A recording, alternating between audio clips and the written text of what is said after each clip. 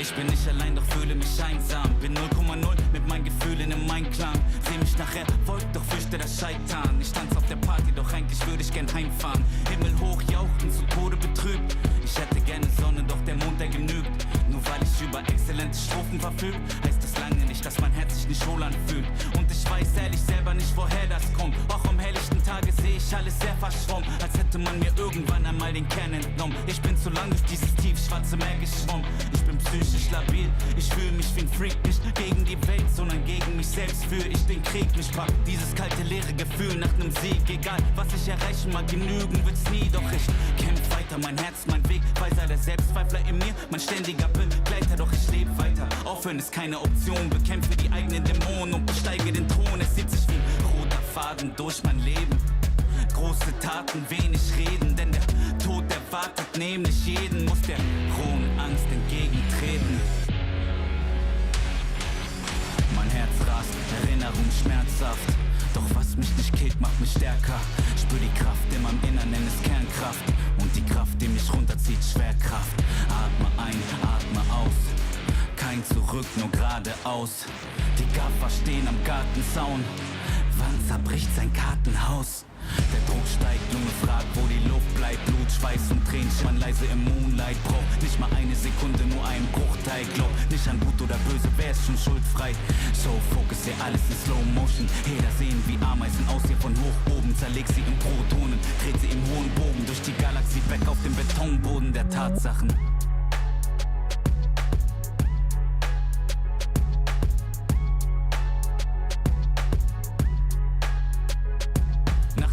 Glückssträhne folgen die Rückschläge, weil so viele dich fallen sehen wollen wie Hyänen. Sie trauen sich nicht zu träumen, rauben dir deine Freude. Sie haben täglich ihr Leben vor Augen, wie sie's vergeuden. Doch nicht mal einen Tag würde ich tauschen mit diesen Leuten. Sie fühlen sich erbärmlicher, auch wenn sie es verleugnen. Lacht ruhig, ich hab einen Traum, der mir was bedeutet. Los Junge, schau mir in die Augen, siehst du sie leuchten? Bling, bling, ich folg meinem Instinkt, so call me the Kingpin. Trag Gold in mir innen drin, dein Motto ist lose, lose, mein Motto ist win, win. Sie nappen mich, kleiner Versager, Trottel und Winzling. Während sie schliefen, hab ich weiter trainiert, schreib auf Papier alles, was im Inneren brodelt, keine Zeit zu verlieren. Bin schon einmal krepiert, weil das Leben dir die Sonnenseite zeigt und wieder irgendeine Scheiße passiert. Doch der Street Fighter in mir will weiter marschieren. Vielleicht werde ich mich hin und wieder auf der langen Reise verehren. Er hat dich keine Manieren, vielleicht sind sie schöner, größer, reicher, aber im Ich-Sein bietet mir keiner die Stirn. Und ich steh noch nicht am Ende, scheiß aus Männchen mit der Sense, sag ihm cancel deine Pläne, wart nicht länger. Welcome to the Street Fighter 6 New Challengers Tournament. Something special is about to go down as we have, of course, some of your favorite players coaching all of these teams, and then, of course, influencers actually comprising these teams. I am one of your hosts / commentators, Big Hollywood, Rob TV, and I am right here, Rob TV, too excited, and I am right here with the commentator extraordinaire, my brother in arms, Vicious. What's going on with you, bro? I feel like you're the hosts of hosts at this point, right? You gotta say it with a little bit more gusto, right? Put respect on your own name. That is Robert Television, Rob TV, bringing in the heat for a very special occasion, right? New challengers, it's exactly that, right? We've seen some familiar faces in regards to like some of these influencers, some of these creators, and some of these players that have really brought forth their attention towards Street Fighter 6 in a Say Jam Slam and a plethora of other different events, really trying out fighting. But this is where it's all at right now. To get ourselves ready for a celebration of Street Fighter League US happening next week, these guys have decided to join New Challengers and throw their hat into the ring to see what that experience is like. And with that in mind, we have so much to go through in regards to the formatting, the players, what the schedule is going to be looking like, and of course, the prizing for everything going on today. Vicious, I want to make sure that people know exactly what you just brought up right there. Street Fighter League US is about to go down. And as you can see, Vicious, because this is a team tournament that we about to have today, I'm rocking that Young Banditos, okay? And I'm hoping that the energy from, of course, this is one of the Street Fighter League world champions that we did see coming straight from Street Fighter League US. I'm hoping that this energy rubs off on some of our players today, and I think that it will. Let's please take a look at the prizing that we have for this event, because of course, we fighting with some type of stakes. Third and fourth place are looking at $400. Second place, $2,000. And then in first place, $4,000. And most importantly, a trip to Japan. Of course, that will be the Capcom Cup to actually see the creme de la creme in person. And going to Japan in general is insane. Vicious, there's a whole lot on the line. Most definitely, right? And a lot of these players have had that type of experience of fighting it out that leads to something big towards Capcom Cup, or at least towards the big Sejam Slam, right? This one is going to be a direct flight into Capcom Cup to view it over at the Ryogoku Goku Geekon. That's going to be happening in March. It's going to be so sick to see those creators there. Don't try to just mosey past the way you just cooked that pronunciation. It took me a year to figure it out, okay? That's like consistent practice, listening to how Ringe says it. So that's more so credit towards Ringe and how he said it. He set the pace for everybody else to say it correctly. So I'm not going to take all the credit on that. But I will say a lot of the credit is due towards the players in regards to how much they've been putting in the work. As you guys have been tuning into Capcom Fighters, these guys have been streaming their efforts in regards to like their practice sessions, right? In regards to what strategies they're going to implement. And also the dynamic between player to player and player to coach has been a really, really fun one to kind of join along in the journey and really invest into some of these players. So with that in mind, again, that's a pretty big investment going back into them in regards to the pricing overall. I think this is a phenomenal thing. I love being able to see all of the fighting game community come together to kind of boost up each other in regards to like the creators involved and also the players that have been really, really dedicated to the craft. It's going to be an amazing time. And speaking of which, again, we talked about some of these creators. We have to figure out exactly who is going to be a part of which team going forward, as well as what the scheduling is going to be like in regards to who is facing off against who. So let's get started right at the very top, right? We have Team iDom representing themselves real well, right? We got Serotina coming in, and Fumi, KarQ, and JapaneseCurry. I actually almost said the characters which they're gonna play, but I don't want to spoil that. That's my fault. Then of course, it's coming. It's coming. Seikola. We got Bash World 2K, Deku, Curiousjoi, and then Beckmon. Coming in at third, we got Brian F with Aries Summer, Shoomimi, Eskay, and BrawlPro. Then to finalize it all, it's Team Nephew with Dokibird, Emilyywang, Frodan, and Feisty. Yo, I'm not gonna lie. I feel like I'm not gonna immediately say who I think is the best team. I don't know. It's tough. But I will say Team Nephew has a very specific type of advantage, Vicious, and that is that they have Doki on the team. Doki is absolutely hilarious, okay? And I'm telling y'all something. Of course, I competed in Street Fighter League for 2 seasons back in my playing days, and team vibes, chemistry, that type of thing is extremely important too. Feisty as well. So I feel like the amount of trolling that might be going on in that with that team, and then of course the skill as well, makes so that they have a very strong chance. But I gotta ask you, Vicious, and everybody at home, who are you looking at as far as team captains? Who do you think would actually be the best and worst team captains here? Ooh, Vicious, what you thinking? Not the players. All the players here is going to cook up. They all looking good. But as tough. far as these captains, so here's my take, right?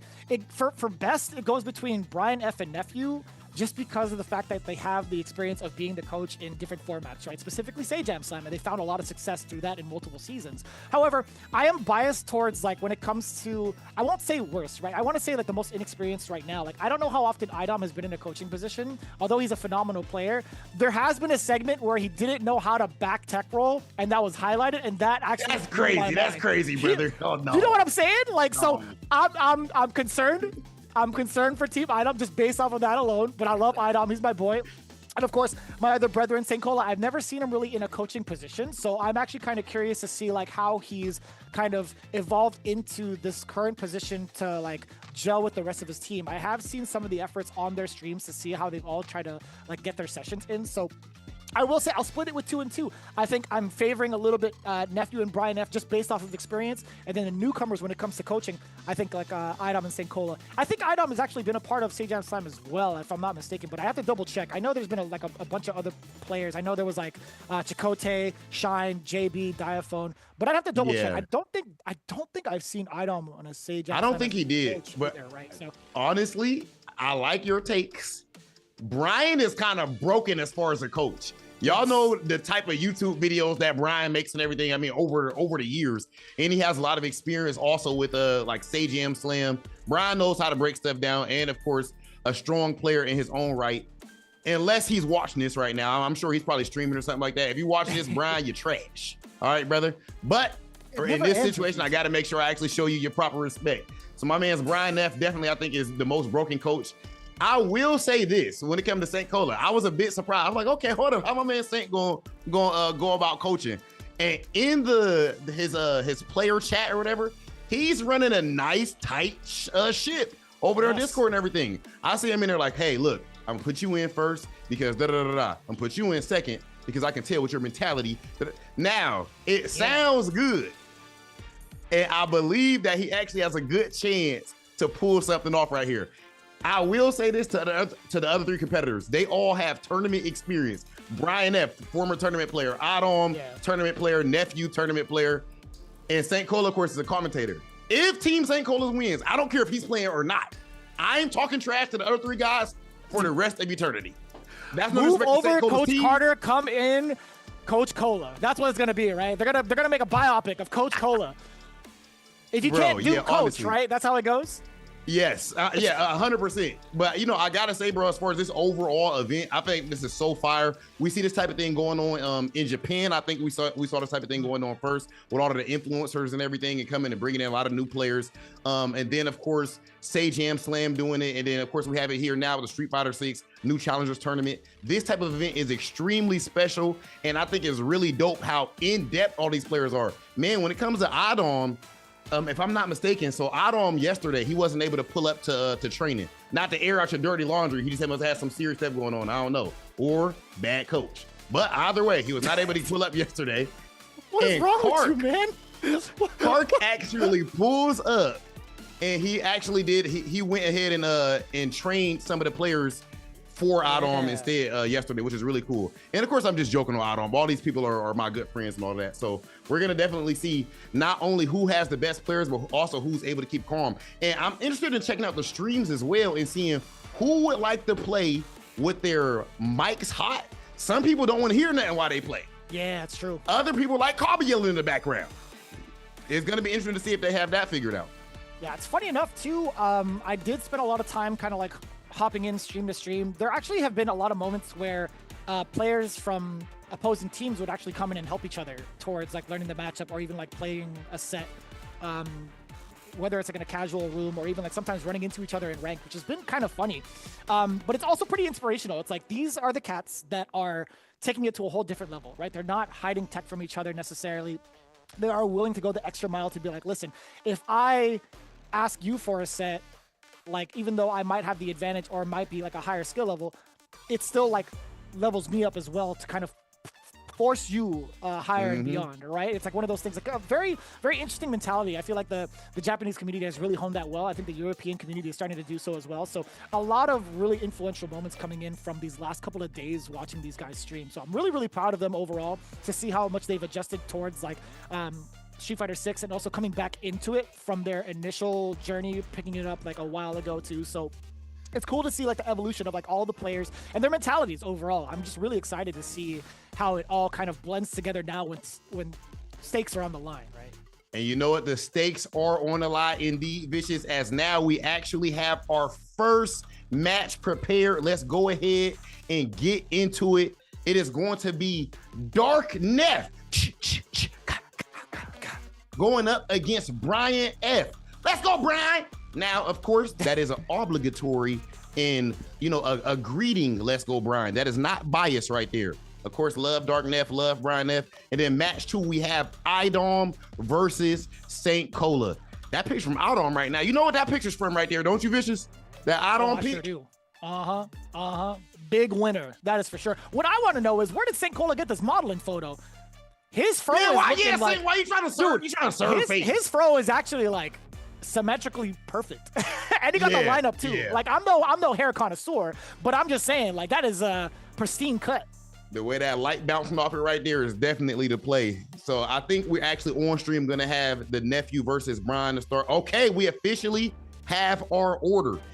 So it is gonna be Feisty versus BrawlPro, Emilyywang versus Shumimi, Dokibird versus airiesummer, and then Frodan versus Eskay. Oh, this is a banger right here, Vicious. That's wild too. So Dokibird match is the 20 point. That is right. Yeah, like one thing to note is that the format is going to be very similar in the structure of every single Street Fighter League tournament going on around the world.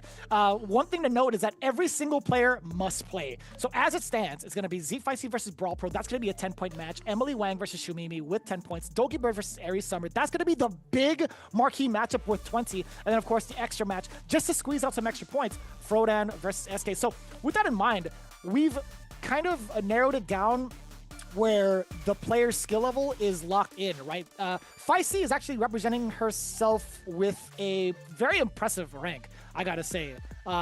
Looking into it specifically, let me see if I can pull it up. So she is, dude, 1835 Ultimate Master. In comparison to BrawlPro, who's currently at 1704 Grandmaster rank, right? As it stands, it's beginner, intermediate, advanced, and then high master plus. That's what like the skill level is going to be for every team, right? That's going to be the composition. You have a player from each of those rankings that's set up your 4-player team. So it's always going to be the skill levels of those players matched up against each other, which is why we see this format, why we see this order here. And you know what's really cool with this format is the home team was actually able to choose. The home team was able to choose who was going to play in a 20-point match. It's not always going to be just the high master or anything like that.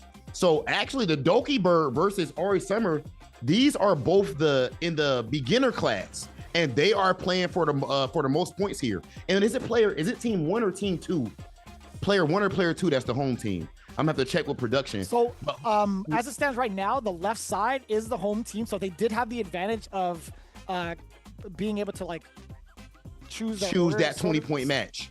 Yeah, choose the order of like what match goes what in regards to like the point distribution, right? So they thought to themselves, all right, well, Dokibird might actually have the upper hand against airiesummer just based off of practice. Or, I mean, maybe not, who knows? But either way, it's gonna be a 20-point game. So that's what the difference is between new challengers in comparison to like a typical Street Fighter League order. They get to determine like what point distribution goes where.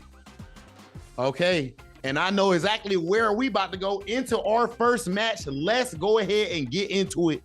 We've got Feisty representing Team Dark Neph, and then of course BrawlPro going against on Team Brian F. And BrawlPro actually is a former competitive player as well in other titles, right, Vicious?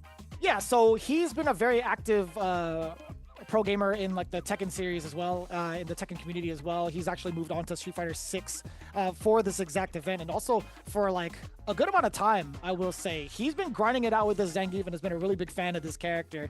And then on the other hand, right, we have Feisty, who's been very active even like towards the end of Street Fighter 5, really rocking it out with Kimberly, getting a lot of training under her belt with a lot of the Floridians that like occupy that space that are on a high level.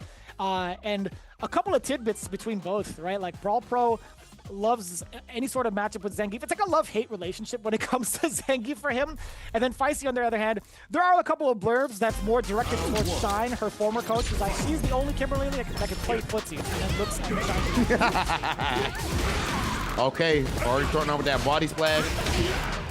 Now, of course, both of these characters are extremely momentum-based as far as their offense. Two of the characters with the best, two of the best offenses that we have in the world of Street Fighter 6. It's very difficult, right? Like if Zangief gets you that moment where the headbutt comes out, not really impossible, you can't really press the button. But I like the fact that BrawlPro spending some of those resources just to get Feisty away with that drive reversal. But look, we talked about that momentum. Kimberly already all up on it, trying to disassemble the Mechanoid man. Of course, that Mecha Zangief, of course, one of the best costumes that we have in the game. Oh my goodness. Big time. Come here. Go to sleep. Feisty is a dog. I'm trying to tell you. Feisty has a real chance of potentially even going undefeated in this event. Not to put too much pressure on her, but of course she does have a lot of experience even in Stage M Slam, so no stranger to these events. No doubt, right? And also really good at matchup experience. She saw that charge up fierce and immediately went to the drive attack. That's both matchup knowledge and reaction. Already putting BrawlPro towards the corner, this is kind of tough, right? Setting up the cans, just making sure that once she gets that fight down, she does not let go. It's really up to BrawlPro to make the right defensive decisions, right? It's difficult. It's so difficult with how mobile Kin can be. You saw that, jumping over the drive reversal, making the right call, jumping out the level 3 already. BrawlPro pretty much getting perfect. That's kind of rough, man. I feel like Not a lot of options coming in from BrawlPro just because of the fact that it's the nature of the character. Outside of using super, what else can you do? Well, one thing that he's not doing so far, he's not really trying to go for too many blocks, understandably, because he's worried about that throw loop. But I do think that that might be a habit that Feisty may have picked up on so far in that first game. We've seen him go for the jump body splash out of the corner attempt a couple of times now, goes for the charge fierce in the corner there. So he doesn't seem to be the most comfortable in that spot. And of course, woke up driver versus 2 times as well already in the first game. Yeah, it's really up to Feisty to kind of mess up the offense and for BrawlPro to kind of like take advantage of that, either to reset or to get the corner advantage with that throw that he had earlier, right?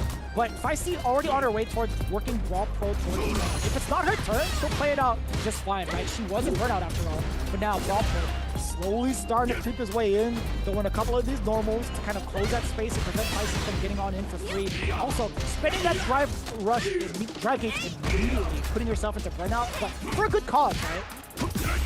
Now, although both of these two players are high level, these are both high level players, high master. I know with it being a new challengers tournament, there's a whole lot of new people watching that's maybe newer to Street Fighter 6. So make sure you are taking a look at that green gauge up there at the top. In Street Fighter 6, meter management, resource management is the name of the game. And also the super meters down there on the bottom.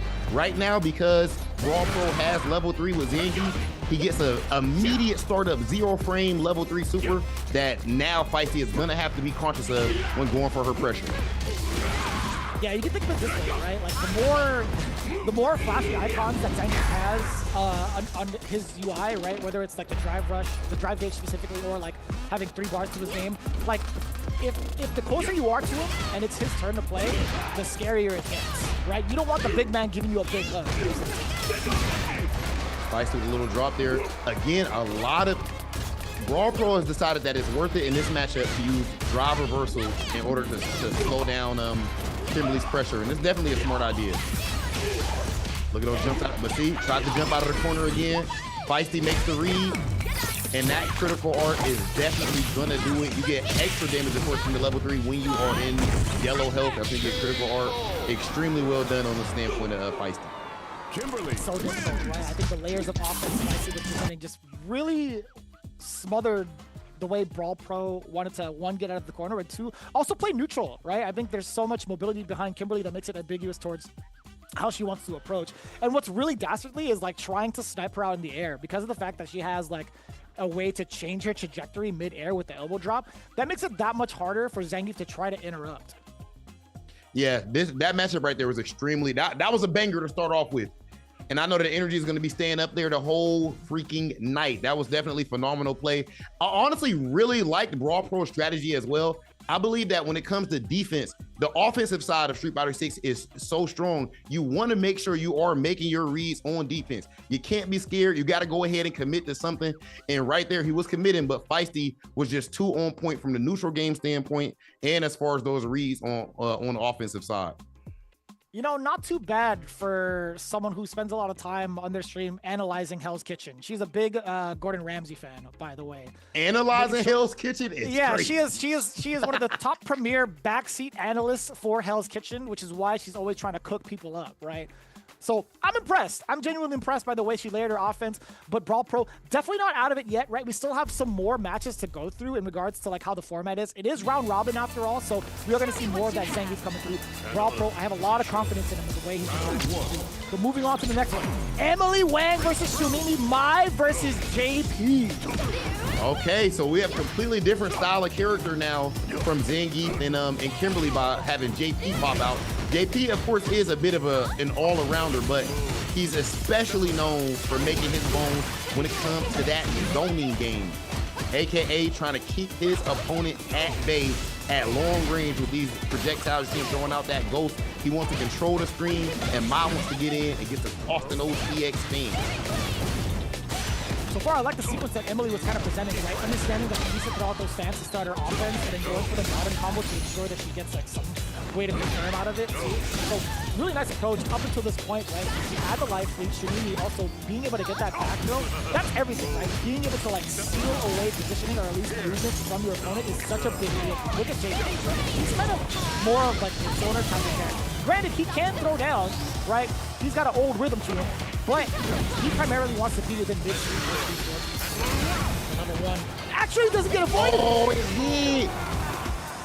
Okay, but still, Shumimi able to, I'm sorry, Emily actually able to make sure she stays calm. And you see Emily going with the modern control scheme there as well, which is newer to Street Fighter 6. And it completely changes the way that you might go about things as far as reactions. You can react faster, but your supers do less damage. So there is a natural trade-off right there. But it's cool to see the different ways that there are to go about running Street Fighter 6. Let's attempt to try to enter their Shumimi. Again, one of the biggest strategies we're about to see from JP, right? Setting up those portals, setting up those spikes. Emilyywang actually just drive rushing on in, just ignoring the stop sign, ignoring the street lights. She's like, you know what? I'm just gonna put pedal to the metal. I'm gonna like rush this person down. Shumimi up in the corner, amnesia. You might have forgotten, but Emily's here to remind you. We like to call that Yomi, okay? Making those reads right there. Extremely well done from Emily. You think I'm gonna go ahead and respect that portal, respect this minefield? I'm gonna go ahead and, in the vein of prime Daigo, vintage Daigo Umehara, walk full screen and go ahead and hit you with that young DI. Phenomenal play. She was running, bro. She was going like a mile a minute. Full comprehension of what she needs to do in this match. Shumimi also trying to space herself. Yeah, space themselves out and gets the jumping. Real clean, by the way. Let the JP strategy rock. Throw as many ghosts out there as possible so that the Ghostbusters go out of business and they can't handle. Yes, and I like to see that was the jump over the EX fan right there. No matter what options that your opponent goes for, there is always an answer. It's just a matter of if you have done the homework and if you can read when they're going to go for it. My EX fan or OD fan, extremely strong, but still there is counterplay, and you saw it right there. And right now, oh my goodness! It looked like JP was in control, but yet another great read on that drive rush. Did you see the Shawn Michaels-esque sweep chin music coming through? Moved up the band? Hell yeah. Get that auxiliary cable ready. You got the playlist coming through. No way. Oh, I hella pressed the button. Yo, Rob, tell me you didn't press a button. Oh, I did. She's gaming. She's gaming. I got hit. He's gaming right now. Jump-ins are rather clean so far too, right? There hasn't been enough coming in from JP to stop the way that Emily wants to play. Shumimi does get the back throw though, and the command grab. This is real dire. That command grab from JP so deceptive. You can think that a regular ghost projectile is coming out. You gotta actually listen to an audio cue. That's the best thing if you want to react to JP's ghost. Listen to the audio cue if you want to get that jump. Easier said than done, of course. I would try to put both together with like the audio and the visual, like kick back this third and towards the screen. It's so much harder. Okay, see, I wasn't hip. You put me on, bitches. You don't need it. You're a pro. And you know, ooh, nice. You know what's really big that we're seeing from Shumimi? We keep seeing Shumimi's back to the corner, and then she lands a back throw. That is so huge, especially as JP, the last place he wants to be is with his back to that corner. But as soon as she gets that back throw, all of a sudden has the full screen to work with. Very well played from Shumimi. Yeah, I'm loving the defense, right? On top of that, like, they'll let the portals rock and force Emilyywang to go into like burnout and also like commit to their swing and hit the portals. But this is important right now. Shumimi with the pickups! Level 3, I like that! Conversions, come here. That was phenomenal. And still in that burnout. And burnout in this situation against JP is not where you want to be. So much chip income. You could actually do it for the round if you just spend all your resources. Just hanging in. By a sliver is Emily, but no response. Couldn't get the uppercut in time against that Shumimi. I like what I'm seeing. Yo, Rob, do you see the conversions right now? We got ourselves a real match. Yeah, and hold on, you see the anti-air, right? Hold on, I'm not just the influencer tournament, man. What's going on right here? They didn't put that work in. Okay, again, that's the second time that we saw that. That's clearly a conscious strategic choice, going for that drive rush in that spot. Oh yeah, it makes a lot of sense, right? Being able to rush JP down as he sets up portal. Really good call. He left out multiple times so far. But putting herself into the corner. She's really adamant about trying to like come up with these approaches on the ground, on the air, so much so that she doesn't really consider it as often. But for the most part, in her favor, it's worked out at least a decent amount. But Shumimi, one of the things I like about Shumimi's JP so far is her like conscious effort of getting around the mire, getting away from mire as much as possible. Yeah, I agree. The defense has been extremely strong, even in the corner. Hopefully, I didn't just commentate his cursor. Also, even switching and all of a sudden starting to use command grab, that's something that you really you don't see from everyone. What is PI? But switching your strategy randomly at some point in the match, or because you have a big read, is a very good way to switch it up on your opponent. And she hasn't been looking for these command grabs. He's still got some buff fans to throw out, by the way. She's got one more level by the way. Very enhanced fans. Make it a little bit problematic to even try to contest because of the durability on it, because of the way it kind of like goes projectiles as well. But the 80 fan, also a big problem. The DI, not going to be enough. You see way too many hits to absorb the damage. But not good enough. Emily, watching it out, tying up in the rounds. This is it right here. Final round between the two. Man, their heartbeats might be, you know what I'm saying? The heartbeat might be sound like Sasquatch beat right now. I'm not gonna lie. This is where stuff gets pretty real. And I know that all of the players have, or at least a lot of the players have actually been a little bit nervous, but you cannot tell in their play. They're playing phenomenal. Emily burns out early on. Burnout can be dangerous, but in this case, I think it's not bad because it was so early. She still has so much time to recover.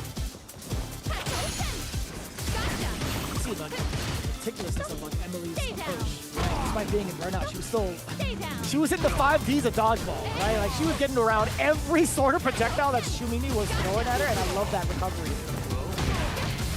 Ooh, not the throw loop, and then I'm gonna go ahead and hit you with the neutral jump, baiting out the throw in, baiting out the potential of OD amnesia. Phenomenal match on Shumimi and Emilyywang's side, but Emilyywang gets it done in the end. That was extremely well done. You could tell that the coaches must have did a little bit of a good job. And most importantly, these players have been grinding. I like both of their strategies. I think they went about the matchup the right way. I'll be honest with you, the way that they both played, I don't think they're diamond. I definitely think they're hovering like high master, the way that they've like formed their strategies and the way that they like played out the matches too. Because I definitely got mixed. Like I thought the throw loop was coming. I dread throw loops from either character, and I'm definitely going to get smoked. If something like that were to happen towards me at the end of the set, I would have definitely gotten got. So nice work from both. Honestly, I'm genuinely impressed. It's been so sick to watch. And our next match, Dokibird versus airiesummer, this is a 20-point match. It is first to 3, best of 5.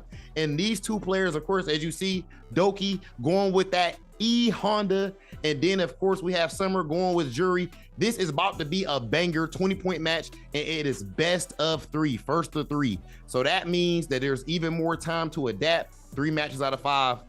And I wonder, as far as matchup wise, I do believe that tiers not too important, but I do think Honda is even stronger at the around this level too. So I think that the hands might be full on the other side, Vicious. Perhaps, right? I think we've watched both of the journeys, more so from like Doki's side. We've seen Doki be a part of like a multitude of different events. But one fun fact about Doki is that they've gone from silver to platinum so fast. It's insanely fast. Right now, not plugged in. Hold on. We got to make sure that Doki's ready. But bold strategy. Let's see if it plays out for him. airiesummer, I like the fact that she was like gunning for it immediately. Went for a jump over for the dive kick and got the conversion. She's like, I don't care if your controller's not working. I'm going to make sure that the play is on the field. Like, I'm ready to go. Oh, yeah. You know, and that's the nice thing. You can see that these players have humility and sportsmanship and all that type of stuff. Big Hollywood, I'm taking a round. I'm taking a round. You know what I mean? Say what you got. I'm taking a round. Why ain't you got your controller plugged up? What's going on? I got to take it. Am I wrong for that, Vicious? In most cases, no. But for this one, we'll let it rock. Yeah, I agree. And of course, it's all good vibes here. Again, this next match is 3 out of 5. Man, though, that last match, I love the matchup knowledge on both sides, you know, and I think that's just a great representation of Street Fighter in general for anybody that's new and pulling up and watching this right now. You can clearly see in Street Fighter there's character archetypes, okay? So some people want to zone you out, some people want to be right in your face, and of course there's all kinds of little details even within that. And we literally saw them playing their characters to a T as far as a strategical standpoint. I feel like this is about to be a banger, bitches. They've clearly put in a whole lot of work with these training sessions. It's really difficult to tell like which level is what just based off of that performance between like Emily and Shoomimi, excuse me. And then going up to like Doki and Aries, right? Two characters that can be really tough to manage against based off of matchup experience. I'm actually kind of curious to see like how Aries is going to approach this exact matchup with like Modern Jury and how Doki's going to react with Modern Honda, right? It makes it that much harder to figure out like, damn, are they really at like a beginner, intermediate, or advanced level? Like I feel like so far it's been all Masters rank. I fully agree. Like that last match, I'm like, bro, that gotta be that looked like it could be High Master as well, you know? And then of course, BrawlPro versus Feisty was extremely dope as well. Another thing that I really like with these type of events, man, is just even the bonding side of things.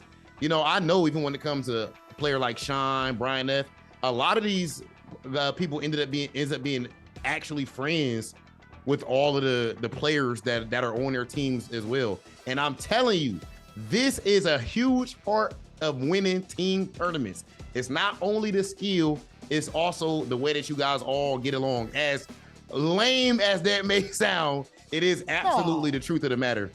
But this next match, I don't think that sounds lame at all. Honestly, I think like it's really imperative to have like a type of synergy, whether it's gameplay and also like attitude-wise, right? You're there for the same goal. Like you guys have to make sure that like it's all level-headed. You know what I mean? And I think a lot of these players have fully embraced that and really understood that objective.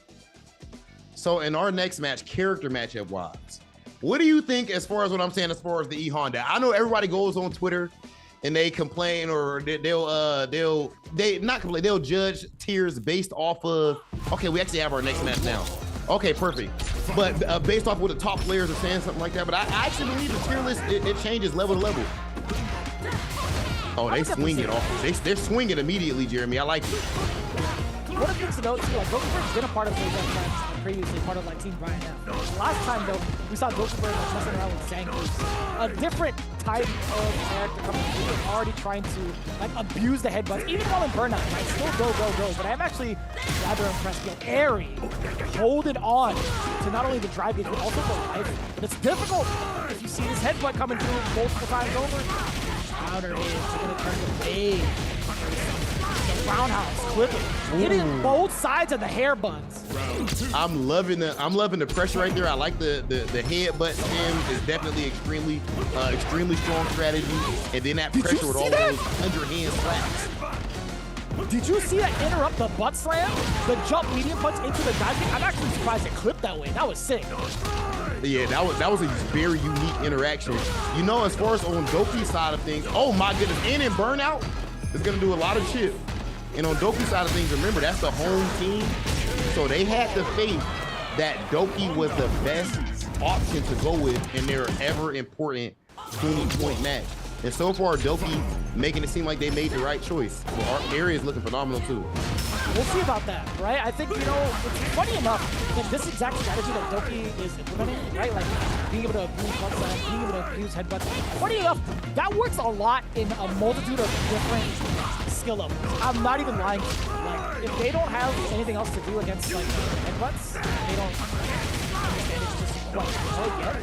Even in Master Rank, that gets you a lot of mileage. Yes, extremely. And then especially, even if you're gonna block it, now you're taking all of this damage to your drive gauge. So honestly, I believe that right here, Aries' best bet would be to maybe try to carry a bit. Loving these DPs. She's having a whole lot of success with the DP success rate. I mean, hit rate, I should say. But it is spinning a whole lot of bar. You look on Aries' side of things now in that burnout. So if you get hit, oh my gosh, did you just throw the headbutt? That was phenomenal. And the wicked number one as well. understanding that Doki wants to run offense and go, I think that's a really good call. Also very close to getting their drive gauge airiesummer. Can you hang in there before the chip happens? No, it's actually going to be the headbutt coming through. One of the biggest things I will say is understanding like when it is or when it is not your turn, and that's going to be up to like the coach to really like show you that, and also kind of like reinforce that on like voice comms, which is like one of my favorite things about having a team format is you're still going to be there with your teammates to give you a little bit of advice, but we are going to get a little bit of a chill out because obviously we see the lobby. We got to make sure to like reassess and get this timeout going. I think just giving a little bit more confidence towards Aries as to like when they're allowed to act, I think would be pivotal towards like this current situation, because I think her understanding of like how to play jury right now is fine in regards to like rocking it with modern and understanding like you don't have to necessarily have like the full execution to go into like a full combo, but understanding when and where to use the uppercuts have been on point, by the way. So I just think reinforcing the point that like you have to just pump the brakes a little bit. One of the biggest things I like to tell people when it comes to playing Honda, always watch the feet. Always watch when this character is moving and breaking charge, because if they're sitting back, best believe there's danger afoot. This guy is ready to do something, whether it's the butt splash, whether it's the headbutt. There's one of those two things are going to be coming out if they're sitting there waiting most of the time. Yeah, and you know, just I'll give some game on the Honda side too. That's a matchup that I've worked on recently, and a big thing that's strong too, I'd say, just jump backs sometime, jumping back or neutral jumping. This isn't just for headbutt, it's because of headbutt, and of course, even he like to do a lot of drive rush, catch that. Back dashes in case he butt slams. Jump back and back dash is very strong. Honda is really good actually on the ground playing the conventional moves. And just like that, we see Doki, all of these jump backs, jumping back full screen, and then give you that headbutt or give you that butt slam. I love to see these players have strategies like this. It's clearly a cooked up strategy. So running away with the strategies too, and also put the presence of mind to understand when to use the butt slam and when to use the headbutt. But that's actually super important too. If they're not going to maintain their charge and they're going to be up close, using medium punch is a great tool against most players, right? Medium punch and also stealing turns away, going back into medium punch. Like, that's not a true string, but it's very intimidating to even try to press it. Now we get the hands coming through. The full extension, I like that. Modern coming in perfect. You're seeing Aries start to block a lot more of the headbutt pressure. You're seeing adjustments be made, but Doki's offense and reads have just been, just a general strategy, I should say, have just been overwhelming with these headbutts. And then, of course, the wake up headbutt again. The strategy worked out. I mean, if there was an over-under, you would have had to bet it on Doki, not from a player-to-player standpoint or even character-to-character, but just because they were the home team and they decided to put that as the 20-point match. They must have had a little bit of a strat going on right there, and it worked out. Team Nephew sweeping so far with 40 points overall. Who would have thought that the Dark Lord himself has a soft spot and a warm heart on the inside and is able to coach? It's either that or like he's fully converted his team to the dark side, right? It's like one or the other. Like, he who shall not be named definitely has like an influencing way to figure out like who's got it in their hearts to like really turn and use some of the more like harder strategies to like compare up against, right? It's like, you know what, I could teach you how to play Street Fighter, but we're gonna make sure we stick with what wins first and what's like working for you as a player before we dive into like full fundamentals. And I think that's the great part about Street Fighter 6, like, right, being able to just pick it up and understand certain strategies and hone that in first before trying to take it all in regards to like matchups to matchups. But in terms of like really trying hard, these two are the epitome of sweats, and I say that in a lovingly manner. Like, Frodan's been putting on the work, Eskay the same way, both making it out to Japan to face off against the Reject Fight Night crew. These two have been putting in so much time and effort into their characters and understanding Street Fighter 6 to a T. I'm very excited about this match. This one is going to be a goodie. And of course, Eskay over there with Marvel Rivals and everything, absolute beast. This is a pro level gamer in general. And Eskay and Brian are good friends as well, which I think is a huge thing. I remember I want to say it was at maybe Evo, actually. I think we might have been at Evo. And I said, so has Brian played Marvel's Rivals with you? And we definitely have, Or Eskay just laughed, if I'm not mistaken. I mean, he logged into the account and he was on the stage, but I think it was mostly Eskay, you know. You said he's logged in. Yeah, he's logged in, you know, and he was invited to the lobby. But you know, we talk about how much of a gamer Eskay is, right? We talk about Frodan's behalf. He's been grinding it out as well, like almost like 8 to 10 hours a day. But also the biggest thing I do enjoy about Frodan is like his mechanical mindset to like understand how the strategies work, right? He's a big TFT player, and even more so like with Hearthstone as well in his former days. And I gotta say, like with that kind of background of having like a more strategic type of mindset, you understand like what needs to be implemented here. Eskay's, do you see Eskay's CFN? Student F? That is fire. Okay, throw loops now. You gotta make the read. And you see Eskay thinking about a throw loop, goes for the immediate jump, immediate push, and gonna do the EX dive, kick off of it, low forward driver. Give me that damage. And I like this level 3 as well because you're gonna go ahead and regain some of your drive gauge and try to sap some of your opponents. Good play. Yo, you're sneaking it in. You're giving Frodan the check. I know he has a kid, but come on now. That's dad check. Oh, but still the comeback. Yo, and the utility. I like that. The expertise. Only using the level 1. He's like, I know what's gonna kill. Hold on. Let me flex a little bit. The moment you either A, past the age of, I don't know, like 30. As soon as you pass the age of 30, like me and you have, Vicious is GG's for us, or you have had a kid, you gonna get hit with the check. Guaranteed. You can't react to DI. You reacting to DI? Like in the FTC, I feel like if you have a kid, I feel like you're powered up. Like it equalizes, right? Even though you're over 30, I think the dad power up is super real. Like how often have we had like FTC icons start to build their families and start to win even more so? Chan has that. You know what I'm saying? Like something like Vaughn Chan, Mr. Crimson, Sako. Crimson, Justin Wang. You know what I'm saying? Oh, not the drop right there from Eskay. Not having to use too much drive gauge off of that though. Frodan actually getting a chunk of damage. Eskay, get off of me with the uppercut. I really like Frodan's, what a DP. But I like Frodan's discipline. When it came to the anti-air DP right there, he made sure that he didn't go for it because it was barely at that range where it would have whipped. So instead, he goes in and tries to get the plus frames on the landing frames. But nice DP from Eskay. Trying to bait on up because he saw it. Yo, good decision making on defense from Eskay to throw out that crouch jab first and test the wall. Ooh, this is definitely rough. Now you're in that corner, drive gauge low. Okay, make your read. But, you know, a big thing I like right there is the fact that Eskay goes for the wake up DP instead of doing like a super in that spot. Now you're close to getting your level 3 as well, and it makes this round a lot closer as far as advantage. And that's a risk worth winning, honestly. The majority of parts get too. I think I understand this. Like, you know, I'd much rather get rid of like the drive gauge on an attempt to try to get somebody out, or at least like get somebody off of you, rather than spinning a super. It makes a lot of sense because you carry it over to the next round. You're that much more of a threat. Charging up. We get that Fumi, the kicks in the air. Let me get some of that fireball back. Okay, yeah, Frodan throwing that, chucking that plasma out there, then jumps over to Fuha. Take that space. Uh-oh, big walk-up throw. Reads are gonna have to be made. Oh my goodness. That's GG's. If you find the right combo, that's not it. Eskay, unfortunately, with the drop, Frodan stays alive and takes the game.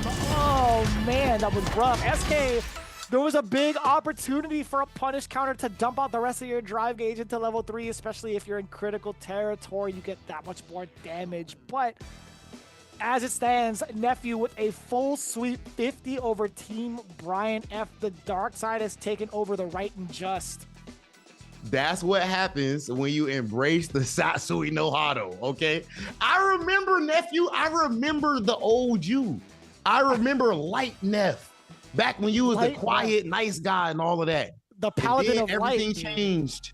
You know, Vicious, you remember Neff back then, before everything went to this level, to this point. And now he's corrupted his team, and they got unlimited strength at this point.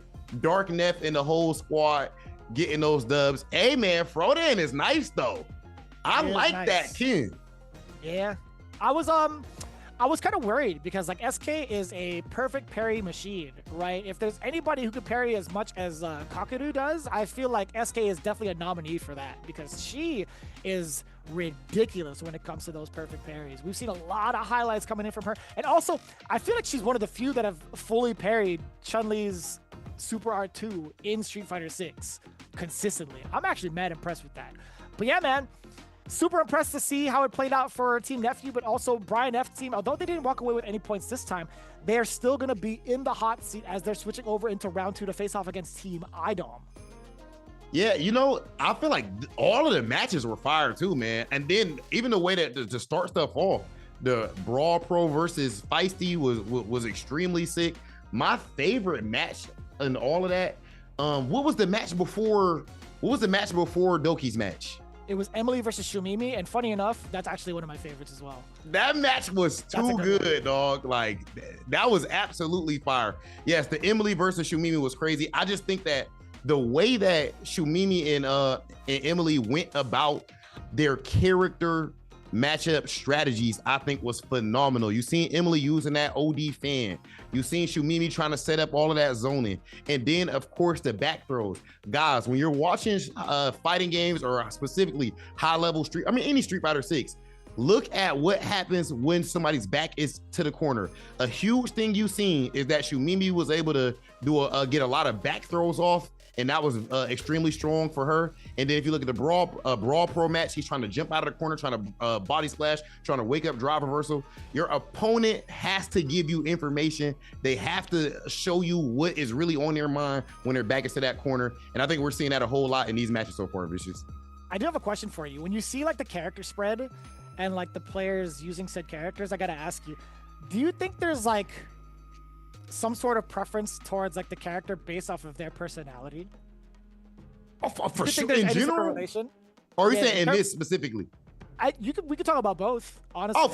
Oh, for sure. Yeah. I mean, first, okay, look at so Eskay going with Jury. Okay, come on. You know, you just talked about Eskay's perfect parries and everything. Eskay extremely on point and all that. Even with being the pro player, I think Eskay is an ultimate tryhard. All right. So with that being the case, I think a character like Jury, maybe like Karen in Street Fighter 5 would have made sense. So I think that makes perfect sense. If your name is BrawlPro, stop it. You know who you picking. What we talking about here?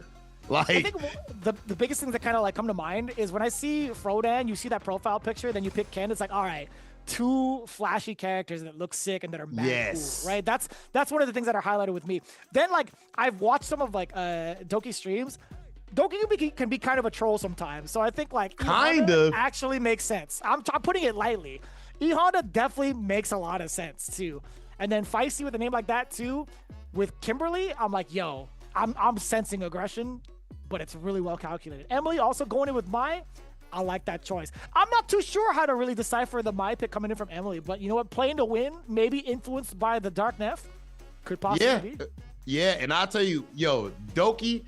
Okay, yo, hold up. Production, bring the cameras back. Because Doki just triggered a rough core memory for me, okay? Just seeing Doki and E-Honda. You know what that reminds me of, Vicious? What? Playing in tournament, and you know that you've been through this too. And these like the Zangief type of players or whatever type of super fun Itabashi Zangief type of person who like they just smiling and enjoying and laughing the whole time. Like, and then they're playing this. You know what that is what's going on. You do not want to play Doki on that character. That's a rough night. Guaranteed.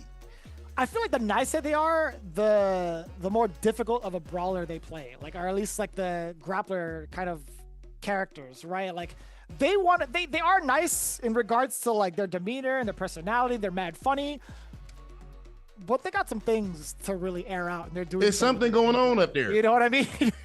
It's something going on. Now, of course, we also have things going on right now. Street Fighter League US is around the corner, ladies and gentlemen. Street Fighter League US is gearing up. You can experience the first ever fully live season of Street Fighter League US with a live studio audience. Tickets are right now available for purchase. So scan the QR code that's on the screen right now to catch all the action live in person. It's all happening on Capcom Fighters, and you do not want to miss it.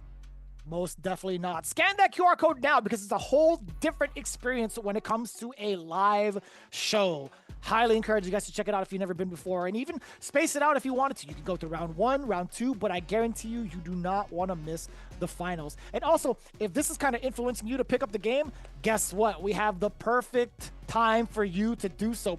Street Fighter 6, 50% off. Now is the perfect time to join the fight. On sale for a limited time. Be sure to scan that QR code. This is insane, by the way. 50% off. I know a lot of the people that have been streaming this game have had their communities pick up the game as well, and all are trying to like level up within each other's communities. It's a beautiful thing for sure. You too can also be a part of that if you have not picked up this title just yet. Street Fighter 6 with 50% off, easily a no-brainer.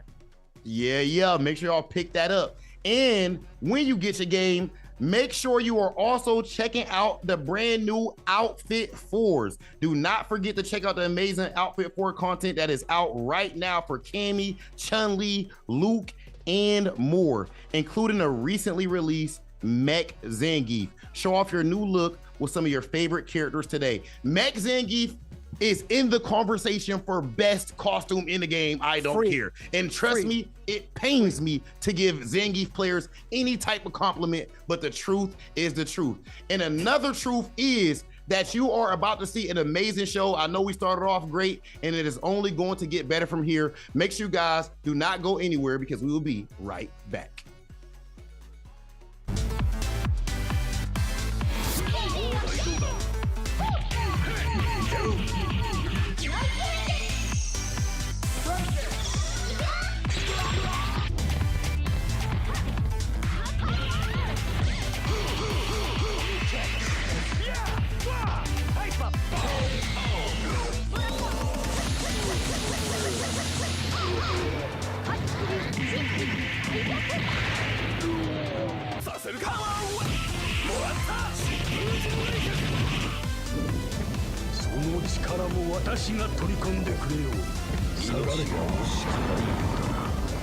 This is gonna be a match to remember. Fight!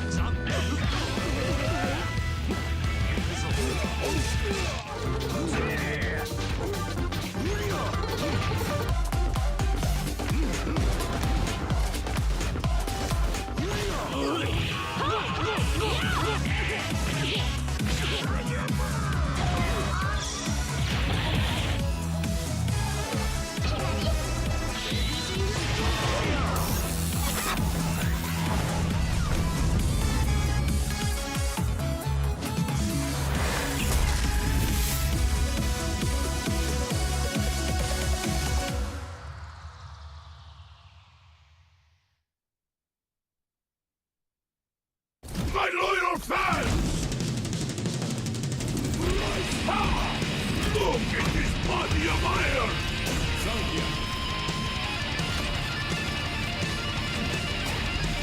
I'll take on all of you!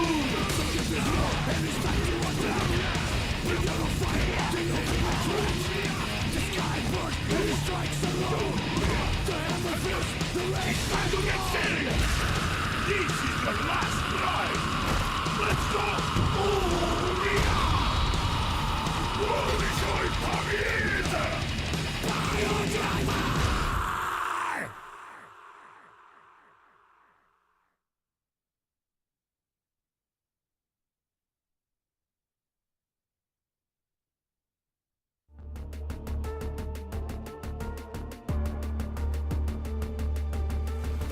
速やかに消します。毒で彩る戦場。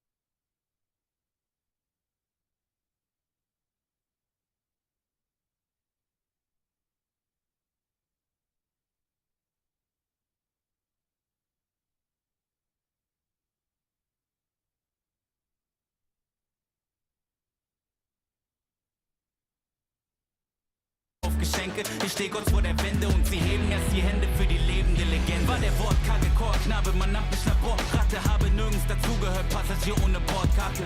Ich vertickte Mixtapes aus der Sporttasche, Klick, Klick, Papier und Stift wurden zur Mordwaffe. In jeder Seele steckt ein König und ein Feigling, du musst dich entscheiden, bist du heute Löwe oder Schweinchen? Werde ich mich von den Zwängen in mir lösen, bis ich frei bin, oder hör ich auf die Chöre, die nur nörgeln an mir zweifeln? Und ja, zu dem Erfolg dazu gehört natürlich Timing, aber wenn die Chance eintrifft, ja, ich schwöre, dass ich bereit bin. Ich visualisiere, wie ich kill und attackiere, wie ich split und massakriere und ein Gröle wie ein Viking. Lass die Traumata jetzt los. Sie verhöhnten mich als Kleinkind, doch ich löste mich. Ich bin ihnen nicht mehr böse, ich verzeih ihm. Nur im Battle bringe ich sie fürchterlich zum Weinen. Wie ein scharfes Katana spürst du, wie die Wörter in dich eindringen. Das ist eine Nachricht an mein früheres Ich. Die Zukunft macht dir große Angst, doch bitte fürchte dich nicht. Jedes ihrer Worte ist schlicht und ist eine Bürde für dich. Doch sei dir sicher, dass ihr Licht schon bald in Kürze erlischt. Und klar hab ich Angst, der Gedanke daran zu versagen, verkrampft meinen ganzen Verstand. Darum warte ich nicht lang, denn ich wachse daran. Ich durchbrach diese Wand und ich starte den Kampf.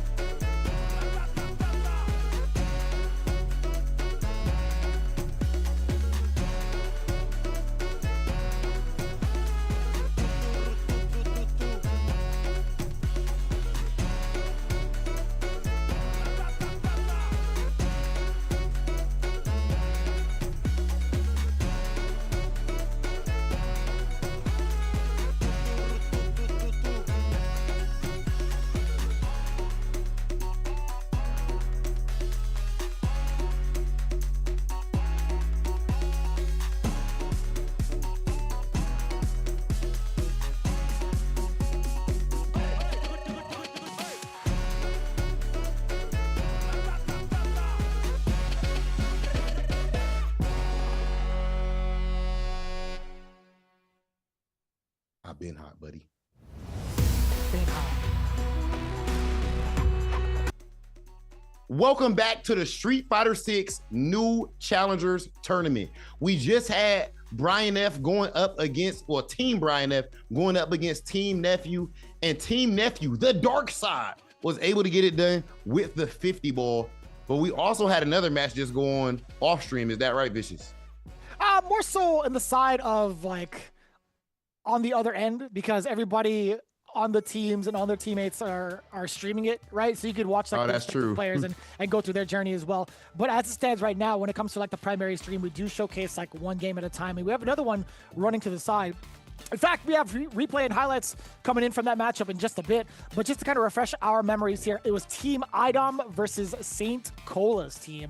And talking about iDom, they actually had a little bit of a switch up pretty recently in regards to like what their original composition was. They have Serotina actually fill in for Mish, but the rest of the composition is Fumi, KarQ, and JapaneseCurry, right? These guys, in regards to like their average skill level, is definitely amongst like master, right? With the exception of Serotina, which is kind of funny I say that, because she is bumped up from like silver to platinum real quick. And with a character that is like kind of difficult to navigate. I'm not going to spoil what character just yet, but I'm going to be moving on to Team St. Cola. We have Bash World 2K, we have Deku, Curiousjoi, and Beckmon, right? We have really, really competitive players within this team alone. And also, I got to say, it's kind of difficult to see like where they're going to be placed at against like what matchups, because it's very close in the running for all of their ranks currently. Yeah, you know, for Serotina to be able to go from silver to platinum that fast, that tells you something right there. That's somebody who is either A, extremely dedicated, or B, naturally takes to the game, or possibly even a combination of both. But that's definitely going to be a very tough player to be able to try to take out. Beckmon Bison is insane. I mean, so I saw a funny tweet that said St. Cola coaching Beckmon is crazy.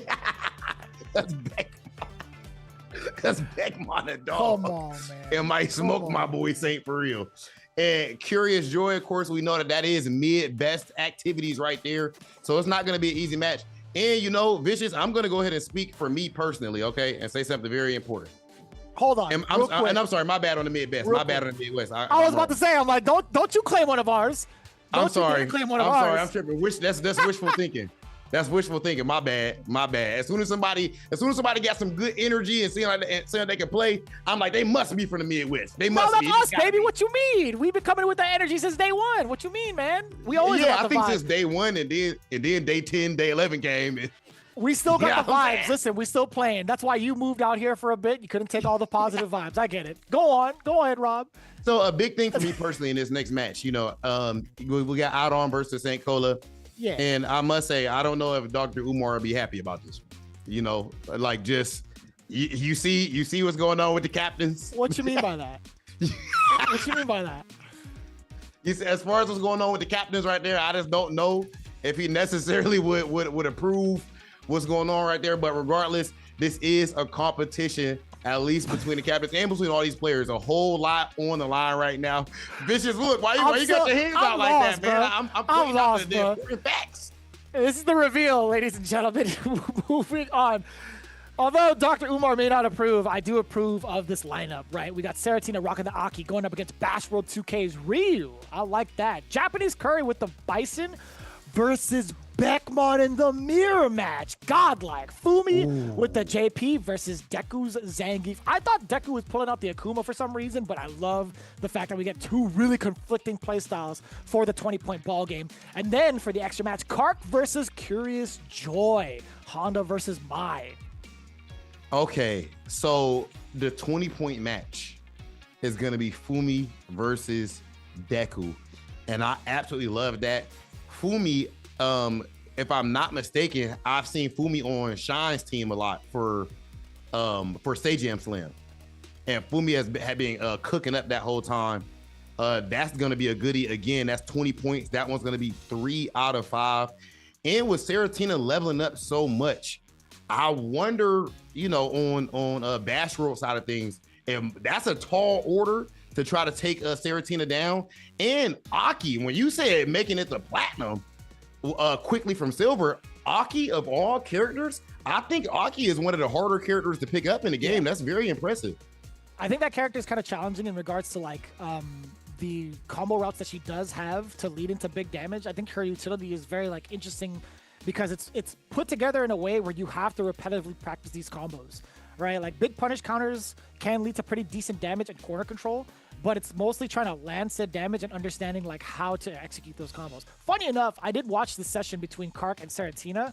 She's got some of these combos down pat and understand what needs to be done as Aki. I want to know what Bashworld is going to do as Ryu, who's been pretty hot in the meta, and how he's going to configure his strategies around the way that Serotina's kind of evolved and like come into her own skin in regards to like learning fighting games. I'm pretty impressed, and it's kind of wild to see that it's played out this way when we talk about like the skill levels, because it's still pretty ambiguous in regards to like how beginner, intermediate, or advanced somebody truly is, right? Yeah, you know, now, you know, they speak about beginner, intermediate, advanced. It's time for us to advance to the actual matches. Let's go ahead and see how things went down. Oh, we have the streamer's POV directly. That's really cool to see. So of course, this is Serotina going ahead and you're Dash World. There we go. Yeah. You know what I mean? He goes no, on her wake up. the meaty super. You can see that he's feeling himself too right there. But even though he's feeling himself, he ended up feeling that heavy kick from Aki. And I think he'll feel as good after taking that. Okay. Yeah, one of the things that we're looking for is like we talked about the strategies being implemented, coaching for we have to talk about like who's a part of what team right now. But looks like Serotina pretty much figured out like what needs to be done in a matchup. But at the same time, you see Bashworld like trying to take advantage of certain things that we can get away with, like Solar Plexus and stuff. Oh yeah. But it looked from like the painting groans from Bashworld perhaps. It might have been towards like the side of Serotina, but moving on. This is what I was looking for. This was like the JapaneseCurry versus Beckmon matchup, yo. Yeah, you do not see a lot of Vice and Mirror, and of course these are both high-level players, as you can see, even looking at that MR, and that MR is after the reset that we just had. Second time we're seeing them both in burnout, so they definitely were letting the resources fly and throwing caution to the wind a bit there.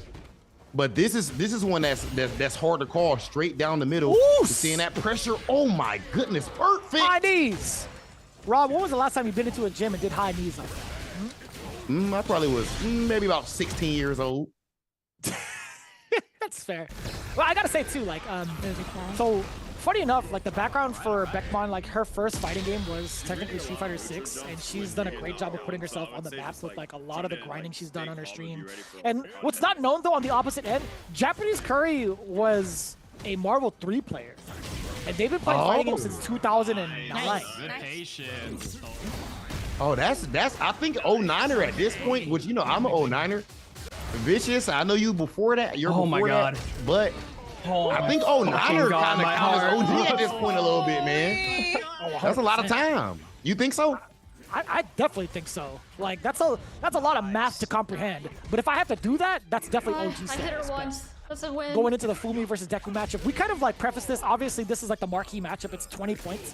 But like you're looking at the differences in regards to like what needs to be done for their playstyles, right? Zangief's big hugger, right? He's trying to spread that love and positivity. JP, he's like, I don't think you're gonna touch my $1 million suit. Like he's trying to keep away from the big man. And you got see the it right now. slick back voice with I it. know what I signed. Yeah, man, you gotta make sure you say the whole thing. It's like a Tribe Called Quest. You know, it's you gotta pay respect to the I name. want to go to Japan, bro. You're seeing a whole lot of backdashes from Fumi. Look how Fumi got this landmine set up for Zangief. Absolutely love the way Fumi's going about playing this matchup. It's wild too, because like the VTuber avatar is just like smiling as they're tormenting the opposition. Like you see all the minds being set, just like singing a song in their head. They're like, this is fine, this is great. I love this. And look at that. Oh my, hold on. No. OD Amnesia on reaction to the charge fierce. And then the DI reaction, come on. Absolutely disgusting. Yeah. And that's looking like that one was a 30 ball, 3-0. Extremely well done on the side of Fumi. That's a team tournament vet at this point, or dang near. Okay, At hold least up, her sophomore Curiousjoi. album. Rocking with the leverless too? I see you. That's different. Actually, both. I think KarQ also rocking with the leverless as well, if I'm not mistaken. But this is a really good one too. Like, Joy has been a big Capcom fan in general. Like, her streams consist of like so many different titles. She's played Monster Hunter. She loves the hell out of Resident Evil. But she's definitely one in tune with like fighting games. She'd definitely be throwing down. And just threw KarQ down with that air throw. What? That air throw was disgusting. Where they both were on one more hit until KO. Extremely clutch. Oh, but one thing I do like about KarQ is he's not only able to like play out the matchups at a high level, he's also done a pretty decent job of coaching the teammates when iDom's not around, right? I think we kind of talked about that a little bit, but it looks like Joy's had a pretty firm understanding of like what to do against like some of the more like gimmicky things that Honda can get away with to force you to play a little bit more honest. But it's rather difficult, right? Like, Joy is just dominating right now. 2 games straight over KarQ. The air throw against the butt slam just looks so phenomenal. That's matchup knowledge. And Team iDom ends up taking it 40 points to 10. So far, the first 2 team battles have been, you know what? Point-wise, fairly one-sided. But match-wise, the matches have actually been competitive. No, I agree with that. Like, if it's going down to like game to game, round for round, I love that. Right? It lets me know that there's definitely been like a decent amount of homework done in regards to like the matchup and the players. If it does happen to be a blowout, that's just how it goes sometimes. Even like some of the pros experience that we see in Street Fighter League Japan, we see it at like a CPT. It can happen to anybody. But the longer a set goes, the more impressed I am with some of these players. And honestly, it's been really cool to see. Despite what we see on the leaderboards right now with the current standings, there's still plenty of matches to play. We have Team Brian F currently in the hot seat, awaiting on the home side to pick their team. Actually, not team, sorry. Where their points are going to be spread across these matchups, going up against Team iDom. Brian F versus iDom. These guys definitely have tournament history against each other. And now we'll see who is the better coach. Team Brian F, Team iDom going to throw down. And then, of course, St. Cola going up against Nephew. Nephew's team doesn't even know the taste of defeat yet. They don't even know what it's like to drop a measly 10 points. They have not tasted their own blood. And we'll see if that handsome devil right there with the perfect afro could be the coach to finally find a hole in that armor. Nephew is definitely part of the 1%, man. Like, not even a single match dropped. This guy's like, you know what? We don't need to spare any points for the rest of these guys. They could go and earn it. They could try to fight for it, right? But they are at the top of the leaderboards right now with 50. But going into Brian F and iDom, it's going to be, I believe, the mix of like BrawlPro, Shoomimi, Aries, and Eskay for the side of Brian F again.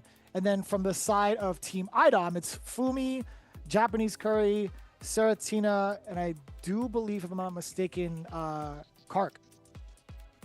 Okay, so KarQ. Vicious and chat. Who is going to come up with a better clickbait YouTube title and thumbnail for this from this show?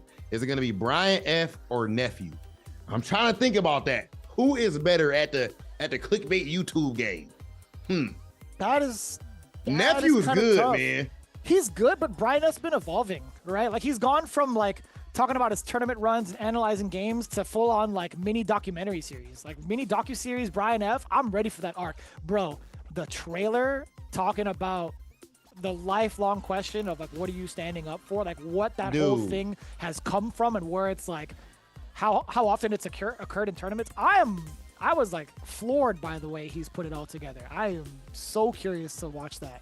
Man, that thing looked like it's on paid streaming services, man. Like, he made himself a whole movie without. Shout out to my man's Brian. But regardless, right now, the YouTube stuff, that's all phenomenal. I always say I feel like he's the best in the game when it comes to that. And of course, he's a phenomenal player too. But on the coaching side, he needs to go ahead and get his squad some points on the board. And I'm sure that he's going to do so. All of them look well coached already so far, though, to be honest. You know, sometimes, like we say, there's been a situation where it's 2-0 in the tournament, 2-0, but it was close. You know what people say, bitches? You ask them, oh, yo, what happened with your match? Oh, 2-up, last game, last round. 2-0 last game, last round. You hear that 50 times at every event. You can't technically say last game, last round. You know what I'm saying? If it was 2-0. So, I mean, sometimes you got to like sniff out the details a little bit. But I know how it goes. Like when it comes to like saying 2-0. Oh, yeah, like, last round, my bad. I had every round or whatever. It's like I had a round in each game. It's just like, I always think about Fast and Furious, man. Vin Diesel in the back of my mind is like, winning is winning, whether it's an inch or a mile. Like, this is how it goes. People will always see the results and never really fully like grasp the details. But like, in all honesty, who cares, man? Like, as long as like the person who's on either receiving end of either like the win or the L has like a good time, or at least like has something to look forward to practice, I think it's totally fine, man. Like, you can't become great without first taking a couple L's. You know what I'm saying? Like, yes. Totally 100%. I think that too often, especially when they see the competitive scene and everything, new people might come in and immediately they're aspiring to try to win tournaments and want to be like Tokido and stuff like that. Man, bro, when everybody start playing Street Fighter, at least most of us, we just trying to have fun with the homies and whatnot. And I feel like Street Fighter 6 is the perfect place to do that. Honestly, I think with the modern controls, with the way that the characters are in this game and everything, the drive rush system, the art, all of that. So I don't think you need to go overboard. Only focus on the dub. I'm glad you mentioned that, actually. When you first came into the scene, when you were playing Street Fighter, like I think Street Fighter 5 was your first competitive one, if I'm not mistaken. Yeah, that's like, my first competitive. Who were your like role models that made you like that really like reaffirmed your dedication to the craft, that really was just like, yo, I want to be like X player, or I want to play this person when I get good or whatever? Like, who are your like top three, if you have three, or if you want to narrow it down to one, who is like your main inspiration towards like becoming a competitive Street Fighter player? Wow, dude, that's rough, brother. Okay, honestly, I'll have to say Daigo the Beast Umehara. I'm telling you, if y'all was not around for Street Fighter 4, like Street Fighter 4 Daigo, when I first got into the scene and see him do DP, FADC, Ultra, that alone, you know, which that ended up being like a regular thing, but it was new to me. Or seeing him go up against Dawson and do, was it like he would whiff punish the heavy punch with like crouch heavy punch it was during the GameStop tournament where they had him standing like right in front of the crowd. But there was two big instances where he did that. But the first one was at the GameStop tournament. He did like the DP into super light DP. Like, you could do that? That was a Ume Shoryu, by the way. That was definitely not even like a reaction towards like the normal. I think he did just like throwing it out there prior as a counter hit. I'm like, dude, what the hell is happening? It was so sick. That's why, although people hear me say like Mina is the GOAT of Street Fighter, to me, I also think Daigo the GOAT. Like, it's a weird, in a different way. It's a weird thing to explain. No, I get that. I 100% get that. Like, I think the first one to kind of like put everything on the map for me was obviously like, we talk about Evo 137 a bunch, but like to really kind of reaffirm it for me was like watching the Third Strike era at Family Fun Arcade. That was mostly like my time because I lived right next to the area. I'm like, dude, these guys are throwing down. And these guys actually qualify for like Japanese tournaments.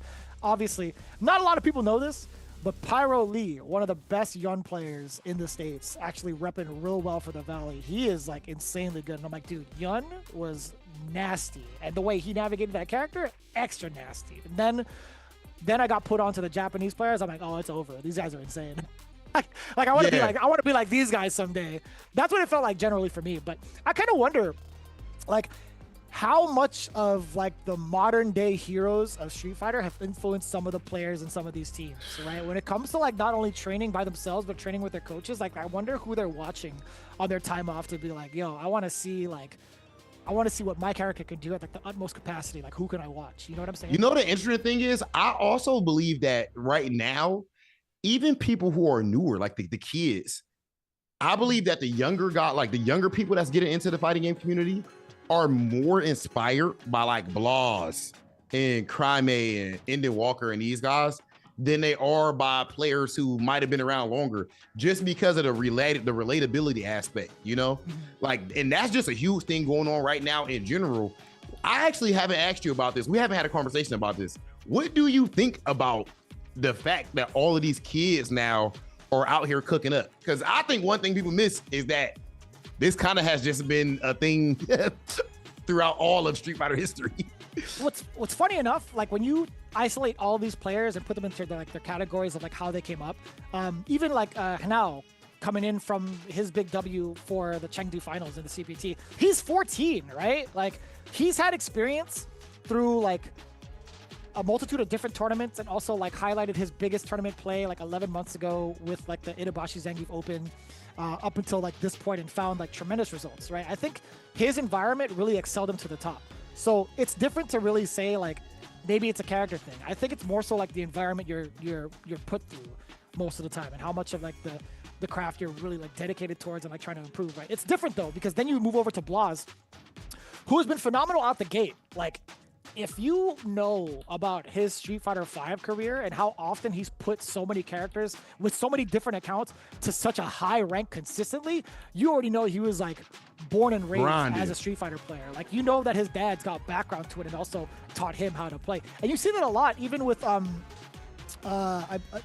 Kusanagi is actually a prime example over in the European or the French region too. Like, we've seen like early footage of him as a kid playing Street Fighter 4 and just kind of like continuously on growing and like finding how to like really hone in the fundamentals. So there's like different environments that these players are put through.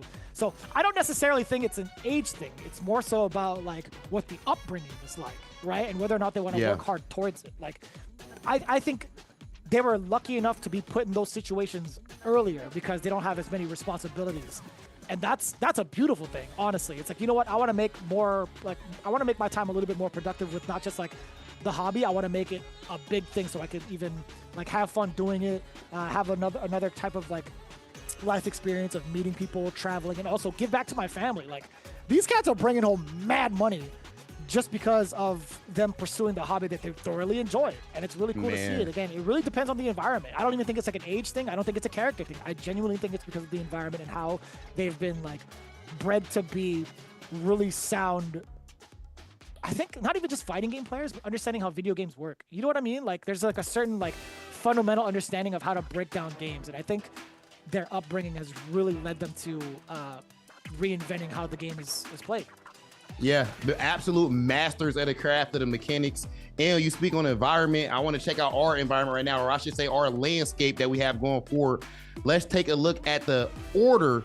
We officially have the matches. So we're going to have BrawlPro facing off with JapaneseCurry.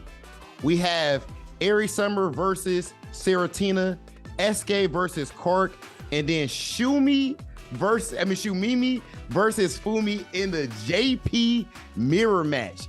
Eskay and KarQ in the 20-point match. That is an interesting one. I cannot wait to see how that plays out. And I'm curious because you already brought up how good Eskay is with focusing on parries. And I think that's very strong against E Honda.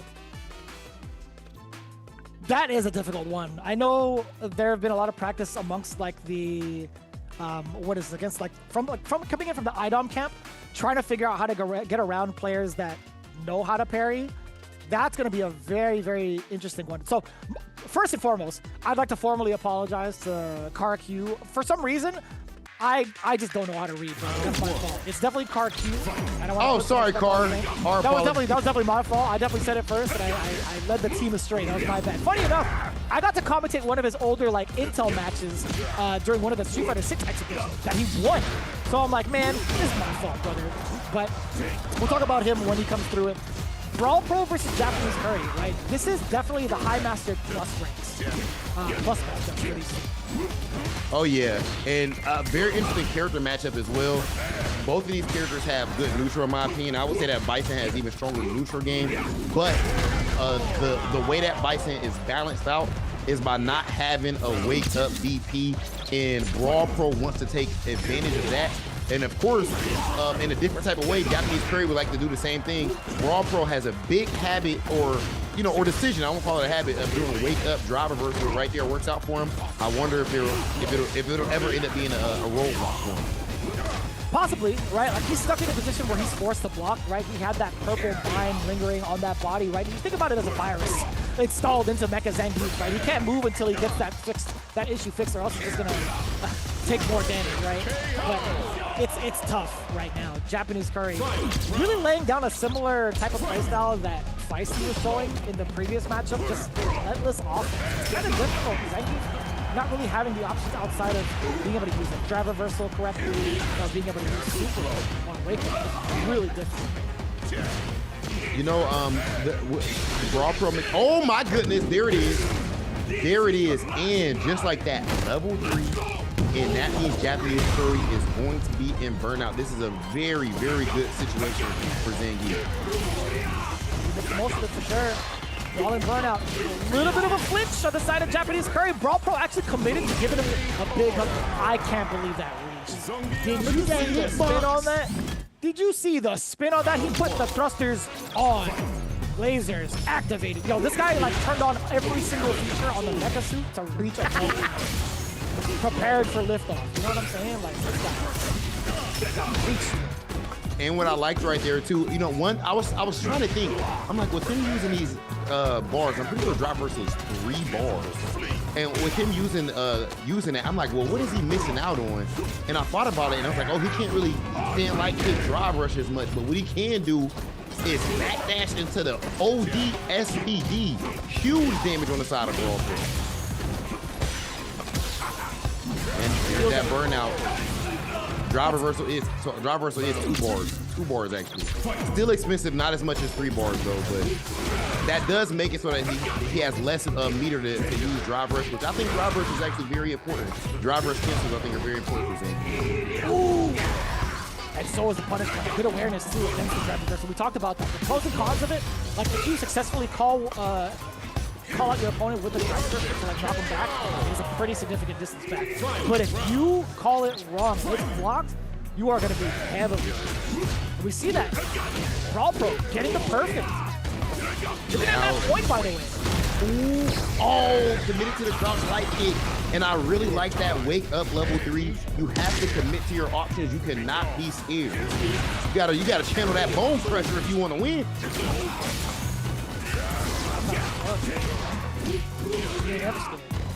I love bone pressure. You have no idea. That's crazy. You brought that up. Goes, look right there. He goes for the 2 times in a row. You go for the OD Lariat anti-air. And JapaneseCurry was able to get around it both times. But JapaneseCurry even has to worry about the fact that BrawlPro has level 3. Default level 3 is dangerous. Oh, stop. Chip out. That was mad smart. Making sure to maintain your turns afterwards because of the fact that you're in burnout. That is actually mad smart from JapaneseCurry. Okay, I see. All tied up. Pound for pound, game for game. That is a 3rd time in a row where BrawlPro goes for anti-air OD Lariat and JapaneseCurry is able to get around it. Ooh, it didn't reach. Dude, honestly, I would have kept mashing. If I see BrawlPro like barely miss the wall, I'm like, no, hell no, he's touching this wall, dude. Yeah. I'm getting this stun, bro. You gotta double down sometimes.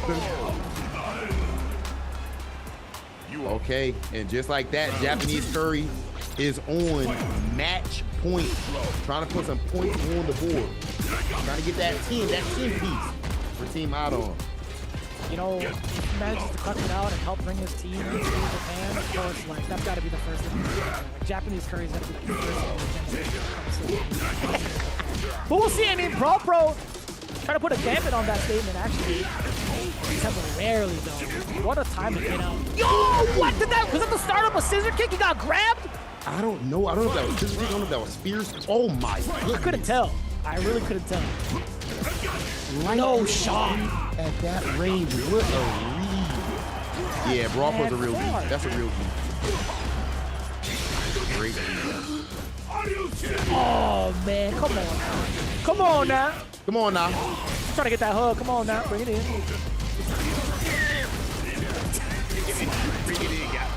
Okay, taking advantage of that burnout. Oh, that's it. That's it. Wipe yourself off. You dead. Look, you know all my references, brother. JapaneseCurry, just like that, takes it 2-1 over BrawlPro. And Team iDom is now on the board with 10 points. Man, that was a bang out. They were scrapping right there. That was a goodie. I feel like a big part of that was the again just the meter usage on BrawlPro side. You know, that's Zangief though. Big reads, high risk, high reward. And a great thing from JapaneseCurry side was just being able to play around that OD lariat attempt for the anti-air. It's very well played. Yeah, no doubt, right? I mean, like, there are a lot of things to reconsider in that matchup too. It's kind of difficult to navigate, but we'll focus on that another time. iReSummer coming back into the fray with team Brian F versus Serotina subbing in, part of Team iDom with that Aki. I'm so excited to watch this match, actually. I want to see iReSummer get her revenge from the previous match, get all the warm-up out of the way, and make sure that she's going to be coming in a lot stronger. Serotina, this is going to be the first time we actually get to see her play like in real time, not just via replays. We get to see what that Aki is about. I think that Aries will like not predicting the outcome, but I believe that Aries will like fighting against Aki more than fighting against E Honda. Last time going up against Doki's E Honda, that could be very tough.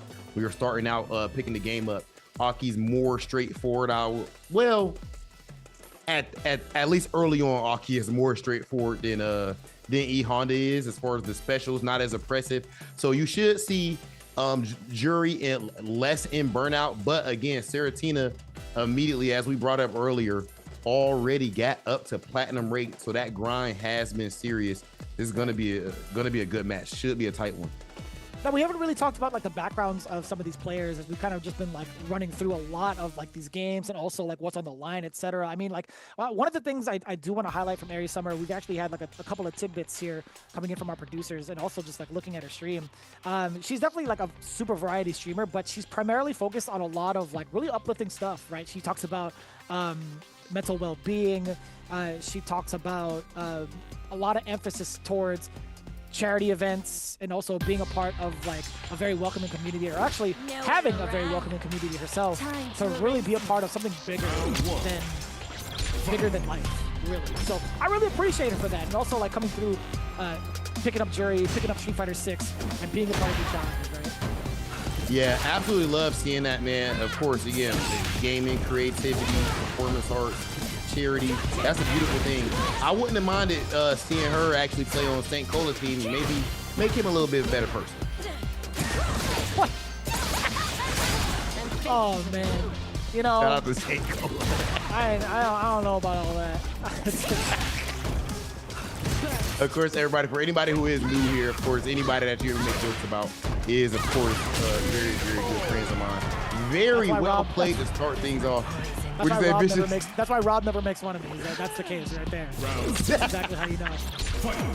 Serotina taking that first round convincingly. I'm liking this walk back. It just looks like Serotina is very comfortable in the neutral game. Look at that driver's combo. Okay. And what's cool is like she's keeping it rather basic with the type of combo she's going for. Like she's going for light smash, or like light super smash, and this right here too. Okay, we got the advanced stuff as well. Oh, she is in control, insane amounts of control. The conversions were clean. The game plan was very it was very well established. Right, we saw the fireballs to keep away. We saw what happens on big punish counters. She seems to be the complete package so far. Yeah, you know, already, like you said, getting the platinum level, you're seeing these advanced level combos that you brought up. And are you watching this?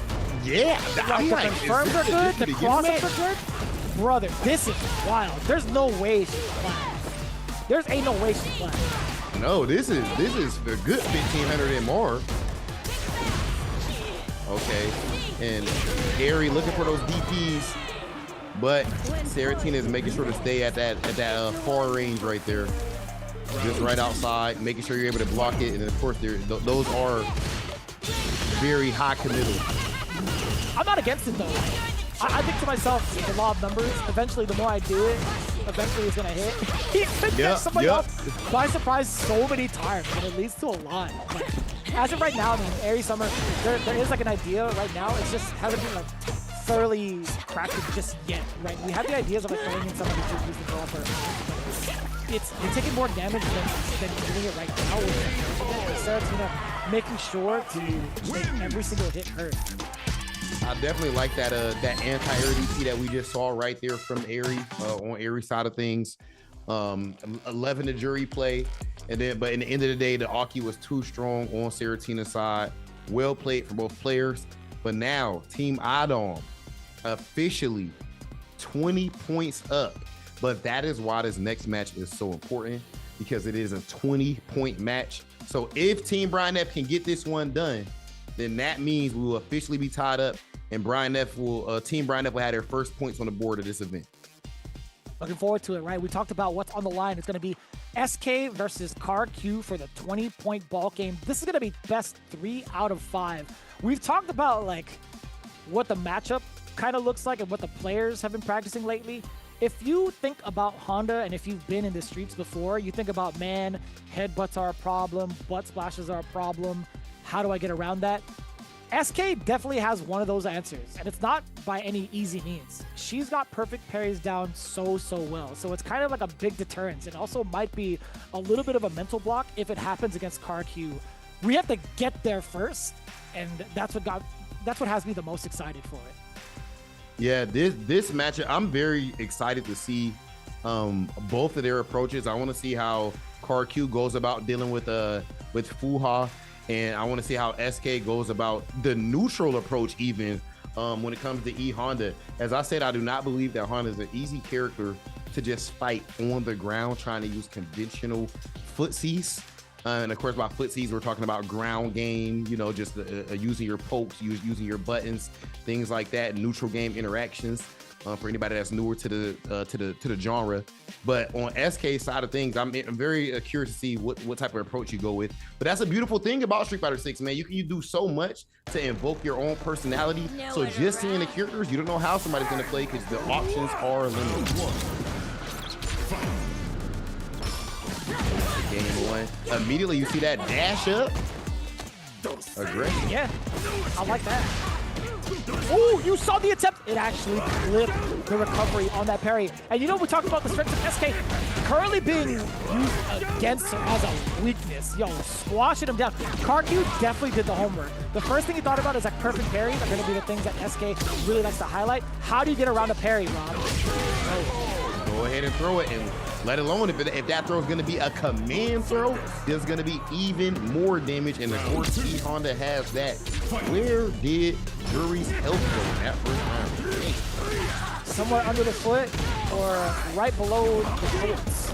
I'll tell you what, it's either going to be the stomp, the butt splash, the Oricho throw, all of the above right now. The stomp on the drive rush, and this is all KarQ. He's done the homework. You know for sure he is like the star of the class right now. That is pure strategy at play. That is counterplay at its finest.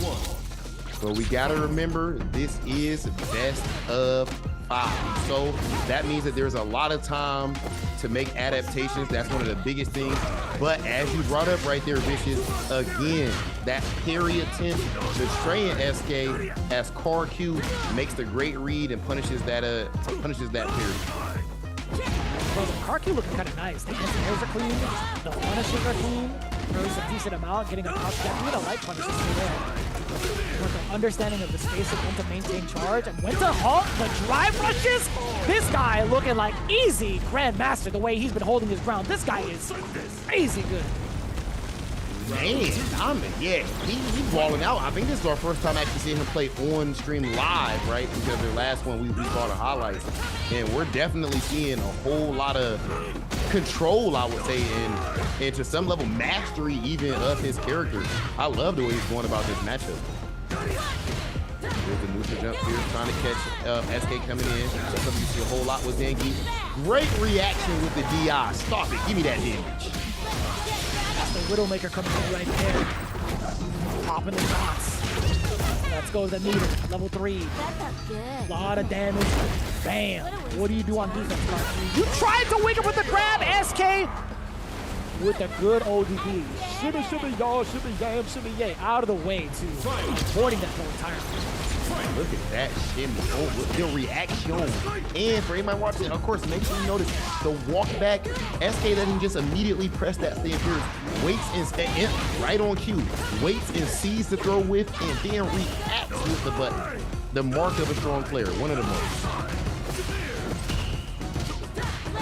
I will say, it's been rather tip for tat in regards to like how the matchups have been going with Eskay. I was gonna praise so much of the gameplay so far. A slight mishap going into the level 1. You might be able to drain if you go into the critical ideas. Does KarQ dishing out the rest of that damage with the primary objective, force Eskay into burnout. This is tough. No meter to your name either. Eskay might be in trouble. Uh-oh. Rob, you know what's coming up. There's a level 1. Oh. So in that situation, Eskay would have had the level 1, but it's very, very difficult to be on point with that. You don't know if somebody's gonna do just a raw DI. You don't know if they're gonna cancel into it. So just like that, KarQ officially up 2-0. But again, this is something that we regularly see in CPT events even. If somebody up 2-0 and the opponent makes a strong comeback, either way, very strong play on both of these players' side. I'm loving this match. Nowhere to run. We're starting to see the potential coming in from Eskay, right? We see the types of offensive plays that she has been implementing so far. She has the frame traps down. She understands when to manipulate the opponent into throwing as well. But one of the biggest highlights that we've seen against Eskay is her willingness to parry a lot. Okay, there's that corner pressure. And look at the backdash. So far, we've been seeing KarQ wake up, throw a decent amount and get teams. And then you see the switch up. But there's that signature perfect parry. But it needs to lead to a little bit more, right? Perfect parries and air damage output needs to be, or at least like the conversions need to be. Ooh, that was risky with the drive gauge being so low. I'm waking up super right here, though. He blocked it. I'm already KO'd, bitches. Now there it goes. Oh, the butt slam! Barely missing. Oh, that is hard, dude. Point blank, trying to deal with every special move in Honda's arsenal from that close. There's no way anybody's reacting without any sort of like parry behind it. Defensive mechanics are gonna just be out the window. You have to force yourself into a level 1, but that's so difficult. What a jump out! Good intuition from Eskay. Yes, you trying to scoop me, and look, just like that. Yeah, you're worried. You're trying to scoop my perfect parry. Okay, I'm gonna jump out this time and switch it up. Both of them are cycling through their options. Again, hallmarks of strong Street Fighter play. Great anti-air. Be about it. And he still reacts. Yes, sir. Recovering from that medium punch just in time. Counter DI. Dish out the rest of that damage. Let me get hands. Let me get level 3. KarQ 3-0 over Eskay. Wild time. Yeah, very well played. I feel like it was a couple of those DIs. I think that KarQ actually reacted to at least two drive impacts from Eskay, and now Team iDom up 40-0 right now. But of course, every point does count. So this round 4 matchup still is gonna matter because at the end, you are playing for this playoff positioning, and even team morale from a team morale standpoint. But I believe Team Brian F's morale even should be high because everybody is definitely playing well. It's just at the end, the opponent has been able to clutch out, which is a part of the game. All good. No, it's just how it goes, man. We still have like a lot of games to play in general, right? This is just currently the group phase of it all to figure out where the standings are for the playoffs, right? That's where it truly matters. This is just a preliminary phase to not only get like your warm-ups in, get like the strategies developed, and also the intel on your opponents. Like this is also like just mostly to kind of vibe out with your team and get all the kinks out. You know what I mean? Like being able to like really, really let loose. So there's still going to be a whole second phase where it really, really does matter in the playoffs because all 4 teams, no matter what, will be moving on into the playoff phase. But the seeding really depends on like what their point placement is by the end of the group stages. So Shumimi coming up against Fumi, the JP mirror match. Okay, a JP mirror. Okay, so you really should probably see a different style here than a typical JP match because they can't necessarily zone each other out. I think a big thing here is probably going to be the meter management side of things. Of course, JP His OD spike is a very important thing that he ends up using his meter on. So if one of them can get their opponent into burnout, that is going to be a huge matchup. I mean, a huge advantage and possibly even win condition, especially in this JP versus JP showdown right here. Shumimi and Fumi both look good so far, but in the end, there can only be one. No, I'm sure it'll be a good match. Yeah, it's gonna be difficult, I think, to like think around what the other player is capable of, knowing full well they have the same exact tools that you do. I think there's like a lot of joys and pains when it comes to playing the mirror match. It really depends on the type of person you are. Personally, I love every single mirror match because it's like, how do you think outside? How do you force yourself to think outside the box with your own character? Here's to a fair fight. Okay, you know, iDom, ironically, of course, because iDom's one of the coaches in this matchup here, iDom was the person who actually told me back in the Street Fighter 5 days that I should even have a specific strategy for the mirror match, not just for all the other characters, but a conscious strategy for the mirror match. So we'll see if he, you know, got his player ready with the same thing. I mean, it's feeling that right now. Fumi has just been in complete control, forcing Shumimi to the corner. And you know what, Shumimi, I like the idea of trying to get your turn back at least from like a further distance, but like any trade-off that Fumi does get, obviously they're gonna get the benefit of it just because of the life change, right? Shumimi really just like the command grab in between the target combo, actually, or at least after the target combo, is real sneaky. Yeah, that's actually a huge read right there. I love the representation of that, and we are actually seeing that zoning game. Fumi JP is looking nasty. He's not even letting his doppelganger touch the suit. That cost too much paint. Cost too many bison bucks. Yeah, you get the Coachella food, brother. I'm definitely gonna be going through the more expensive. Sorry. We got on a Coachella field.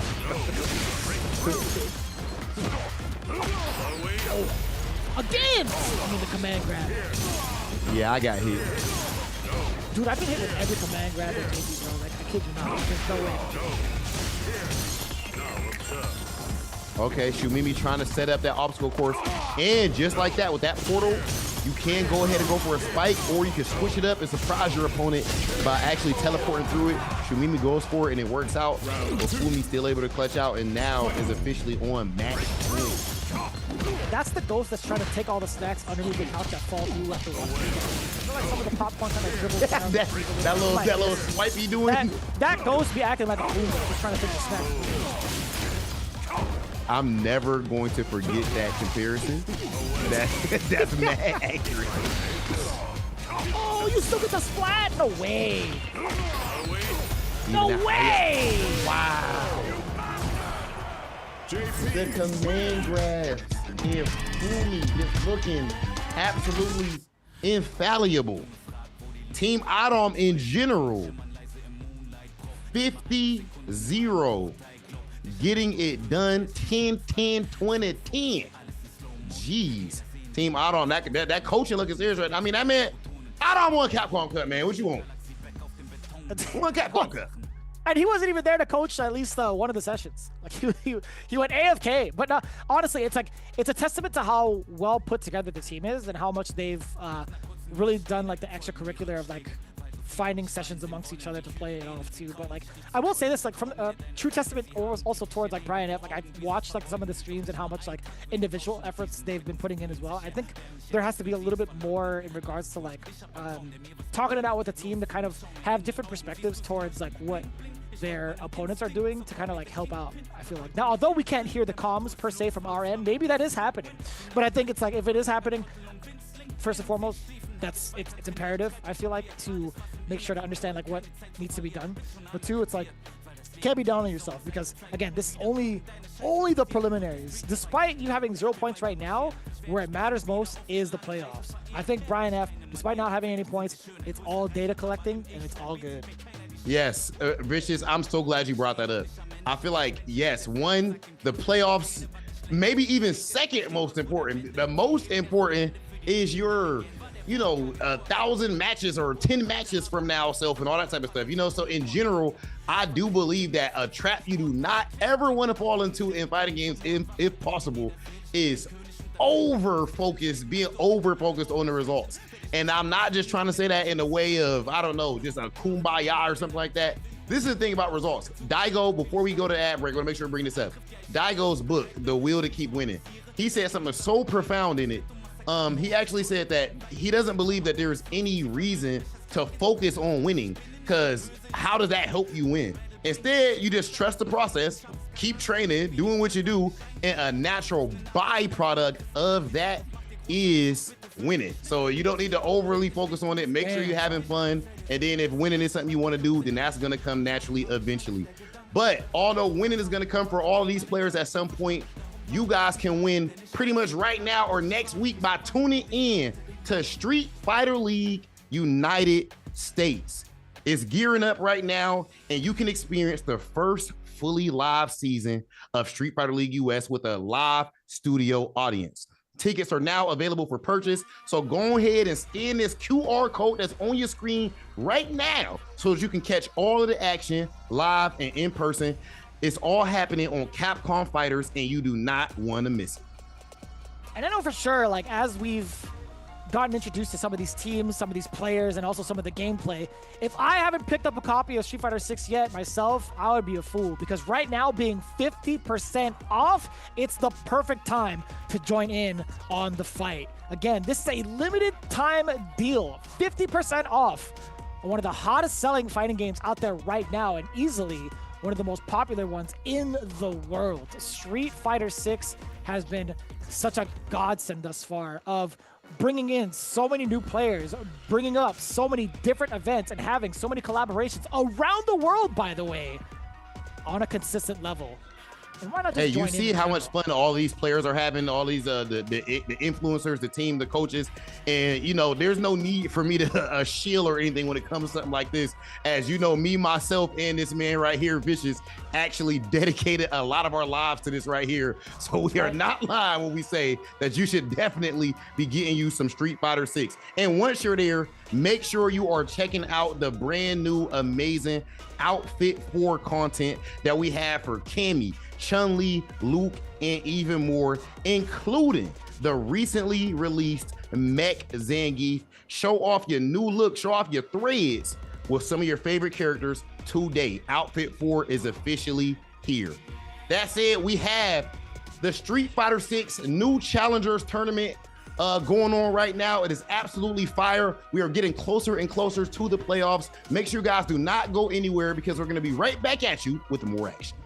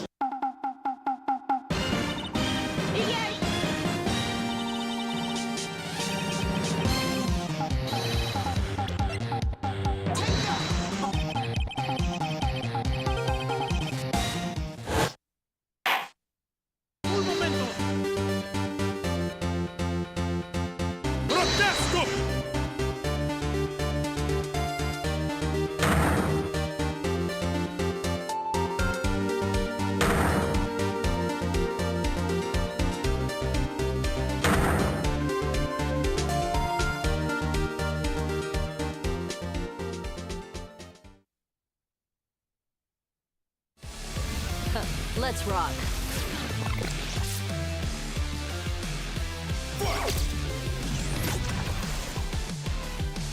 guess. Right here. Does it take off?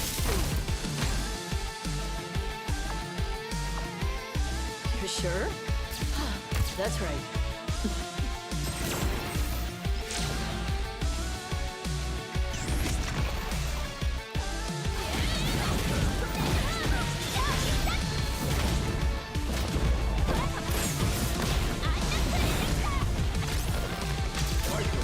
Understood. Leave this to a professional. United Kingdom. Just another cog in the machine. Here comes a new challenger. Viper wins.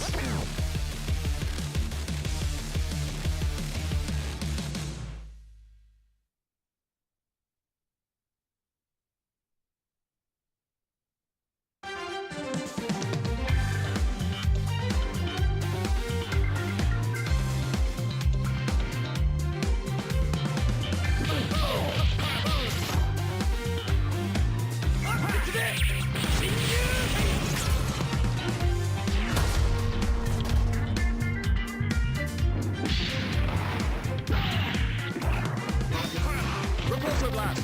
Unity! Repulsor blast! Yes!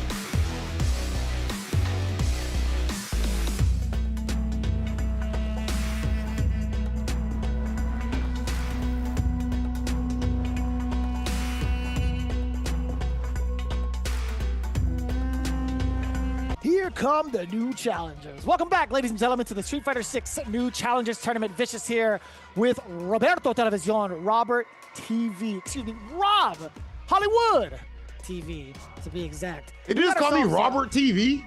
Roberto, Robert Television, all of it. Robert TV, listen. You called me Jeremy so many times on broadcast, I'm at least allowed to get one. I am, like Spider-Man, you only get one. All right, Rob? Hold on. All right, fair. Let me call you out for a sec, real quick. This is fair. Robert TV just sounds so ugly. Man, I like it. That's just, you know, like however you spin it. It's, well, at least it's Rob TV. At least you didn't call me Rob Holiday like another one of my buddies on the broadcast before. But as far as this broadcast, what do you mean? That's real? That's crazy. I'll tell you about it later on. But right now, let's go ahead and take a look at the match that we had. Let's take a look at the player order. This is St. Cola, Team St. Cola up against Team Dark Neff. Okay, so we starting things off. Deku with the Geef going up against Emilyywang with the Ma.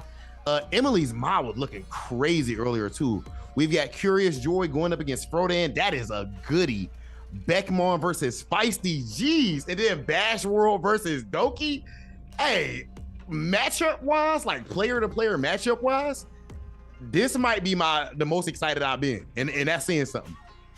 I would have to agree with you. In terms of like band for band, I am actually kind of curious how this even goes up. It might just be like a coin flip at this point, but we do have the replays for you to kind of like summarize what had happened between these two teams. I know we have like one on the main broadcast to kind of show off what happens detail by detail, round per round, but this is how it went down between the two teams, right? Emily's got some really solid conversions for one while in modern, and also really good option selects, being able to like DP past like whiff grabs. I think that's a really advanced tactic that not a lot of players get to really hone in on. But even so, Deku trying to steal turns away, you saw it. That's something in Zangief's nature that he can get away with, but the conversions even more. Deku, I see you. Oh, I forgot about Man, that. I like seeing those throw loops too from Emily's side, and then with the anti-air DPs, these anti-air DPs are on point. And I like the way that Deku is going for some of these risks with DI, knowing Zangief has the health to take such risk, but now doesn't have the help. Oh my goodness, the hop knee into the SPD. We have all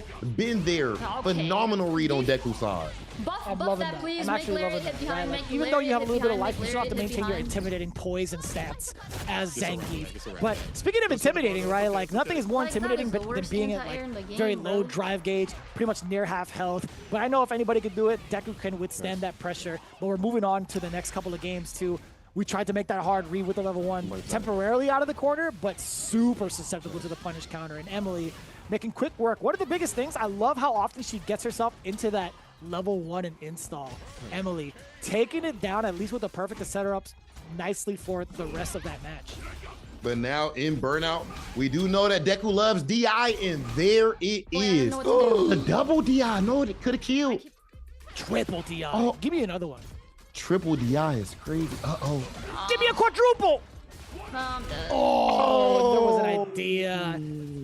There was definitely an idea there, like right, trying to like maybe force Emily into thinking it's like safe to apply grounded pressure. But either way, Zangief not really able to get like anything out of that even on wake up. But we talk about DIs, we see the response coming in from Joy against Frodan. But Frodan having a pretty substantial life lead thus far.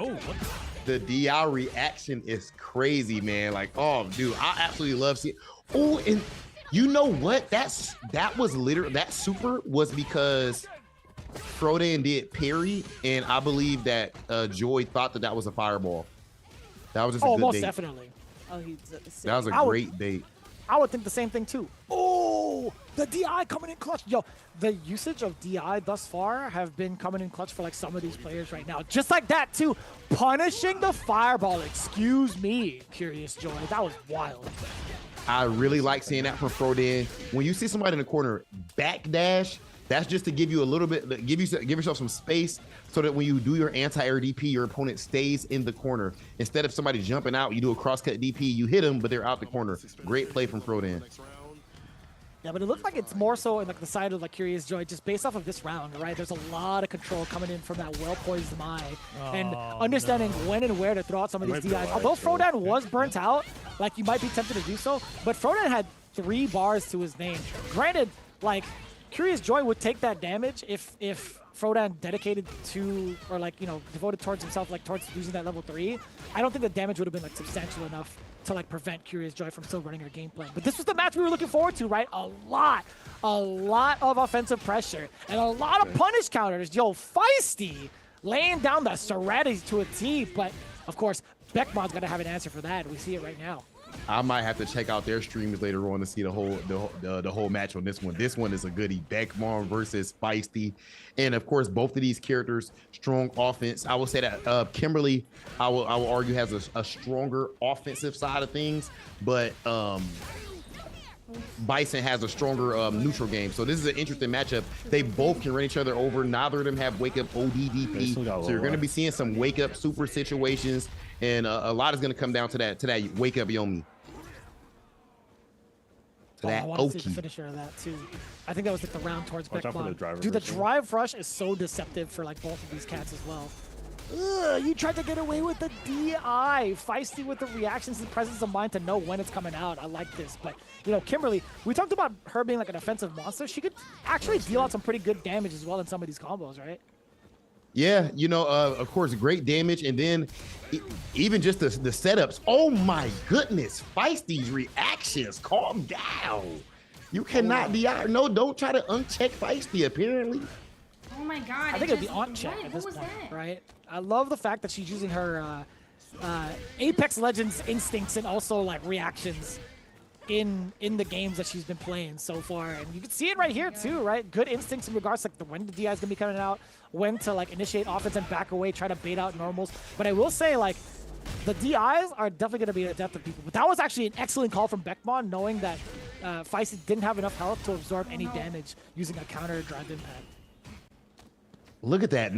Great parry on the driver's overhead. Oh, this is last game, last round. Look at this. It's coming down to the last hit on both sides. Beckmon is burned out, but has the life lead.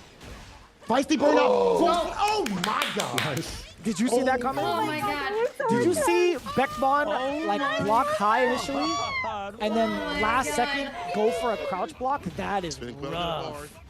That was, and just like that, that's 20 points.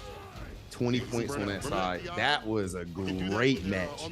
Wow, that came down to last hit, dude. Last round, last game, last round, last hit.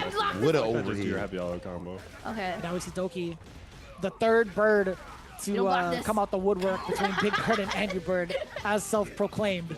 By the way, putting in that quick work with the Honda. I think one of the biggest things right now is like you can see Bassworld like low-key kind of panicking, and honestly, he's not alone in that regard. Like I would be panicking overwhelmed too. with that 100-hit slap, boy. You see it? Like help me, man. Yay! Okay. Yo, my man was going through it. Oh, and this is our closest match that we had so far. Yo, Team St. Cola taking it 30-20, but what a great match. That's very tight. Ended up being 2 team battles each, but Feisty was the one that ended up clutching out that 20-pointer. 30-20, St. Cola over Team Nephew. I can officially say that St. Cola has beaten Nephew in Street Fighter. Wait. Wasn't it like a Feisty was the one that got that W, so I wonder if there was like a slight error in terms of like calculations, right? I think it was Feisty who got that clutch W, I guess, towards the end against Beckmon with to the get that overhead, right? That had to be the 20-point match because that was like the marquee matchup. And then we saw, I do believe. Oh, that should be 20 for Nephew, yeah. Yeah, it should be 20 points extra for Nephew on that in that round thing. So we will get like a double calculation on that. I want to make sure that it's calculated correctly. We will get that checked up on again with our team, our production team, but I wanted to make sure that I wasn't seeing that incorrectly. So apparently on Frodan's stream, this come out that Frodan's heart rate actually reached 110 BPM. And that is so fire, man. That excites me so much that, you know, people are locked into that level. That's like when you starting to get some cardio in right there. You know what I'm saying? That heart beating.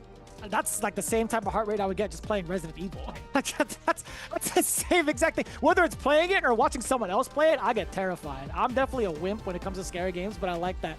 I really like that kind of adrenaline rush. But yeah, we will get that calculation for you guys as well to kind of like make sure that the scores are kept to a T.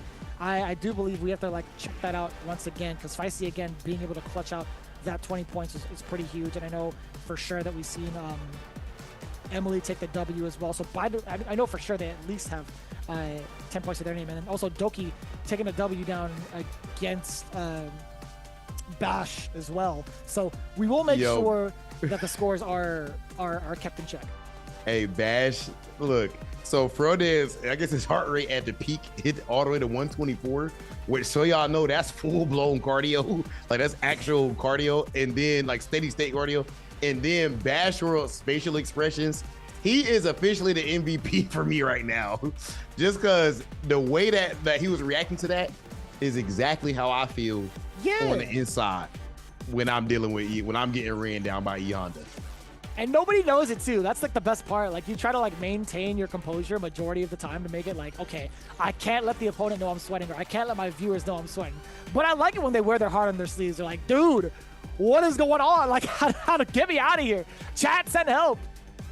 So now we officially are seeing the team standings up to this point. This is through 2 rounds. This is team Brian Neff. Right now, 0 points, although we're seeing some good play. But again, it is not how you start, it is how you finish. They could end up being a team to win the whole thing. Team St. Cola with 20 points. There was an error earlier where we thought that I was able to talk trash about Dark Neff, but I cannot. And then Dark Neff and iDom tied with 90 points apiece. So far, do you have an MVP or MVP candidates? Who's your MVP candidate so far? Can I talk about it, I guess, per team? I want to say per skill level, honestly. Oh, okay. I like that. I think when it comes to like the high masters division between Feisty, Beckmon, BrawlPro, and JapaneseCurry, I think it's like in contention between JapaneseCurry and Feisty. I think both have been showing off their skills and strategies really, really well with both the characters between Bison and Kim. When it comes to like the advanced level, Eskay, Curiousjoi, KarQ, and Frodan, I think it's still a bit of a toss-up between like KarQ and Frodan, but I think Curiously and that my play, I think she's doing really, really well for herself. She's been very sturdy in regards to what she needs to implement. On the intermediate level, Fumi, Emilyywang, Shumimi, and Deku. I think I've enjoyed Fumi's JP because of the amount of control that they're exhibiting and all the W's that they've like acquired, even in the mirror match that we saw between Brian F and iDom. So I think, Fumi might have to be MVP for the intermediate level.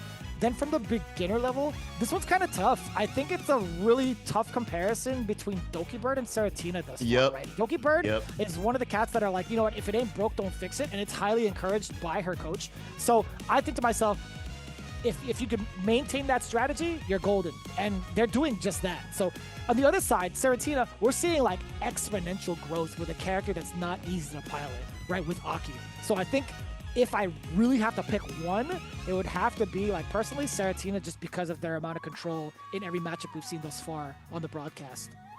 I'm definitely good with all of those picks, brother. Like I said, Emily might be, it's tough between Fumi and Emilyywang when it comes to intermediate, but and Curiousjoi is going crazy on the advanced side too.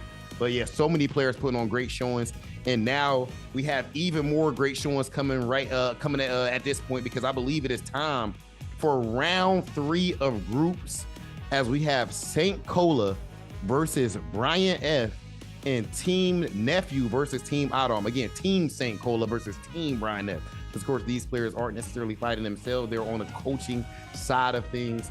Right now, Team Brian F and St. Cola really use the points. Saint with 20, Brian F with 20. And when it comes to Nephew versus iDom, Team Nephew versus Team iDom, right now, iDom has 1 game in 1 round above Neff. So that is why currently they sit in the first place spot. And it is very important as far as the placements, because the better your placement is when it comes to the playoffs, you're further along in the bracket. So there's a lot on the line right now. Again, whoever wins this is going to Japan. Damn, son.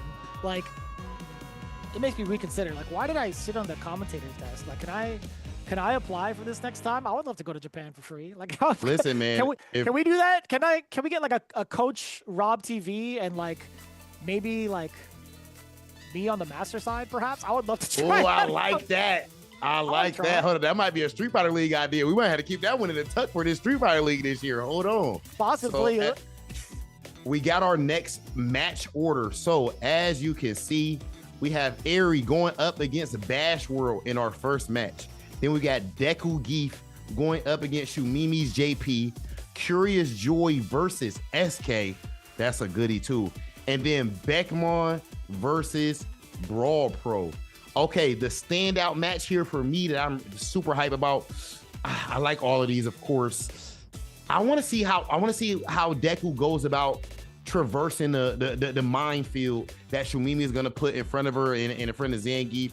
And I just absolutely love watching Curiousjoi and Eskay on both sides. The control from both of these players is so much. It's so strong.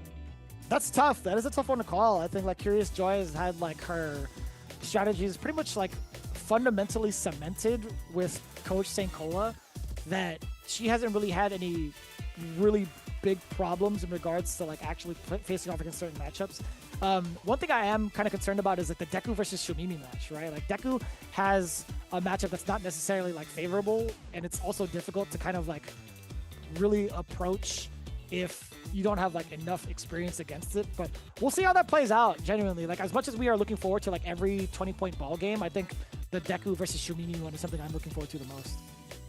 Okay, so we got our first match ready. I see It's Another Greek in Twitch chat asking, did I miss all of it? No, you did not. We aren't even into the playoff stage yet. This is round 3. So there's 3 rounds of group stage, ladies and gentlemen.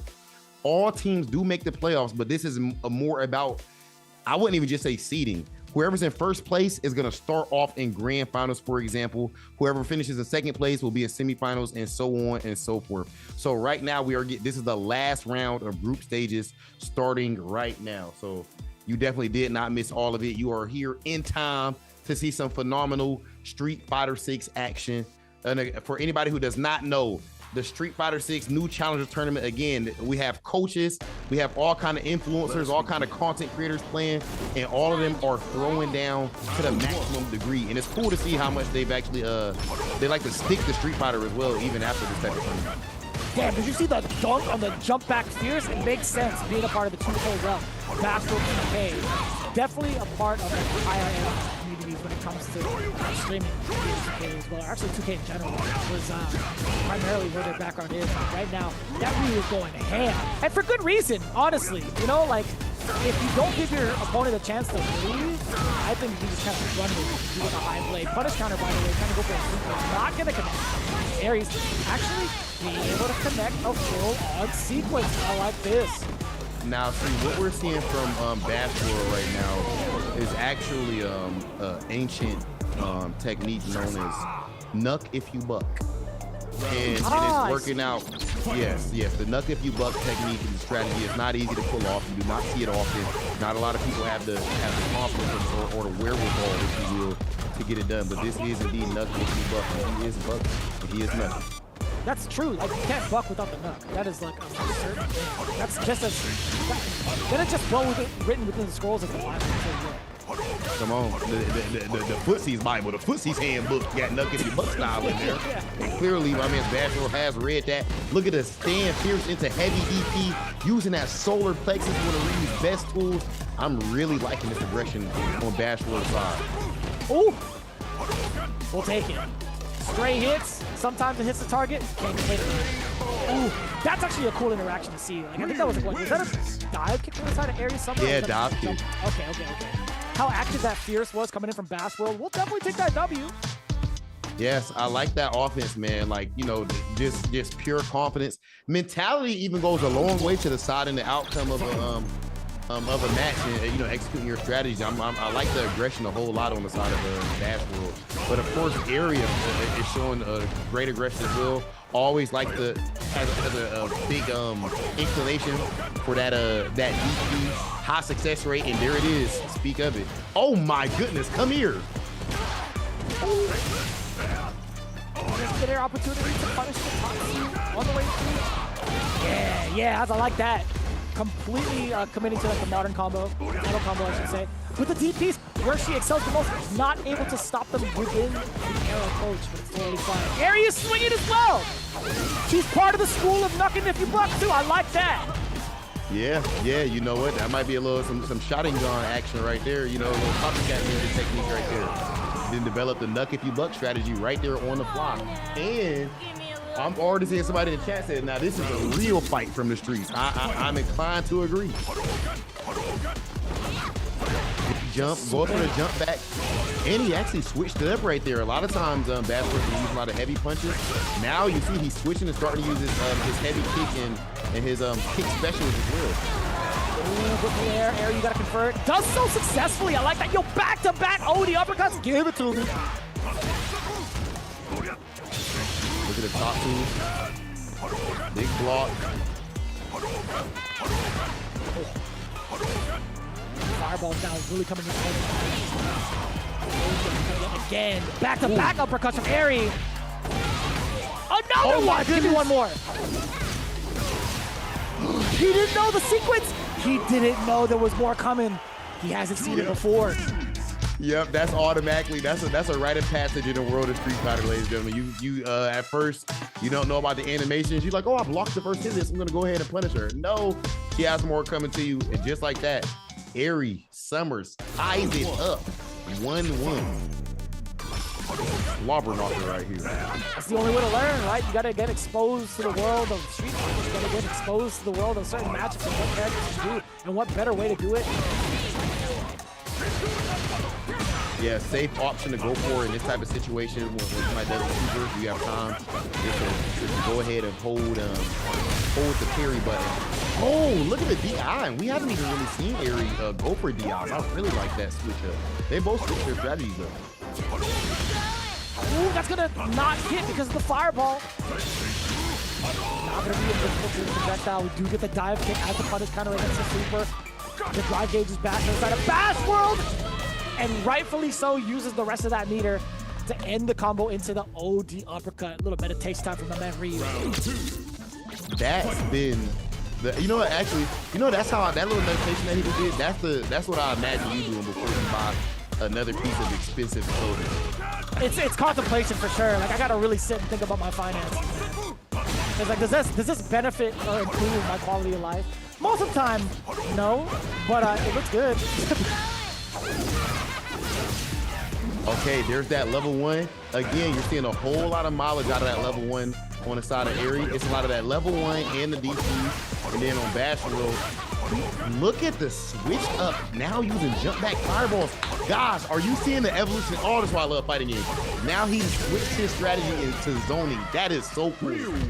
Wow. Great switch up. I'm liking this. Really putting the bash on him, right? If you're not going to be able to, like, control the fight up close, why not just, like, give a certain angle to it? Why not just throw the fireballs if they can't navigate around it? I like that strategy. Bash World with the first W for the series, for the tournament. I like that. Representing well for Team St. Cola. Bash World getting that nice 10-piece, man. I got to see. We've seen how his reactions look when he's getting overwhelmed. I want to see what his reaction look like when he's getting that dub like that right there, man. I'm gonna have to check out his stream later. Shout out to Bash World, of course. You know, NBA 2K content creator, now coming over here to the world of Street Fighter. Love to see it. And Aries again putting in work with that jury. Our next match, Team St. Cola, Deku rocking that Zangief going up against Team Brian Neff's Shoomimi with that JP. I don't know if do you remember who won out of Shoomimi? And we have to ask production if you don't. I'm trying to remember who won out of Shoomimi and Fumi. It was I don't know if Fumi. Shumimi's lost yet. Fumi actually took down Shumimi in the mirror match. We talked about like the fancy suit versus like the Coachella outfit. Yes. Fumi actually took it down against Shumimi 2-0. But she does possibly, she can't possibly get her redemption in a matchup like this where she gets the play keep away, but Deku immediately out the gate with a drive rush forward. I like this. Now, we've talked about like some of the players, some of the streamers that are on our podcast, right? I mean, like Deku, she's coming in from like an Overwatch team, right? Like, so she's definitely used to like high octane situations and making clutch decisions in a microseconds, right? Shumimi also coming in from a different background of like playing a ton of Hollow Knight. She's got the finesse if she's trying to navigate level after level after level. She's definitely got the brain power and the finesse to play a character like JP to navigate and at least set up the traps on stage, right? Against her opponent. Yes. And definitely Shumimi clearly excels at that, and as you said, JP specifically does as well. And that's something right there that you're bringing up. That's the game right there, is picking a character that fits you, your personality, like we talked about earlier, and the playstyle that you enjoy. Clearly, Shumimi likes to control situations, and that is exactly what Shumimi is doing right now. Phenomenal first round, and now we're gonna see if Deku can make the necessary adjustments. I would like to see some maybe drive rush, especially on the Zangief side of things. I like to, again, stand light kick, drive rush, crouch strong or crouch medium punch, if you don't know what that is. Crouch medium punch, drive rush.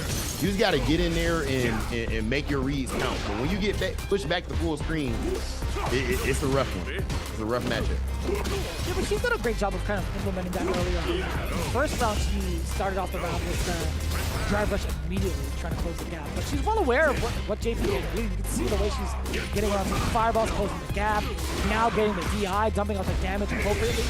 Yo, the charge and the fake out! You all got faked out as well for your final ride. Yo, Deku coming in with a charge jump roundhouse to fake Shumimi out into the level 3. Big brain power coming in from Deku's side.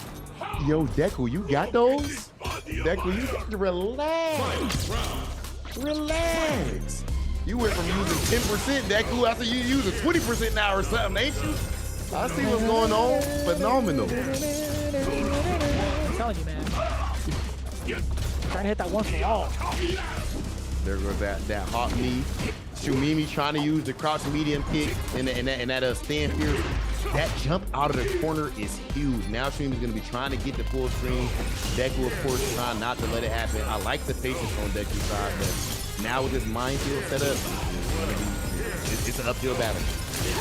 I think for anybody, right? Like, this is the type of stuff that like JP is kind of throw all of their opponents into most of the time on any difficulty level. But Deku, let's see if she can navigate her way past that minefield, as we mentioned before. It's been pretty good so far. I love that. The jump in medium, the whipping just outside of range. Or within range of the SMG, excuse me. Oh, jumping again. Uh-oh. Care to hear how this ends? Yeah. Great wake up level 3. Because I know if I'm the Zangief, 9 times out of 10, I'm probably going to go ahead and try to pressure in the spot like that. That was a huge read on Shumimi's side. But again, that is the name of the game. You have to commit. Even if that's blocked and you lose that game, it still at the minimum sends a message to your opponent. Me and shout out to Dr. Danny Fan, we're talking about this type of concept earlier. Danny Fan, the master of that type of that topic right there. So good wake up level 3 in that spot, whether it's a hit or didn't.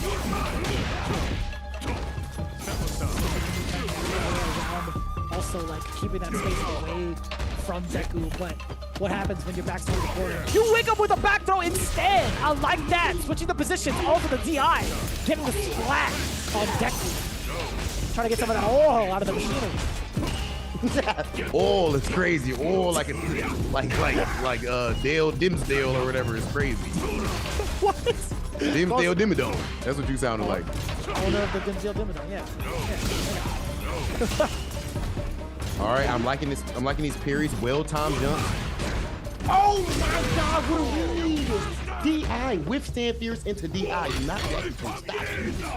Deku fighting hard with this Zangief. You know, I think that's smart too. Like, most of the time we see a charge fierce, we're inclined to do DI if they like commit to the whole thing. So I like faking out the timing right into the DI just in case they react. That's really slick. Yeah, that's a very high level play in that spot. See the hop, the crouch light, the jump light kick. But Shumimi able to get that back throw. Oos! We get the sweep. We get the pressure off of the headbutts. You thought you could press a button. Not quite towards the corner just yet. Uh-oh, Deku finds the opening. Are you gonna unleash the level 3 right now? No, you're not, because you're in burnout still. You want to regain some of your drive gauge back. But you are towards the corner. You better watch out. DI is gonna be coming eventually. Oh, help me. +4, or +8, excuse me. That's so much block stun after a blocked headbutt. Nothing big out of it. Oh no. Oh no! Oh my! Oh, you the GOAT. That's the GOAT. That's the GOAT. That's the GOAT. That's the GOAT. That's the GOAT. That's the GOAT. That's the GOAT. Deku, you the GOAT. I ain't gonna lie. Are you kidding me? The parry levels. What's that? DEKU GOAT certified. What? Yo, and then even the first joint, that was GG's. Dropped the combo, and then they have the wherewithal, the what would I say, the calm to be able to go ahead and get that parry in the SP. That was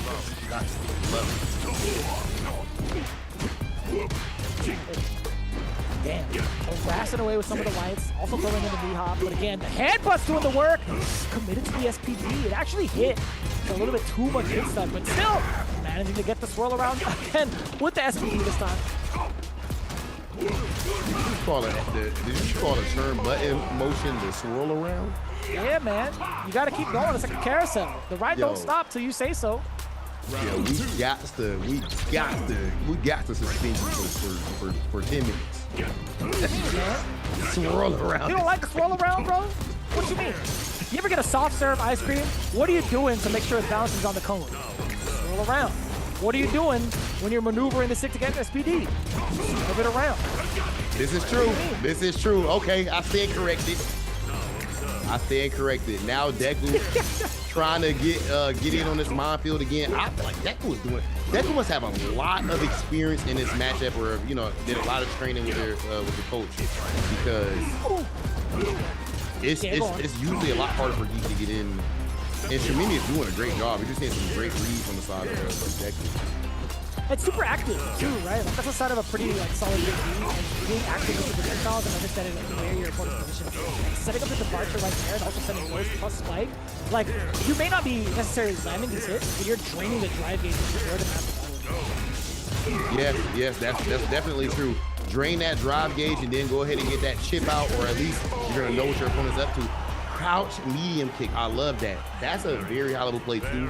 Sometimes when you go for a poke like crouch medium kick, you might want to just throw it out 2-3 times in a row. You'll see JP players do that sometimes because your opponent doesn't think you're going to press it again, and it's a one hit. You have plus frames anyway. Very good play. And now last game, last round. Yeah, this is one of the closest that we've had all tournament. This is like, the way that this matchup has been going is definitely felt universally for all the Zangy players, all the JP players that face off. Yeah, and wow, look, Shumimi is set up so well right now. That's why I love to wake up level 3 in that position. Sometimes you want to save your level 3 to. Oh my goodness. Counter it!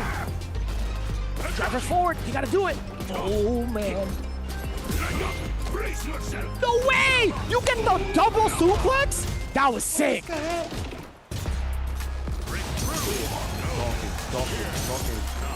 Walking down. Got that level 3 that Shumimi has to be worried about, but at this range, doesn't have to be honest. Oh, the hop that pulled up in air! Oh, it didn't. No, he was grounded, and it's enough for Shumimi to get the rest of the combo regardless if it was airborne, regardless if it was on the ground. That was intense. That was mad close. That is one of the best sets of the tournament so far. They just put on an absolute show. That was a clinic on both sides. And in the end, Shumimi able to clutch it out. That drive impact. Wow, that was sick, bro. Jeez. And honestly, that's very impressive because, of course, JP wants to control things. When Zangief is right in your face and he has level 3 and has been getting comebacks, and it was on the verge of getting a comeback as well, to have the mental clarity to be able to go ahead and hit a DI in that spot. Extremely well done from Shumimi and Deku. Wow. Very Go impressive. beyond both. plus ultra. Sorry. Definitely. Yeah. What a show, actually. Both like from the players and also the anime. I really enjoy the anime. That's a bar, brother. That's a bar. It's so sick, dude. Talk about 6 things to come. We got Curiousjoi versus Eskay for the 20-point ball game. I think Curiousjoi has definitely been one of the MVPs in contention for Team St. Cola with the way that she's been getting W after W. Eskay, I feel like she's just warming up, right? We're still seeing the potential. We're still seeing the threats of the perfect parry. Now we got to see it all culminate together. We got to see the full package of what that jury's about. So something interesting with Curiousjoi is, you know, a lot of people's heart rate is really high, right? Like you're seeing people getting 120 heart rate and everything playing this. Maybe Joy has that same experience, but when we seen her player cam, I sure could not tell in her gameplay. She seems to play extremely calm. So I'll be interested to see how this goes. And on Eskay side, I feel like Eskay has been playing elite. I just wonder if Eskay might have got some advice from Brian to slow down the DI a little bit. I feel like Eskay's playing almost perfect outside of the DI, the reliance on DI. You gotta put her on to Bobby Valentino, man. You gotta slow it down. You gotta get to know your opponents a little more, you know? Yeah, you know, if you don't want to turn the page and not be high up in the playoffs, then you definitely have to lock in. At the end of the day, it ends with you and me. You and your opponent. Curiousjoi. Locked in the corner right now. Out of there, by the way, with a dive. Excellent decision making just to kind of reset the situation. Odin fans do a little bit of the talking. Yo, Eskay perfect parries and walks like a boss. Closing the gap. That was sick. That was the most Terminator thing I've ever seen. Getting it out of the way, just absorbing the fan and just continuing to walk. Yeah. Like it's nothing, like it's no big deal or something that you just had that perfect within 2-frame comment. For anyone who does not know, when it comes to perfect parries, again, you got to be almost perfect. That's why they call it perfect parries. 2 frames. So that just shows how insane Eskay's training and just reactions are. I think it's just impressive. You get the conversion also down below to level 3. I like this dump out for the damage, but also for like the exchange of drive games, essentially, right? Like trying to build up at least enough for a single hit conversion of the 3 to damage. But it's Joy waking up with buttons. But the drop, that could have been KO. But you know what, to be fair, Joy could have wanted to save the meter and just trusted herself to get the dub regardless. It will be huge to have that level 3. What a neutral jump. And yep, speak of it. Now going into round 3, Joy has a big advantage because Mai has 3 bars, whereas Jury has 0. Oh. You do get a little bit of a conversion off of the fans. And you're seeing Curiousjoi kind of like set up some of her routes off of like fans, fierces, low medium kicks as well. Eskay looking to make sure that she doesn't even get room to start off with an initial plan of throwing out the fans, right? That drive reversal, -8 on block, perfect punish on the side of Eskay. Wake up CA? Nope. Eskay getting it done in the first game. Again, it's the first to 3, a whole lot of time to adjust. Something I've seen from Joy too right there with the jump back air to air. I'm assuming that jump back air to air was because she didn't want to have to guess between a regular jump and maybe a dodge kick. So just nice air to air in that spot. Yeah, it makes a lot of sense. I would definitely agree to that. But right now, the aggression coming back. Actually, both are swinging to the defenses. I like that. Yo, you see that crouching medium punch to catch the goal on the way down? Dude, that anti-air was absolutely insane in that Can't believe that. Same. And that awareness is crazy. Oh, that DI. Yep, I guarantee you already did that. Nice. That's like when you block a jumping heavy punch at a certain angle, sometimes it's really difficult to tell what side you're on because like you don't know if you can actually like give it enough of a gap in the corner to allow the opponent to go. Almost a built-in mix at some level. Okay. Goes for level 1. It's gonna go ahead and get that space and get that fan set up, get the install. Ooh, that was sick. Tell me that wasn't sick. Jump back medium punch. That's absolutely disgusting. That's disgusting. Okay, you gotta make the read on your wake up now. Made the right read. Love that drive rush just to get some space out of that corner. A little bit down to the drive gauge, right? Inside of Curiousjoi. She's in full burnout. What the hell was that? That was the sickest reaction towards a dive kick I see. Yo, Joy, stop. Yo, Joy different, bro. Oh, God. Joy different, bro. That air was That was insanely sick. That was actually so precise. Yeah. Eskay doesn't give a damn about how sick you are. It's a matter of whether or not you finish. I like that statement being made. 1-0 for the side of Eskay. You know what? I think my nickname for Eskay is just the professional. You know, that's the professional right there. That's the vibe I get from Eskay. as a person, and I'm talking about, you know, you can just tell that she's elite at what she does, at her craft. And now that Street Fighter is one of those crafts, it's no surprise to see these results. I like that reference.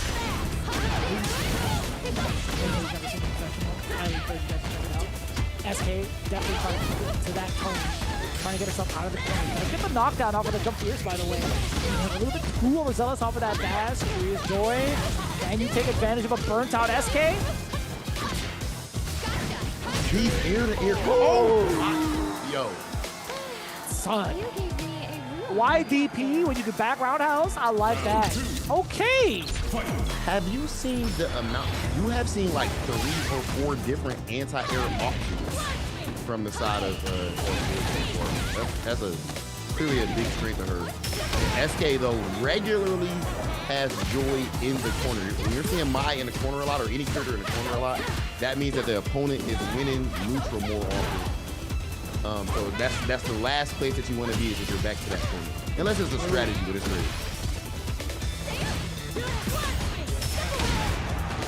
Versus again, super is down below. Anti-air is there. And so is Eskay. But up down, gotta go band for band. Burn out on your own terms.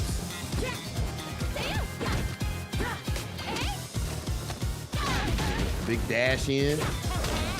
I don't got a drive rush right now, but I can dash. Come here, you ain't gonna react to it. And just like that, Eskay is officially on match point. 20-point match point, mind. The big one. When it came to each individual on their skill level right now, Eskay might be the one to prove otherwise. Joy has definitely been one of the candidates, but Eskay is trying to seal it out right now. Drive rush forward, one of the toughest things to catch against Jury, and then dump out into level 3. This is prim and proper. Rob, this is a lot of damage. Man, look at that. Look at all of that. Ooh, come here. All right, and you're back to the corner. That is a huge drive rush. And going into the level 3 in order to get some drive gauge back. That's huge. If it comes to World Street Fighter 6, the level 3 is not mainly about damage. It's actually often about drive gauge management. That's why you're seeing level 3 from Joy right there. This is from that band, but with the Ryu Engu and the strings, yo, Mai is so dangerous at this point, and Joy knows it as well. So many different looks, so many frame traps. Is it enough for the throw? Not quite. Oh my God. Oh, Rob, tell me that wasn't genius to throw out DI. Like, Eskay was forced to make a split decision, either try to go for the perfect parry or try to go for DI back, despite having no life left, right? I think that in the back of your mind is like, you're so used to trying to DI back, but if you have no life left, you can't do it. You have to hesitate. Yes, great point right there. That's definitely why she went for that DI in that spot. That's phenomenal gauge awareness, I would say. Same thing we seen with her going for that level 3 in the first place, and then the DI right there, knowing that it was a perilous position for Eskay. It's out of control for Poets, right? Like, instinctually, they've been playing pretty damn high level. Yeah, for sure. Oh, and then the input error right there on that DP. Now Eskay again is on match point. Back dash, getting that store. Interested in seeing that, by the way, strategically. So of course Jury wants to go for stores, and then and Mai wants to get that OD fan out there to get some good pressure. So that's why we see both of them back dash in that spot. Character specific reason. Oh. So scary. I thought that dive kick was going to catch the recovery of that fan. Switching positions, by the way. Curiousjoi really pinpointing how she wants to get out of the corner with those really sharp angled jumps. Eskay. Oh, doesn't apply her baiting. Gets back thrown instead. Drivers forward into the drive impact. Wake up immediate back throw. The drop combo. Do it again. Another drop. It doesn't matter. Do it again. Oh my God. Curiousjoi, please. You gotta hit this combo. You gotta hit this level 3. This has to be nerves. That's only nerves. Oh my goodness.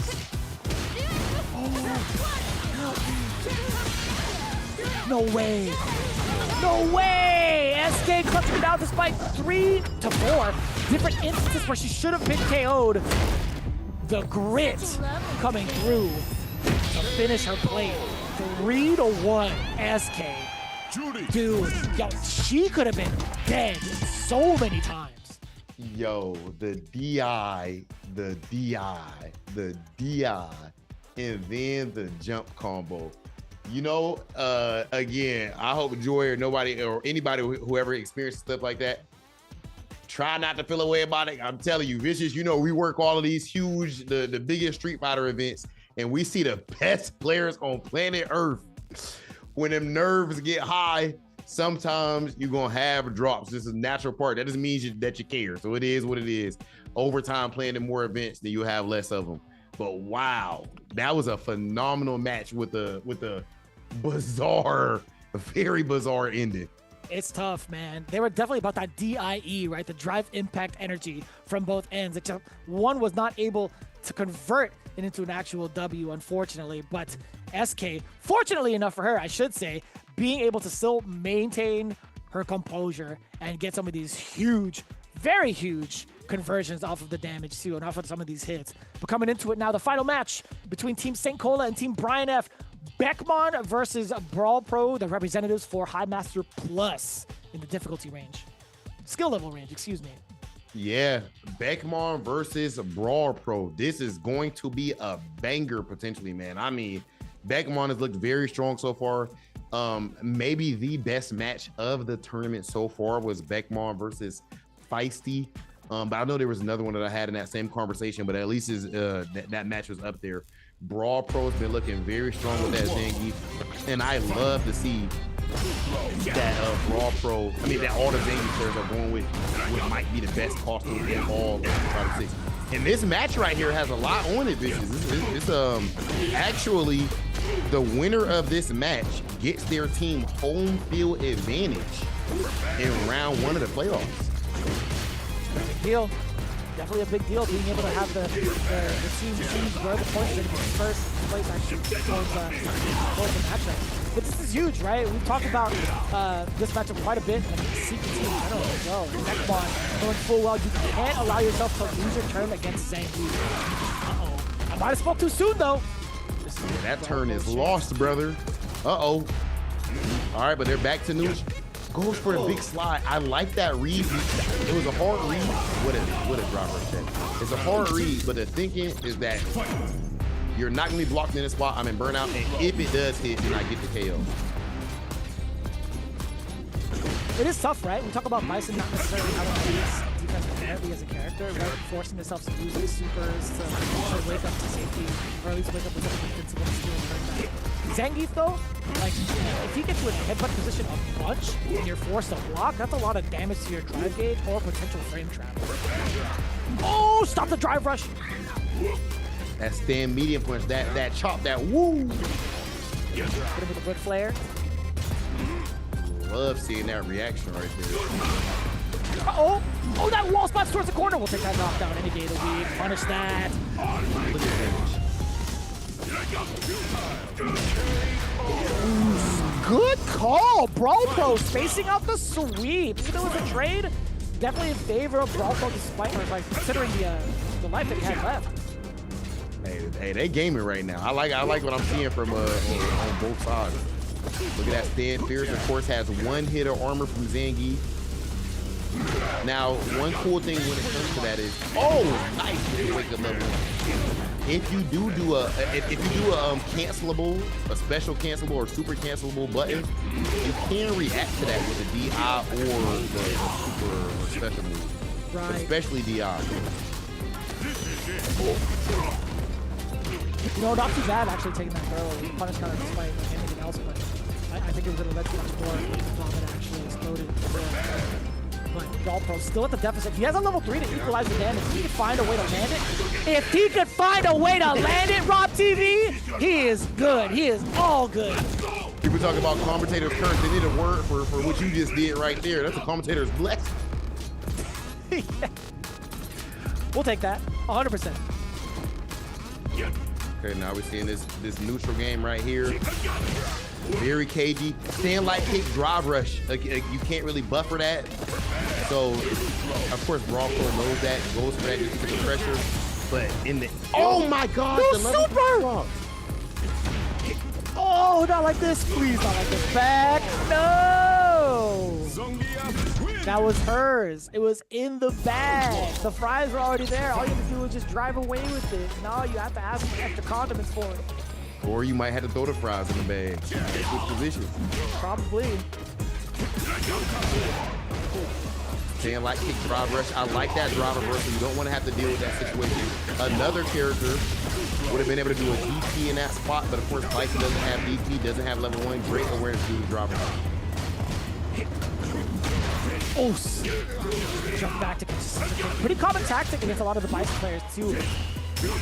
As you saw the counter hit coming in from the knee drop, not the knee drop, excuse me, the hop kick. Like that jump. Oh my goodness. There was nearly a 0% chance that you're going to get right in that spot right there. I mean, that was great. As soon as I bring you out, I'm going to hit you with the OG SPD. You know your mind not in the right place. What a jump back, Beckmon, good read. Oh my God, all of the hits are landing. Good conversion into the light cycle crusher. Excellent calling. I think that confirm was everything to get her past that initial hurdle she had against BrawlPro. Getting the first round of game 2, it's going to be a huge confidence booster. Sometimes when somebody loses a close match, they the nerves are setting a lot, and they wouldn't be able to ball out in the next match and be able to play to their best. Which that's not the case with Beckmon, which makes sense. This is I would say experienced player, even if not in time, but just in skill and in grind. Like you see how strong Beckmon is in a quick time period. He made it happen. Yeah, she's been grinding it out for quite some time with Street Fighter 6. It's the same with BrawlPro, right? You're starting to see like both of them adapting to each other's strategies being implemented thus far. I like BrawlPro holding onto the blocks too, and picking choices when to actually trade off against Beckmon is really, really smart. He still maintains his guard game. I don't know what that was though. He tried to grab the air. Okay. 3. Wow. Even though Zangy passed level 3, not being scared and continuing that rush down. Something interesting with Beckmon too. I mean, speaking with her at Evo, and Beckmon actually is like a Street Fighter encyclopedia. Can tell you who played who at what event and what was the character matchup, how did it play out, you know. So that's one of the best things in the world of Street Fighter as far as if you're trying to improve. Actually being an encyclopedia, studying the game pace. Really, BrawlPro has done that. We're talking about the tapes to be had. BrawlPro definitely looking like the definition of Zangy's round, especially starting things off with the DI as well. Dropping the rest of the combo, so much damage left on the table. You can't take a doggy bag with that. Like, it's gonna be left there. You can't take it home with you, is what I'm saying. That's just rough. Okay. I really like that devil's reverse to get out of the corner. No whiff punishment, can't pierce, but no harm, no foul. That was SPD. Definitely accidentally got it. When you see a Zangy accidentally get jump light punch or something, that's definitely SPD. Wow, what a read, bitches. Hell yeah. Level 1. Let it rock. Why not? That's stealing your turn away. Oh boy. Punish counter. We got the double reverse on the other side. Navigating past the potential anti-airs. Speaking of anti-airs, I like that. Psycho Crusher to stop BrawlPro's advance. One more throw will do it. And it's, oh my God, it's a different throw from a different angle. It's gonna be the last ride coming in. That's not gonna GG, right? No. Drive rush though. Oh my God! Are you serious right now? That was godlike. The DI reaction in that spot is, are you kidding me, bro? What did we just talk about? What did we just talk about? The charged heavy punch being called out by Beckmon. And now the DI in return. BrawlPro reacting to his own, with his own DI, I should say.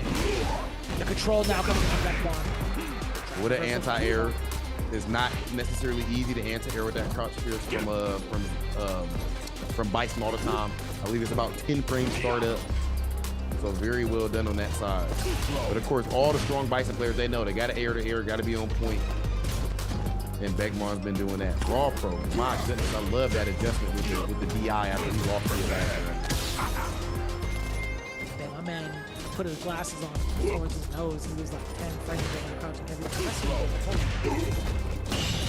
This set is this one of them ones. Oh my goodness. This is literally, you are seeing real-time adjustment, ladies and gentlemen. Real time. These DIs are in the same spot he lost to before. Oh, I knew it! The SPD after the block medium punch. BrawlPro setting a Beckmon up to sit down and block. Instead, it's gonna be the SPD coming through. Yo, I usually mash on start when I see Zangief beat me, but it's cool to see like some of the armor like peel away, or at least like move out of the way. That's like see the glowing eyes. That was sick. Yo, Team Brian F on the board, by the way, with their first W of today as a team with 40 points. Mad impressive. I like that, and I like that a lot. That's major. And Beckmon, and then that last spot right there with Beckmon and going up against BrawlPro. BrawlPro just made it so that Team Brian F officially has home field advantage when it comes to round 1 of the playoffs.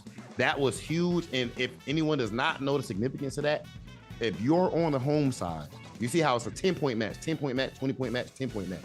You can choose which match is the 20-point match. So you can go ahead and decide which you think is going to be the best matchup. And Vicious and everybody at home, you got to think that's going to be even stronger in the playoffs, because now you've seen everybody play. Everyone has played each other. So having home field advantage is a much bigger thing in the playoffs. We haven't seen everybody play just yet, although the players have currently gotten their themselves adjusted towards like the playing field. We still have one more set to go through. Obviously, we have Nephew versus iDom, which is going to be running towards the replay, because that was the matchup that was running on the side, alongside, I should say, Team St. Cola and Team Brian F. Now, Nephew, again, coming in with a hefty amount of points so far. I do believe he's sitting at 70 points to their name. Or actually, it might be 90. 90. I think they both have. Yeah. That was my mistake. No. Well, not yet. Nephew, I believe, has 90 points. And so at this point, I'll have to check with production, like exactly what's on the line in this match. Because do we know who is looking at making grand finals? Because of course, one team, for anybody who does not know, again, whoever ends up in first place during this group stage, which this right here is about to be the last part of the group stage, whoever gets first place is going to be starting off on grand finals winner side. Well, not even winner side, it's a single elimination. So they only have to win one set, 170-point match. We'll get to the details of that later on. But I believe we have our player order ready as well. This actually is going to tell us who is in grand finals and who's in the second round. Right. Oh, so this is huge. Yeah, this is huge right here. Definitely the top two teams in contention, right? iDom actually started his runoff, although he wasn't like fully broadcasted, right? That was during the Nephew versus Brian F team battle. iDom scored 40 points against Team St. Cola, and then when they got to the stream station, facing off against Team Brian F, Team iDom actually scored the full sweep with JapaneseCurry taking it 2-1 over BrawlPro, Serotina 2-0 over airiesummer, KarQ 3-0 over Eskay, by the way, with all the reads against the perfect parries, and then Fumi 2-0 against Shumimi in the mirror match. 50 points to their name. Funny enough, it's still tied between the two. We'll find out who ends up taking that #1 seed to get straight into the grand finals. This is the matchups at hand, though. Emilyywang versus Fumi, Mai versus JP. Frodan with that Ken versus KarQ Honda. A lot of history between the two. They did travel out to Japan together to get a lot more practice in, and also have been continuously fighting on their journey in Street Fighter 6. Feisty versus JapaneseCurry. Another Bison on the docket for Feisty. Dokibird versus Serotina. This is actually the matchup I'm looking forward to the most. I actually got to catch the Capcom Fighter stream last night. I saw KarQ going up with Serotina to work on the Honda matchup specifically. There's going to be a lot, like Rob, I'm telling you, there's going to be a lot of meticulous strategies being implemented from the side of Serotina. It's really up to Dokibird to figure out how to work around what Serotina's got planned. Man, yo, the Street Fighter New Challengers tournament got me over here rocking in my chair. I'm rocking back and forth seeing this lineup because both of these teams been cooking up to this point. I can't even pick one that I'm most excited about. I'm not gonna lie. Emilyywang been going crazy, been cooking up, very reserved in a good way. I mean, controlled, I should say, when it comes to that my play. And then you know what's up with Fumi. I love the Fumi versus Shoomimi earlier on. Fumi getting that dub. Frodan has been absolutely on point with the kin. I want to say that Frodan got the W over Eskay earlier on, which is huge in itself. And then you see what KarQ is on.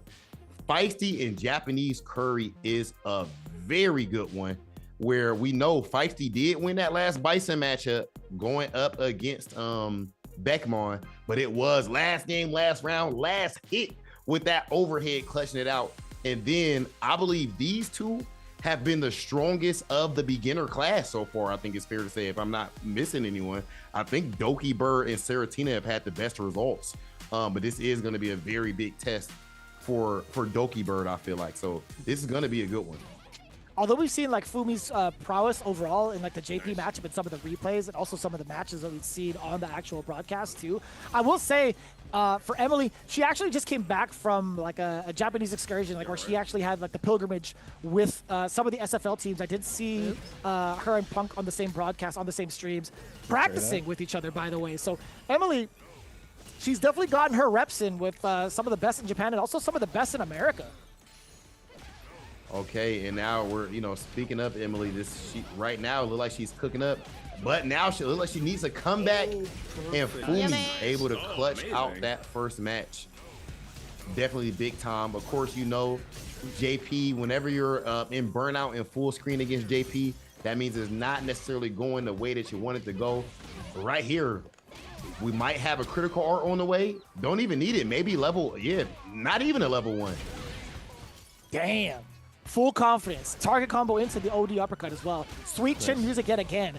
Emily's repositioning has been mad strong in every match that she plays. Yo, that was actually kind of sick. We got the little bit of a drop, but the frame kill with the heavy punch, still catching the meaty afterwards as a counter hit. That was pretty sick. That was huge. And then you see the nice jump out over the DI. So this is 1-1 at this point. Oh, and Fumi able to clutch it out. And then this one, oh my goodness, Frodan versus KarQ. You see that nod? That's the mark of a true fighting game player. You lose a round and then you hit that little nod right there. Love to see that. Or even if you win a round, either way, hit that little nod of acknowledgement. Frodan was locked in. Like, he wasn't even bothered by like the mouse cursor being displayed on the stream. He's like, you know what, don't worry, I'm gonna play past it. And also getting the W against KarQ. Pretty significant. A lot of the damage coming in from burnout, but KarQ still maintaining whether or not like a block string is true, whether or not you're trying to be sneaky with Ken, trying to go for run mix-ups. KarQ's been doing an excellent job. Oh, point blank against the Honda while burnt out. That's tough to manage. Yeah, that burnout spot is rough. Your best bet is just buffering level 3, I guess, and trying to react to that hit. But no punish on that OD hit, but not used to seeing it in that spot. Nice. So it probably just wasn't ready. I think so. Okay. Yeah, we saw the rebuttal coming in from Frodan. We saw that super art level 2. These matches. So each round before the playoffs, the first matches are all on stream. This match, well, I guess these matches are on stream too. A lot of these players are streaming themselves, but we actually watch the replays on this. But after this is going to be the playoffs, you are going to see every single match as it happens right here on Capcom Fighter. Yeah, no doubt. No doubt. Oh my god, it's so spaghetti. We're seeing like a really solid back and forth thus far. Right? We saw a convincing round right out of the gate from the side of Feisty. JapaneseCurry with the big rebuttal as well. Grandmaster, by the way. Very impressive. I could have probably killed, huh? Yeah. This is actually kind of terrifying. Oh my god. Not gonna kill, right? Playing on it is! I actually thought it wasn't because of the... I didn't get to see the first sequence, but I just assumed. Nice with that anti-air. Come on. Okay. Feisty fighting back extremely hard, as you can see. Look at that setup. Set those bombs down there. Walk back looking for the throw. Come here. That's sick. That's one of the biggest things you have to prevent from Kimberly's side, right? Preventing her from getting out of the corner with those jumps, or even being like tricky with the elbow drop. That is a smart call from JapaneseCurry. But still, man, Feisty. Her conversions are like world class. The American reset, the overhead, come here, nice. Oh, okay, because that's in burnout, that's no longer -4. I really like that slide, just like that. We're 1-1, and remember, this one is is this a 20-point match? Yes, I believe it is. This should be the actually. 20-point match, right? Yeah. So this is a 1st to 3. A lot of time to adapt to each other. Oh, no way. The jump in actually could have landed into like maybe a super. You definitely had some time, but it's like hard to anticipate and also hard to execute. Again, back to back. Feisty with the parries to prevent herself from getting splat into the corner. Damn, son. And the slide again. Dude, 2-1. Hold up. Yo, Feisty is clutch, dog. Feisty, well, actually, let me not say that. Can I give a retroactive commentator's curse? Is that possible? Yes. Oh my goodness. Okay, nice. That's gonna be it right there. Don't even need to spend anything. Man, anytime I see Kimberly pressuring somebody, anytime I see Feisty pressuring somebody in the corner, Nice. I feel like it's gonna be lights out eventually. And man, that's the 20-point ball game for the side of Feisty, Okay. part of Team Nephew. I would pay to hear Doki commentary. Didn't expect that. I would too. I would want that as DLC. Oh, did you see that? Brother. Okay, there you go. Oh my God. Nice. Look at that. The EXN, come here. Yep. What is the official move name for Aki's EX backflip? I always just call it EX backflip. It's Cruel Fate. Okay. Sorry, I'm sorry to take away the fun, but it is Cruel Fate. Yes. Damn, son. Yeah, I wish we could have seen this. I wish we could have seen this like live as it was shown, because I really wanted to see like one. I want to know what the comms are, and I want to see like what the development of the matchup kind of looks like. Yo, this a goodie. Yo, What? the anti-air into the hands was crazy. I didn't even think that would work. We did No, it! Doki's different. I'm sorry. We did it! We did it! We're in the finals! Popping off. Anti-air everywhere right now. That's Absolutely crazy. popping off. We're in the No shot. finals. That was 2-0. That looked so close for a 2-0. It's exactly what you talked about. It was 2-0, but it was close. Yeah. Okay. That means. Oh, hold up. So that last match was to decide who was in. Did Doki winning that last match literally just put Team Nephew in grand finals? That's correct. That Yo, is you correct. got to be kidding me, dog. Of course, the whole team. But I'm just saying, to be in that final spot and clutch out like that. And I mean, that Aki is godlike too. We know we've been talking about the level up for that player this entire time. Yeah, Doki might be an MVP contention after that W. That's huge. Yeah, I wanted to see like what the options were going to be from the set of Doki, because like most of the time we see them get away with like a lot of headbutts, a lot of butt splashes, very, very basic, right? We talked about like how if a strategy ain't broken, you don't need to fix it. I wanted to see like what had happened, because we started to see a lot more normals come out from the side of Doki, right? Like being pressured to do something else. I wanted to see what that was in regards to like how the match progressed. But either way, we're going to see it in the grand finals. Team Nephew with Feisty, Emily, Doki, and Frodan representing themselves well with 120 points. Team iDom following suit in the semifinals, waiting in the wings for the winner between Team Brian F and Team St. Cola. So in a spot like this, right? Of course, ideally, you would like to be in grand finals. Common sense, because you just win one set. However, be wary of whoever wins that round one match, because they're coming in with momentum. And if they win that, whoever wins that first one, now your spirits is high, your energy is high, so you have a good chance to take it all. But what I want to make sure you guys are taking in is the sights of Street Fighter League United States. For the first time ever, Street Fighter League US is going to be live. It's going to be in front of a studio audience. You don't want to miss it. Everything is going to be on the current patch. You're going to have players talking trash. You're going to have high energy pop-offs in the highest level of play possible. Make sure you go ahead and scan that QR code that's right there on that screen so that you can get you a ticket and pull up. All the action is going down right here on Capcom Fighters, and you don't want to miss it. Take a screenshot, get that QR code, make sure to plan accordingly to your schedule. This is going to be a once-in-a-lifetime ordeal because the first time that Street Fighter League US is going to be absolutely live. And also, take advantage of the big sale going on for Street Fighter 6. 50% off. You don't see that often. And you see how much fun these guys are having. You see how much fun we're having at the desk, even just commentating and watching these matches. You too can be a part of that fun and be a lifelong member of the FGC. Street Fighter 6, again, critically acclaimed as one of the best fighting games out there. Be sure to pick it up. 50% off. Not only that, but they've also appealed in ways that we've been asking for, getting more of those costumes. Right, Rob? Oh, yes, indeed. And of course, one of those costumes out right now is Outfit 4. Do not forget to check out all these amazing fits. We have new costumes for characters like Cammy, Chun-Li, Luke, and of course, even more characters, especially got to make sure we shout out Zangief with the new Mech Zangief costume.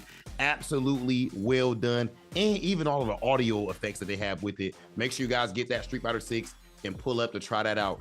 That said, it is officially about to be that time for the playoffs. You guys already seen the bracket. It is set. You guys do not want to miss this action. We are going to see who's going to walk away as our tournament winner and punch their ticket to Japan. We'll see you guys soon.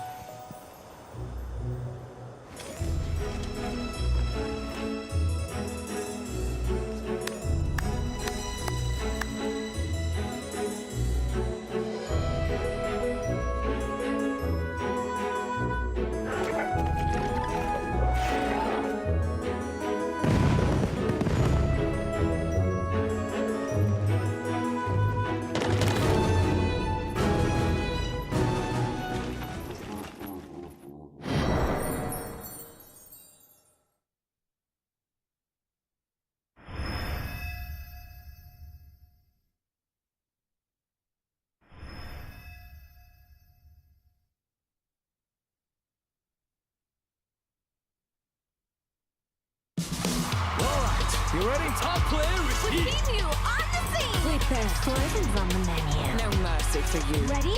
Then show me. All right, let's get it. Game over, yo. Too easy.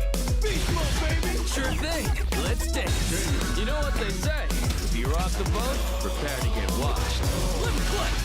Make way for the ninja star! Domo arigato! From the Vortinu, behold! Watch you know, as I command this stage. I'll make you proud. When poison prevails, it's a wonderful feeling. I have you. Another mission awaits. Do you plan to fight us all? Target acquired. I'll show you the power of my kung fu. Now you understand. Don't underestimate me. Are you ready yet? It's go time! Good night. One of a kind.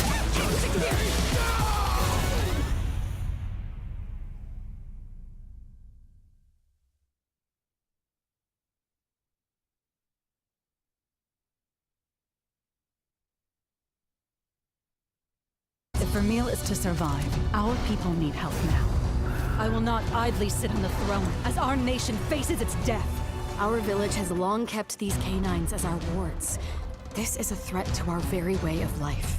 You're not the only one here who's curious about Lady Amara. The future of Azuria rests on your shoulders, and you sat yourself down right in front of an assassin. Are you out of your mind? The living mountain. Yamatsukami.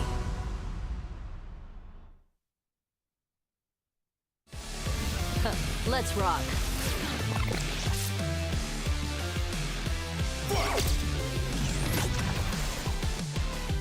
Yes. Right here. Does it take off? You sure? That's right.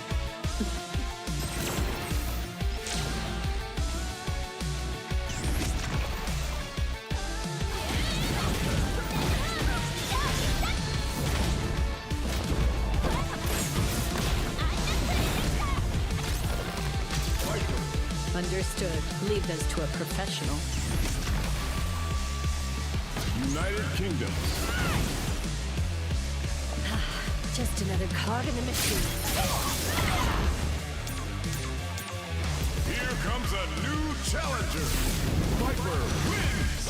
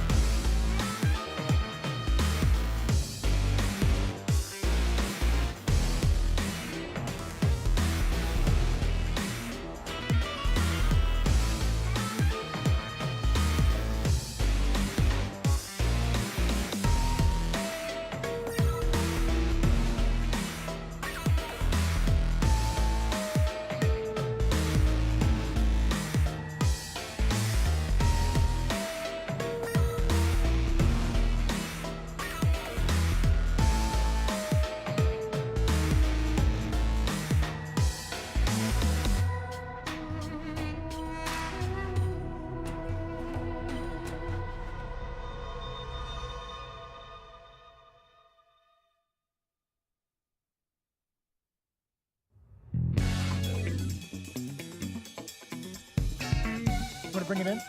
I got you. Welcome back to the Street Fighter 6 New Challengers Tournament.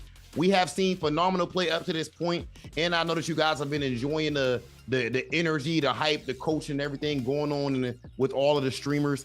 But just now, man, we might have just had the clutch performance of the tournament up to this point. I would say from Feisty and from Doki, man. I'm not gonna lie, I wasn't sure how it was gonna go because that Aki is crazy.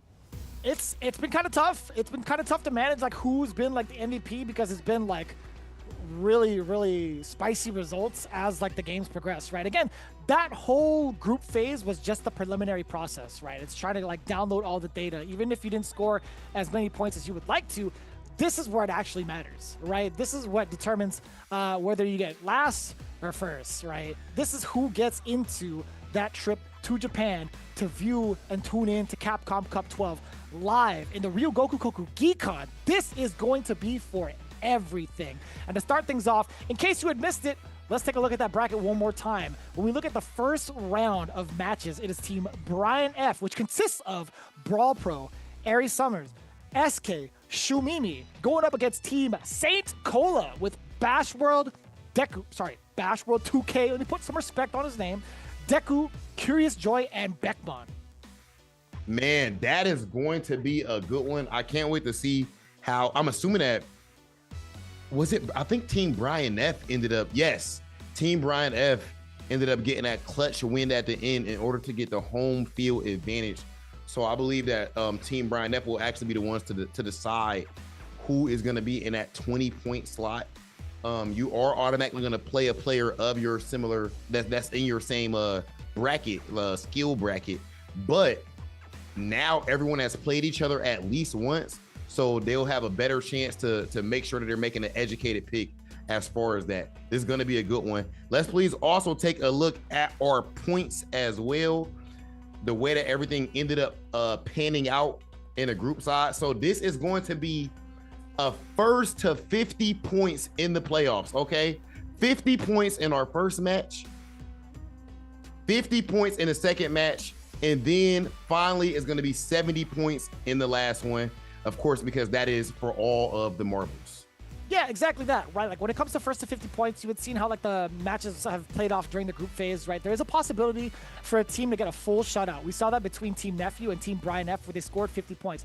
If that does happen, whoever scores those first 50 points, they move on into the second round of the playoffs. But as it stands right now, there could be some hot contentions just based off of the matchups alone. We could see a whole different side swap, right? We talked about Brian F with the favorable seeding being on the home side.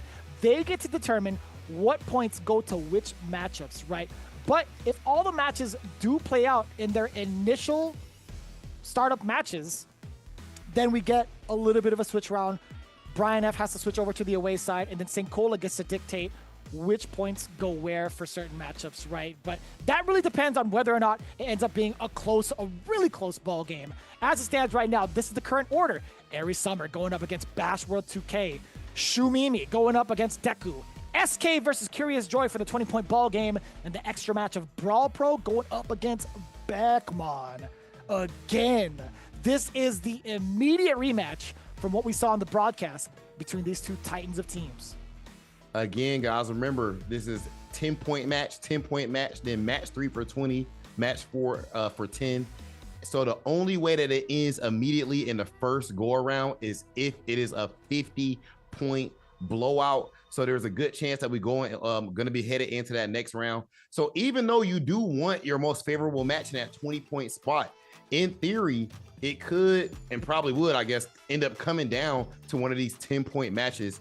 This is definitely going to be a good one.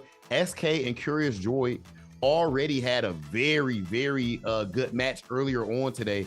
You remember seeing all of those great DIs. And that's the match where we had the drops at the end, Vicious, if you remember. It was like 3 DIs in a row with the wall splat, and Curiousjoi went for the crouching heavy punch multiple times over. Eskay, the one that kind of clutched it out with that final combo towards the end. But we also saw a lot of close ones between like Deku and Shumimi. It went down to 1-2 in favor of Shumimi. It actually went down pretty close between Beckmon and BrawlPro. Like all of these matches were hotly contested. It didn't ever end up in a 2-0 blowout or a 3-0 blowout, etc. Man, this is about to be a fire one. I cannot wait to get into this one. And again, we're about to be seeing all of these live right here. This is a single elimination format, starting things off with Aries Summer versus Bashworld 2K. And again, a matchup that we saw last time, Bashworld, you remember, this is when we saw the unveiling of the ancient Nuck If You Buck style. We saw a whole lot of that forward fierce, a whole lot of the forward fierce conversions into the ODDP. And then at the end, switched his strategy up and started using those fireballs to zone out his opponent. So I'll be curious to see the way that Aries goes and try to make some adjustments in this situation. But Aries looking very strong as well on offense. I'm loving the DP reads, but this one, there's probably a decent amount of pressure on both of them. Hopefully they just relax, have fun, and play their game. That's the biggest thing, right? The biggest underline is just go out there and have as much fun as you want or as you can, really, right? Like you're still trying to like figure out the game, and hopefully this is experience that kind of like stays with them going forward, whether they showcase it on their streams in the future, whether or not they decide to kind of like continue to pursue it. I hope like even if they don't like play it as often, I hope they have like another understanding of like being able to like appreciate the art of like fighting games, right? And also maybe become lifelong fans of even just tuning in to some events. I would love that coming out of like any of the players that participate in the new Challengers tournament, but also coming from the community of every single creator that's a part of this this whole tournament. Yeah, man, this tournament has gone as well as you could have hoped at this point. I mean, this stuff has been so hyped already before the playoffs. I've already been rocking in my seat with these tight matches that we've been having up to this point.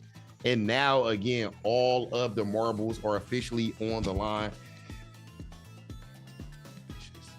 Very okay, and at this point, I believe that I really would like to see the heart rate on both of these on all of these players, because if we've actually seen people even before the playoffs even started in situations with 120 plus heart rate. So in this spot, I could only imagine it possibly even going up to 130, 140. It might get a little dangerous. Might need a doctor in the building. Get your doctor on speed dial. Like get that Apple Watch ready just in case. So get that Danny Bam.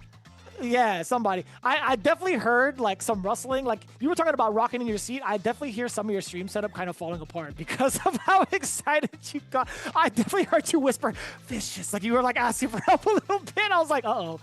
No, Rob's in I was trouble. trying to see. I didn't know if my mic was still working because basically my mic came off of my my joint. Yes, definitely all hyped up. So I didn't know if like, that came loose.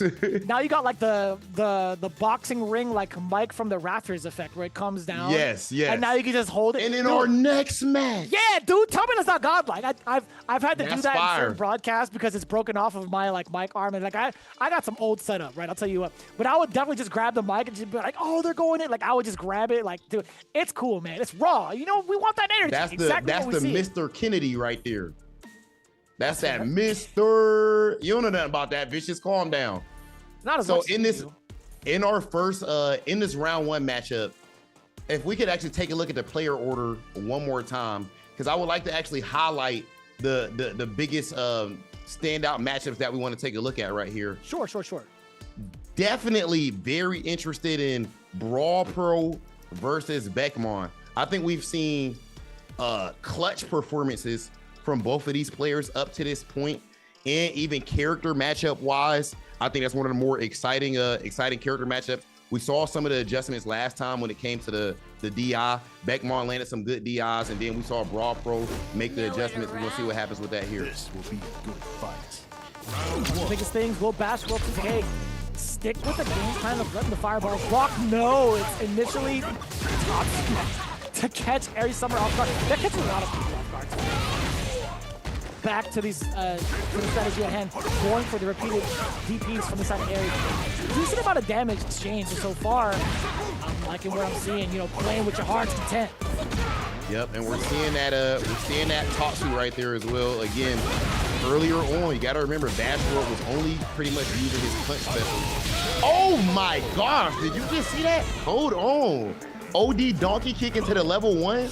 Very, very good combo. Nice conversion. I like that. The power of modern, the palm of your hands. Getting that first round, getting that bar. Putting the dive kick. OD DP right in front of your door. What are you going to do about it?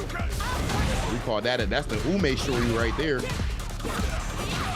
my god, the harassment with the lows, and harassment's over and over with the medium hit. That was reminding me of the Karen Light Rasenha days right there. 3 of them in a row. That's messed up. I can't believe y'all did that. Y'all proud of that? Well, it depended if it hit or if it was blocked. Yeah, I guess so. If it hits, it hits, right? Like, I think nobody can take that away. Oh, you can actually get the chip damage. No, Aries tried to go for another DP, but the opponent wasn't even recovered yet. The idea was there, but even so, I think that uppercut point blank, I don't think there would have been enough hits on the ground to actually chip out Bashworld all the way.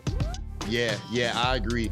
I think since Bashworld woke up with a heavy punch, it might have just hit him outright, depending on the timing. but Bash World able to go ahead and get that first dub, officially up 1-0, trying to be the first player to put points on the board right here in this playoff position. I wish I could see like the streams from like both ends, and also I want to see like the streams coming in from the coach. I want to see like what's being said, and also like how much of the hype is really like bursting through the seams for some of these players. Okay, now here we go, 1-0, and you know Bash World is one of the main people. You know, when you're talking about that the energy side of things, I feel like Bash World is one of the main guys, of course, that's going to be showing that energy that you're referring to right there, Vicious.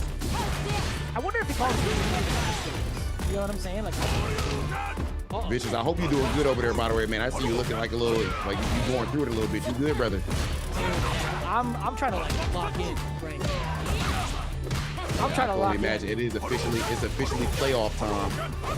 I definitely understand a whole lot of energy right now, a whole lot of nerves. Look at the jump back. He jumps out of the corner. Now Bash World, though, of course, is in burnout. This is a dangerous position. Got to look out for that DI. Stuff to manage. ODP. And a DP right back from the side of Bash World. No fear while he's in burnout, but airiesummer scoring the DI against the solar plexus and finishing off with the trademark, by the way, ODDP. I like this on the board. airiesummer with the round. Okay, airiesummer starting off strong, trying to tie it up 1-1. And again, brought it up earlier. When your opponent back is to the corner, 9 times out of 10, that means you are the one winning that neutral game. Yo, that worked? I thought there would be more hits to it, actually, to catch the setup of that drive. But maybe it was because of, perhaps, I'm not even too sure. Definitely an all interaction right there. Oh my goodness, the drop. I thought that was it right there. I thought it was gonna be super. Okay, airiesummer with the adjustments. 1-1. Who is gonna be the first team to get on the board here in the playoffs? Bro, I am blocking none of that. Axe kick into overhead into the low medium. Like I definitely picked the wrong choices for myself trying to. And there's been so many times that we've actually said that while watching this tournament, Bishop, or while commentating it. There's so many situations where it's like, yo, I'm not gonna lie to you, I got hit. Very good offense from a lot of these players and good creativity. Do you see airiesummer kind of like pumping the brakes a little bit on how often she went from DP to now sitting, waiting, and punishing properly? This is huge adaptation coming from Aries. Now at match point, this is the first time we've really seen her kind of like sit down and contemplate. It's like, all right, if I know my opponent is gonna go ham, I have to just wait for him to make the huge mistakes and punish accordingly. And now back, yo, the DPs, we're back in town, baby. We're back in the game. Look at the crouch medium kick. I feel like the crouch medium kick, and I fully agree with you, and the crouch medium kick and the crouch medium punches. This is our first time seeing her actually start to use these options. We've seen big adjustments on both sides.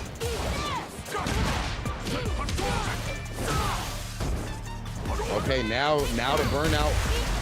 Midair! That's kind of sick. I love seeing those interactions too. The GIs like kind of look at some funky situations. Oh yeah. Oh my goodness. That's not gonna burn out. Level 1 doesn't do that much chip.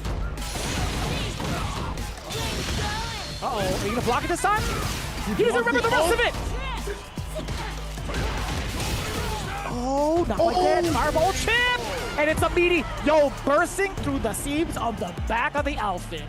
My man threw out the meatiest fireball. That is, hey man, tell me that's not advanced. Yeah, that definitely was. And that's the second time Bash World was able to clutch it out this time, but that's the second time he blocked that level 1 and just didn't know about the follow-up situation, so he got hit. Too late on the punish, but Aries right on time. Okay, what's the OP situation? Oh, to get the burnout. There's a counter hit as well. airiesummer looking prime to actually take it, puts herself in a burnout and chip, but still Bash World only getting away with a throw. Hovering around, does get the DP in the situation temporarily. I like the dive kick. I like the DP, give me the chip! Okay, about that time. Okay, huge Fumi, sure you. Come on, airiesummer getting it done. 10 points on the board and the huge clutch out. Phenomenal play right there.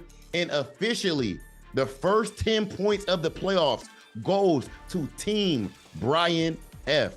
Love those adjustments that you pointed out from Aries. It's a huge difference, right? Like in comparison to what we saw on the streams prior, there was definitely a lot like of offense oriented. I want to try to like smother my opponent, but this is the first time where we've seen genuine evolution where it's like, okay, if I know that my offense is going to be working out and I know my opponent is going just as ham with like just as many dangerous things as I am, I'm going to just wait. I want to just wait. That has to be a lot of information coming in from the team and a lot of information coming in from the coach. That's definitely a factor, but it's another thing to apply it. And I'm genuinely so proud of airiesummer making that adaptation. Yes, you know, and that I love you even point that out right there. I wonder if that's also a huge coaching thing, not even just from the head coach themselves, even from the team, you know, if in between these games or even during these games, a huge part of team tournaments, again, it's not just about you, it's about those other sets of eyes that's watching you. And that adjustment we've seen right there, I definitely think is something that either comes from, of course, herself and her teammates, and of course, the coach, Brian F. So very, very big time adjustment. A lot of times when it comes to fighting games, that's what it comes down to. Who can adapt faster? And in the first to two, it's not easy. We are seeing these players evolve in real time.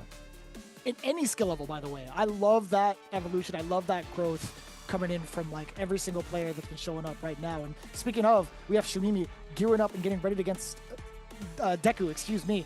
Now, we'd seen in round 3 what that kind of played out to. It was Shumimi taking it down 2-1 over Deku in a matchup that I feel like is rather difficult for Zangief to try to traverse around. We've highlighted that a bunch, but Deku's done a great job of actually navigating her way towards getting some of these big impact moments. But in the run back, it's like, how do you prepare for that at this level in regards to like their current skill level, right? It's like they're thinking to themselves, how do I make the traps more creative for JP? How do I steal my turns away? And also, how do I avoid the corner? The other side from Deku is like, how do I get myself as close as possible to land even more setups for SPDs, right? If I'm Zangief brained, I'm thinking to myself, I just want to SPD the hell out of this person. You know, yes, I fully agree. And you know, even with you breaking down the way that JP wants to go about it, the way that Zangief wants to go about it, it makes me think of a question for you and everybody watching at home. Do you think it's more stressful playing in a tournament setting as the zoner or as the command grab, the rush down type of character? Like in a situation like this, technically, yes, it is hard for Zangief to get on the inside. But on JP's side, he can feel like, dang, if they get in one time, it can be pretty stressful for me, or it can be pretty much be GG's. I've always felt like the aggressor, at least in most matchups, has less mental strain going on, even if it's a good character matchup. Here's to a fair fight.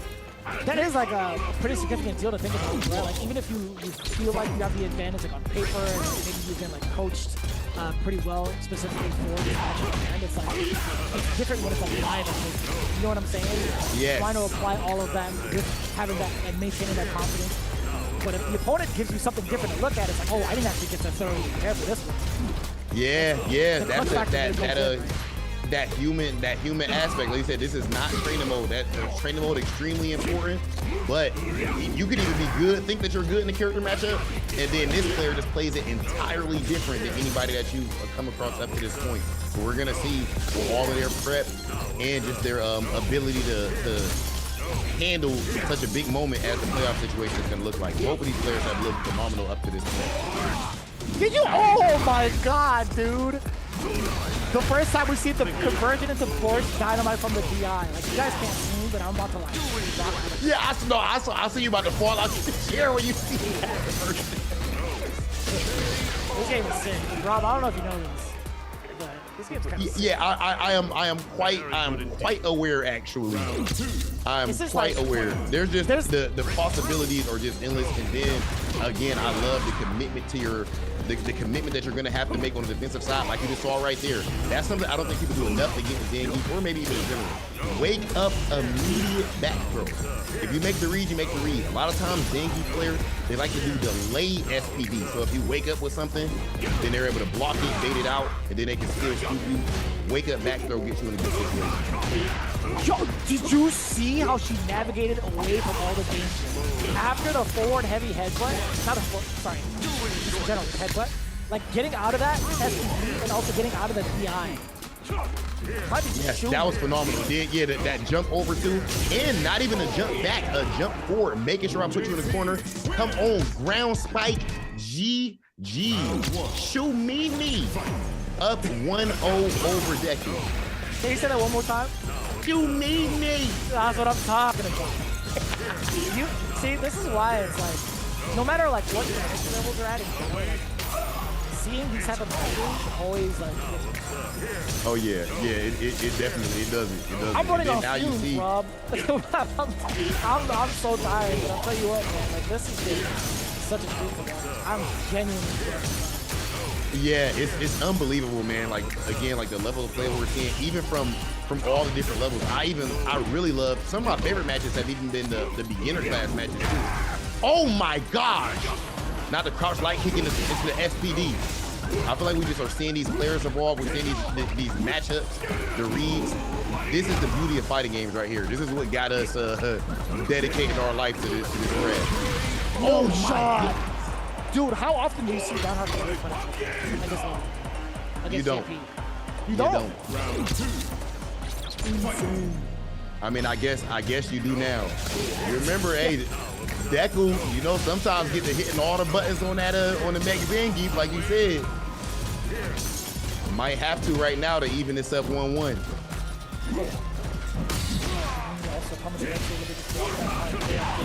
DI has been red. The jump back in the corner for the back combo. No level 3 just yet. All right, back to the minefield. Yep, setting up that portal. Love that jump. The portal startup is actually about literally 50 frames. The thing is, you kind of have to read if he's gonna do it, but it does have a very slow startup, even though it's extremely strong. That's the way it's balanced. What a reaction with the DI! Do not reaction. Shumimi. I feel like there's a little shake. You know what I mean? There's gotta be a little shake every time you say shake. I think it's by default. Every time I say that name going forward, I'm gonna be like, I'll do a little head, little D'Lo Brown. You're looking at the real deal now. Okay, very nice, strong anti-air right there, but the DI, look at the damage. You gotta do level 3 to burn out right here, right? Yes. Yes, just like that.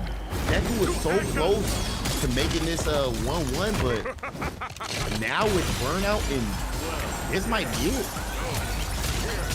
I think Zangief's a heavy player, right? I think he's got like an extra life to kind of like deal with situations like this to pull some of that damage back. Take a little bit of chip. Did you see her tuck in the knees to avoid the anti-air?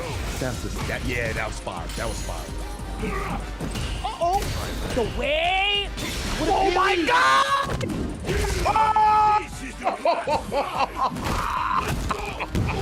Are you kidding me? Are you kidding me? Deku, ladies and gentlemen, it is playoffs time right here in the new Challengers Tournament. You just look what you did to Vicious. I think I just saw him grow a dreadlock after that level 3. I think that's cultural appropriation. Shumimi. How are you gonna bounce back from that level 3? Oh my lord. Big brain play coming in from Deku. Dear Lord Almighty. That's crazy. That's gotta be like play of the day. I'm not gonna lie to you. Yeah. After coming back from the burnout too, bro. Oh no. That's phenomenal. That's elite play. I just see Vicious throw a dreadlock, like an entire braid, or like just a whole screen. Just like that's impressive. That is. I'll pat myself on the back of that one. Yeah, that means you got aim calm. Like it ain't even. You done skipped steps. Oh my god, these guys are slugging. And Deku has momentum after all that. Oh, common paper. Gonna be activating level 2 full screen. Not too much of a mix coming through. Not setting up the portal just yet. There it is, the teleport on in. I was waiting for that. Good call from Shumimi. Okay, there's that walk back. Set up that portal. With Footsies! Mecha footsies! Steel-toed boots by default. You know that hurt. Hell yeah. You know that hurt. Bro, what a sicko. Honestly, they snap. They snap. And then again, they have the nerve to make the cool sound effects on yours. Like, calm down. I definitely picked up this outfit. This is the first time I've ever I immediately picked the Gundam Wing outfit, the Gundam Wing color scheme, and the Master Chief.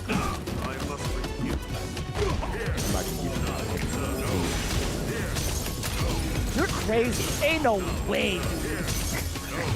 You're crazy.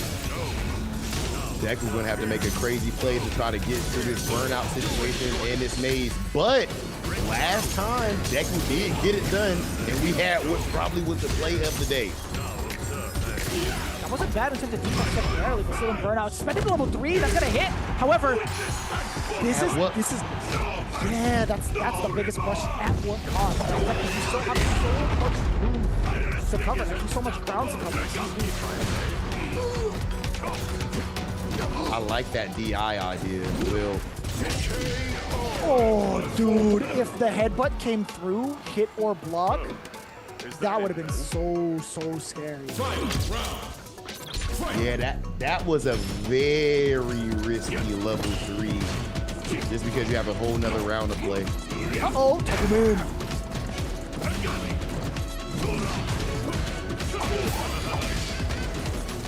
That flip kick. All right, the back throw. But a lot of times, JP is going to end up using some type of meter when they use some like OD spike or OD portal that you have right there. So that drop gauge might be going down. That's a good call. Yeah, you got to be as active as possible with some of the things that are not in. Hop kick over. Back towards the corner real soon. Getting really close by the campfire. Oh, get closer!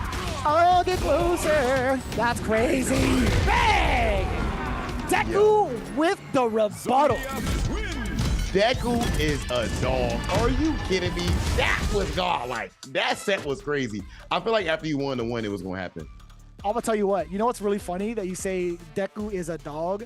Fun fact that Deku actually told me, she also named her dog Deku. Wow. That's serious, by the way. I'm not even like making it up. I literally went to like hers and Feisty streams the other night. I'm like, hey, is there like a specific blurb or a little like tidbit you want me to add, like a fun fact? And like their community was like, Deku's dog is actually named Deku. So when you said Deku is a dog, I'm like, right you are, Rob.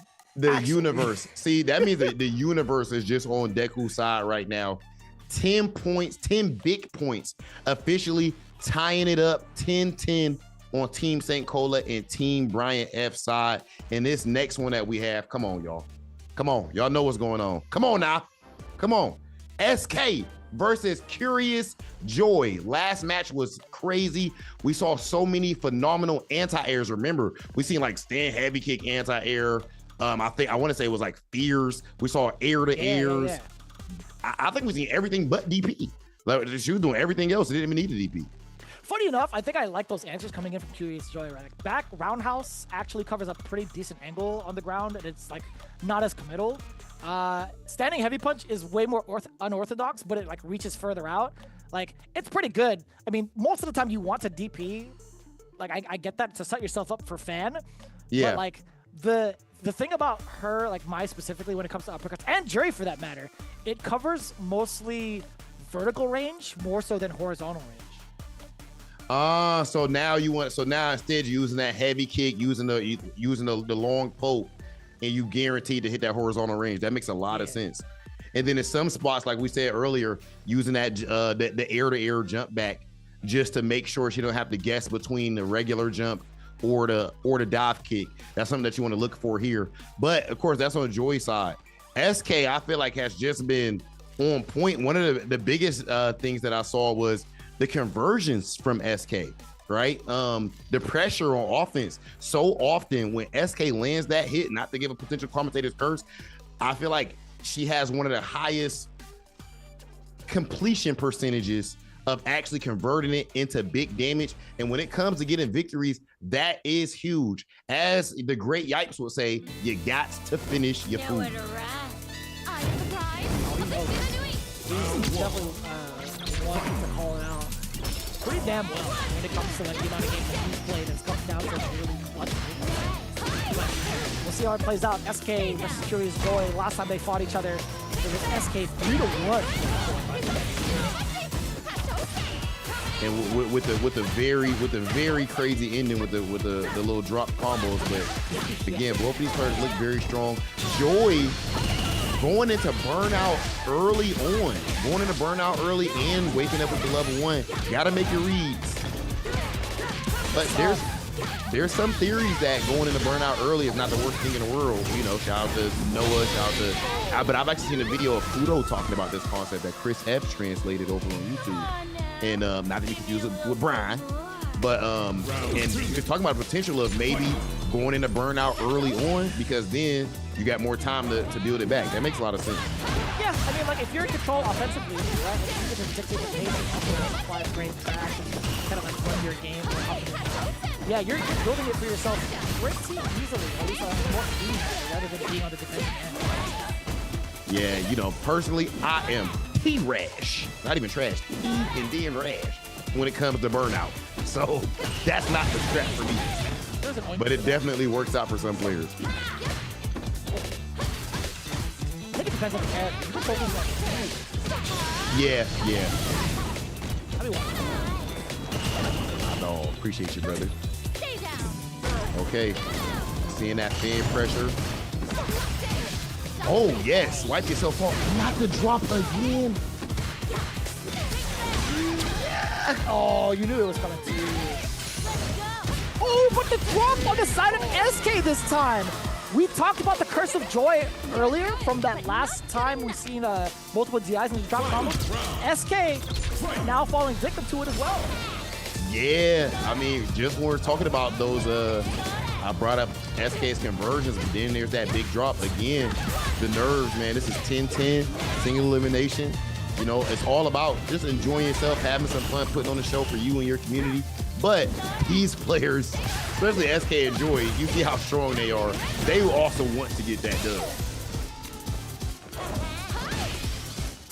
Back to the neutral game. When you see a lot of what my old trainer used to call it is like silence in a neutral game, right? People not really pressing a lot of buttons. That means there's a whole lot of calculations and pretty much reads going on. Maybe they're both looking for jumps. Maybe they're both looking to check a drive rush in that situation. Ooh. And speaking of devil, there's that nice anti-air. I like that too. Like, I think resorting to that is just fine if you're uncomfortable with like letting the motion rock. I think that's going to be just as effective too. Oh, but the conversion, that was actually kind of slick into level 3. There's going to be a pretty decent amount of damage that Eskay building just about halfway through in that burnout meter. Curiousjoi trying to take advantage of that while she's still in the burnout state. You gotta buy these frame traps to get the punish cutter too far away. You can do it one more time. Eskay reacts with the clutch. Extremely clutch reverse DI. Stop it. Got the reactions. That was phenomenal. You definitely knew that second DI was coming. Joy's got so much mileage out of it so far, so it's not a bad read. It was a good read to go for it, but Eskay is just too on point and ready. No doubt. One thing to be ready for other than the next opponent, right? Like most players kind of freeze up in that moment. Not Eskay. Yeah, you have that moment of, I swear I hit the button. I swear I DI. That's literally everything. Same. That's so weird. Damn, we're bad. Well, look at the neutral jump right there. Joy fighting back, trying to go ahead and even this up 1-1. Oh, this is our best of 5 match. Okay, this is our 20 points. It is. Right. You see it down below. It's currently tied, by the way, between the two teams, 10 points apiece. So we are going to get that rebuttal into that next set right now. Focusing in on it. Taking over the Curiousjoi out to a fantastic start. Getting very much so everything that she needed just start. This side switch is going to be forward. Eskay getting that drive impact, getting the wall slide.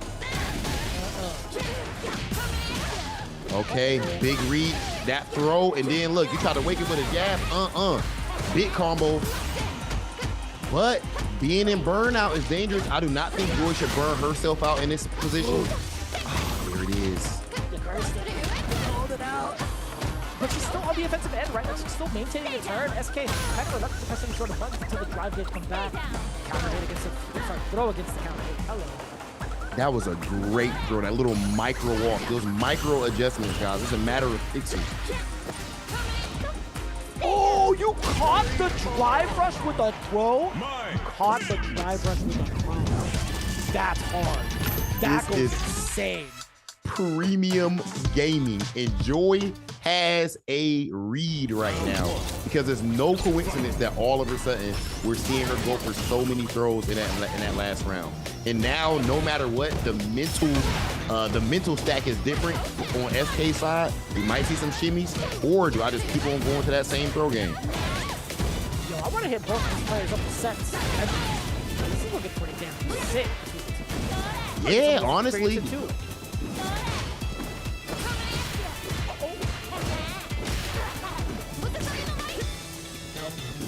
Yep. That dive, get up out of that corner. Great decision. Charge the fan up. The neutral game they've been playing such a traditional, conventional neutral game. Wake up, level 1. Ooh. Oh, drive up. Hello. English is hard.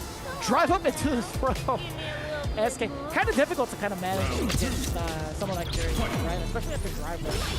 But we got so many different looks that are blocked can still lead into like really heavy drive traps for 2 seconds. Yeah, one of the best drive rush situations in the game. I'll tell you what, too, it is one of the hardest drive rushes to check in the first place.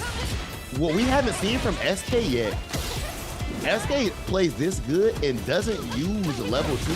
I would say Eskay uses, it's either level 1 or level 3 a lot. Not really a big on the engine. That's a pretty big deal off of somebody's curve. Yo, that was mad far. Why did she glide across the screen? Not another one. Oh, you gotta cancel it! Oh, Eskay sticking it in. Good call. Once more, 2 games over Curiousjoi. 2 rounds straight in game 3, by the way. That is an excellent choice to go for the drive match because if Curiousjoi does not have it in her arsenal to cancel normals, crouch media punch, by the way, definitely going to be cancelable into a super, then you got to use it. Yep, and that's a huge call out in that position. But so far, Eskay's had good success when it comes to the drop impacts up against Joi. That's something that we've noticed that Eskay likes to use a lot, even in the neutral game and in other character matchups, and it's been effective here. Kind of scary stuff to like buy jump effect. Eskay resorting to Aries from those angles. I think it's more than fine. If she's not comfortable enough to do cross or like ready to ooh, perfect carry gets the jump in. No punish. Coming in from Joi. And look at the big time shimmy, but you have to drop in that situation. Trying to get this comeback, but in burnout, it is not going to be easy. Pressure is on. Beaming it up with the UN move. Does get the forward throw. Let the fans drop a little bit. Force Eskay back to throw it. Neutral jump does get blown up. The drive rush. You saw the counter at Curiousjoi try to wake up his buttons to prevent Eskay from running her game. It was only like, you know, a little bit of life left. I think Eskay could have like maybe secured the chip. But at that point, if you're forced to take chips, you gotta force them to burn that meter, especially if you have another. Yes, definitely. That's just the lesser of the evils in that situation. Set yourself up for the best situation possible. And I'll tell you what, that Eskay anti-air DP on a neutral jump, when you anti-air dragon punch a neutral jump, that means that you are dialed in. Going for the level 3 there, building some of that drive gauge back. And of course now Eskay only a little over a bar. Like that. Oh, no anti-air. Eskay could let her rip with the level 3 if she finds a gap between Curiousjoi's strings. Joi gonna go for a DI. Oh! Do you see the confirmed Rob? She's a gamer. Gaming full-time crack. That is crack energy right there. The low forward restore, and then of course confirming it into the level 3, as we said with Eskay, level 1 and level 3. And right now she is on 10, even 20 if you will, because just got that 20-point bagger for Team Brian F, and now they are officially up 30-10 heading into round 4. Wow, that was a huge dub. And I really think that the big difference, primarily at least, I think it's the conversions, man. I think the conversions is the biggest thing. I was just about to say that point, right? Whatever you were going to end it with, but luckily you landed on that part of the conversation. I think it's really important to note like how often the damage dealt between the two characters. It really is so important to finish off the rest of your combos. And you would start it off with, right? You got to finish your plate. You land these hits. You got to make sure that all of it hurts, like going through with it, right? Whether you maintain your turn or not, you got to make sure to like dish out as much damage as possible, because like Joy didn't make it easy to get some of these openings on her, right? Like Mai in general is really difficult to navigate around, especially with like the fans at play. But once she found those openings, it was definitely significant, which is the big difference between the two for sure. Beckmon versus BrawlPro for the rematch. Beckmon fell short just a little bit against BrawlPro. We'll see if that's going to be the case for this final match within the first meetup of these two teams. Now, granted, it is what 30-10, right? We could see a realm where it's like 30-20, and we get to see 2 more games play after the switch up between the home and away teams, or it could just be down to final, like a final game right after this, if and only if Beckmon manages to secure the W over BrawlPro. Yeah. I mean, so there's of course more pressure on Beckmon's side of things in this situation. That's just how these team tournaments go, right? But if anybody is capable of cooking up in these conditions, it's definitely Beckmon. Phenomenal Bison player. But BrawlPro can say the same thing about his Zangief. Let's see how it goes. Already, BrawlPro in that corner, dealing with Bison's pressure game. You already know he's trying to put that knee in your chest. Gonna crack open the mainframe, literally. Give me that. He's trying to give me. He said, give me that sternum. Give me that mentality. And right there, you cannot DI in that spot because your health is low. Well, you can, but if somebody happens to press a button, then it's GG's for you. But it's very tough with everything that's going on in your mental stack to react to something like that and be conscious of it. Oh, the perfect parry, sweet chin music. Let him drop to the knees and plant the ball. Oh, this is sick. What are you burn out? Look at this corner carry. Nice, Beckmon. Usually the best. Ooh, converted to the level 3. Hold on. Your time.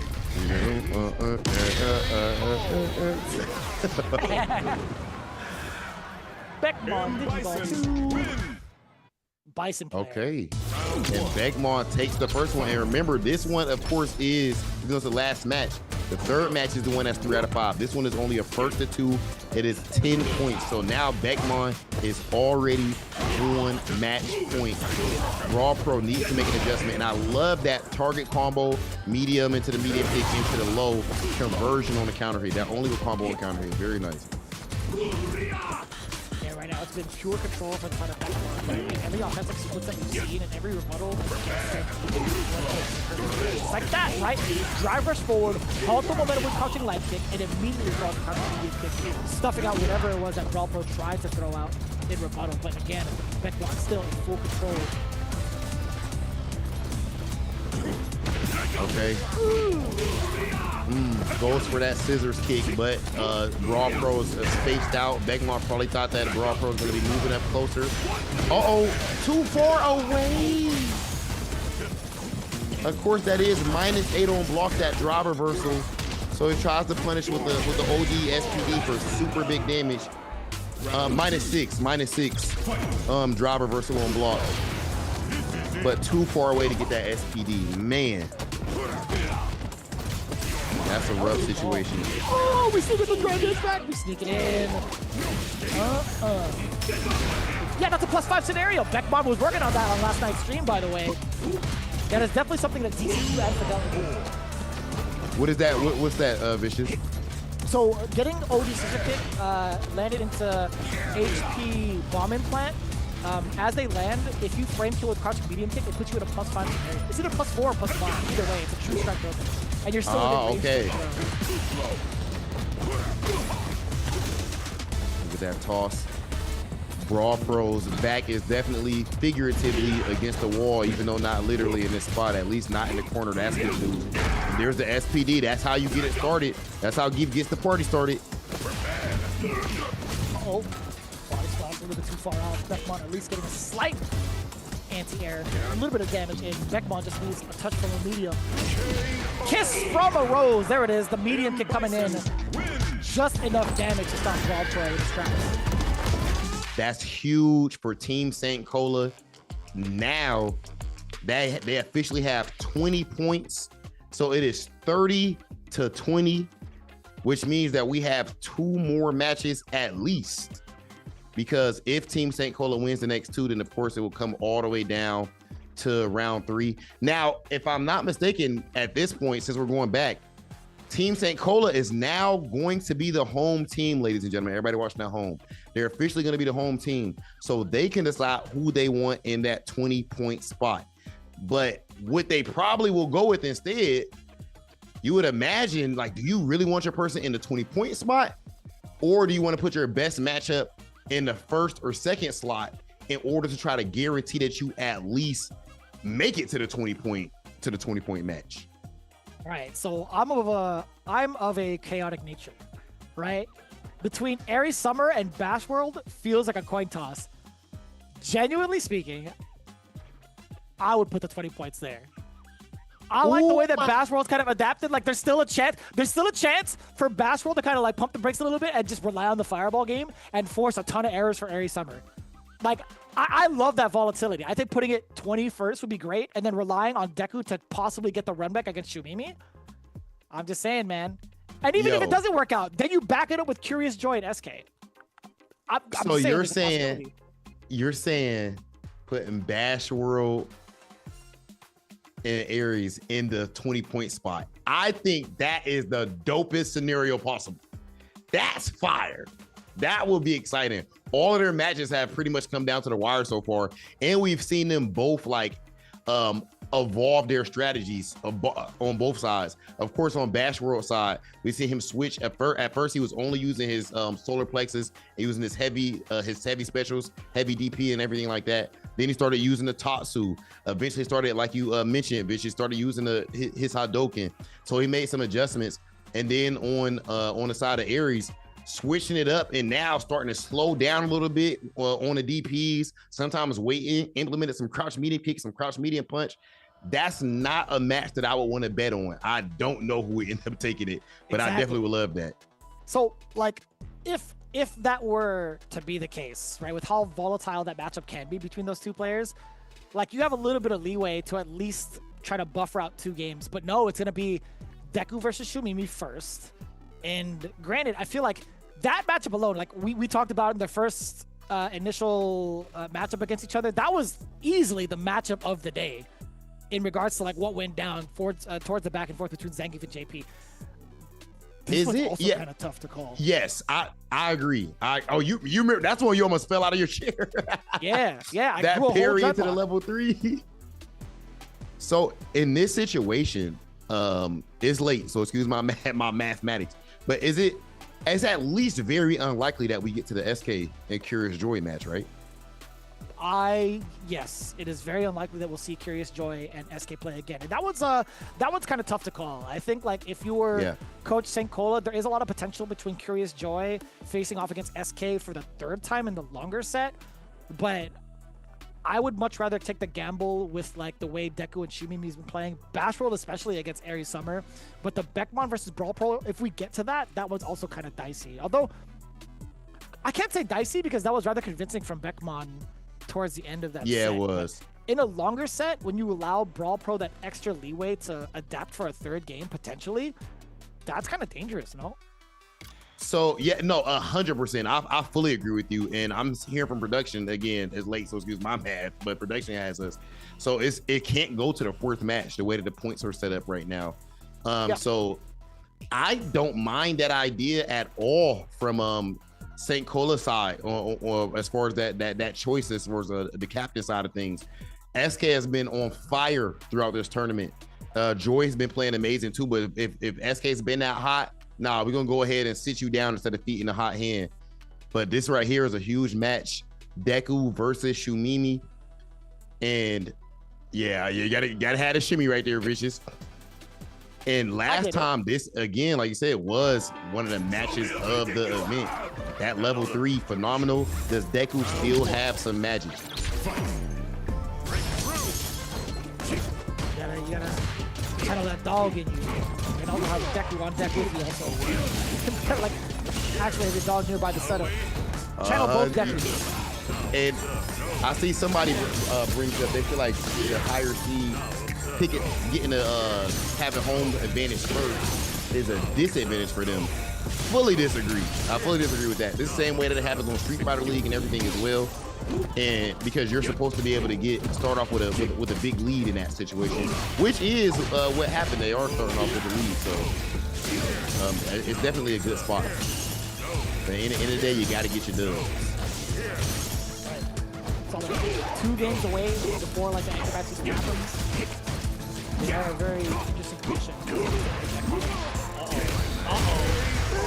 Not enough recovery to get into a counter DI. Deku trying to get the mix going, and I like the call out. It's a raw call out to do something immediately after a block more hit and headbutt. Like DI is definitely like a wish and a prayer. And that first, yeah, it definitely is living on a prayer. And that first hit, that first headbutt, he could have. I mean, Deku, I'm thinking his for Zangy, but Deku actually could have converted into a combo or a KO in that spot, to be honest.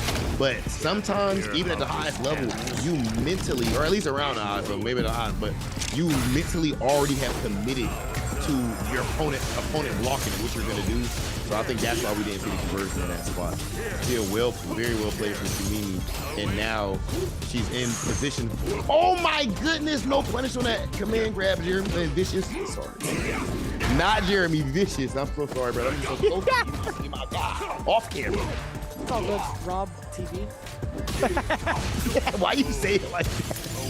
I had to pause. I didn't get the whole like game out there. Again! No conversion. That was counter hit headbutt as well. Yeah, second time, man. Second time. And this is not characteristic of Deku either, I would say. And of course, that DI, like you mentioned earlier, Vicious, for anybody who is newer to 6, that's a very important concept right there. That DI Shumimi did is high level because you're making sure you do it when Deku has no health to DI back. Command grab in that spot. What a read. Off the rip. I like that. So much damage already taken on the side of Deku while still having to maintain her position. At least try to like close the gap. Not maintain a position. What am I saying? Trying to close the gap against all of this is difficult. You're not playing Street Fighter anymore. It's not a fighting game. It's a platform. Oh yeah, I actually love that. It's definitely a platformer, maybe even a little bit of Frogger going on. Yeah. Shumimi brought Hollow Knight to you at this point. Like, you try to get around all of the obstacles, or at least like get through like one zone of the level after another. And wow, before I'm going for a command grab in this same situation, and now instead going for OD spike in that same spot. This shows you a conscious and deliberate strategy and adaptation. Very well played by Shumimi. And we see the jump back, trying to keep Deku at bay, but Deku not having it. Come here, Skizzle. What was that? Skizzle.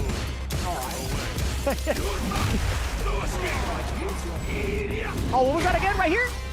Skizzle. That's what I'm talking about. That's heavy, so you got to put a little extra on it. Is it on the oom or is it on the skis? Look at the walk up. Actually, I think it was on the oom. It has to be on the oom. Okay. Punish counter, but didn't get the full conversion, and that should. No need to even cancel into the level 3. Just like that, Shumimi gets it done. 2-0 over Deku. And that means that Team Brian F is on match point. This would put them into the semifinals to go head to head with Team iDom. Can they get it done, or can Team St. Cola hold on? Now, this next match, this is Aries versus Bash. Oh my gosh. Okay. The dice roll. I feel like, bitches, do you agree that I think this one is going to come down to coaching a lot? And I mean like live coaching. Like, imagine you're coaching Joy. You're coaching Aries, and you're like, okay, wait on him a little bit right here. Or you're coaching Bash, where you're like, hey, use your fireballs a lot against her. Wait for the DP. I think the coaching is huge. Free. I think there's going to be like a significant talking to amongst both parties, where it's like, all right, well, we've seen what worked and what didn't. This is where we have to really like implement everything we learned up to this point, right? Like, Bash World every single time has gotten out like really aggressive. Like, whether it's been like, I think it's been multiple times over he's gone for the Tatsu. But I want to see if he decides to like backdash first and just go for the fireball. Like, that alone would set me off in a positive way. I'm like, dude, these guys are actually trying to apply everything they've learned, or at least trying to like relearn everything that they've gone through off of their losses, right? And I hope the same side for Aries Summer, like having the confidence boost of getting your first big W on stream, hopefully doesn't kind of like research any bad habits or any sort of like comfort factor, because it's not over, right? We still have one more significant game to play. Like, Aries Summer needs to get this W to close out the set entirely, whereas Bash World needs it to stay alive for one more set. That is a lot of pressure coming in from these two rookies. Yeah, that is. And what is the point situation here, Vicious? Is it 40-30 now? It should be 40 to 20 right now. 40 to 20. In favor of Brian F. So this can go to the last match then, right?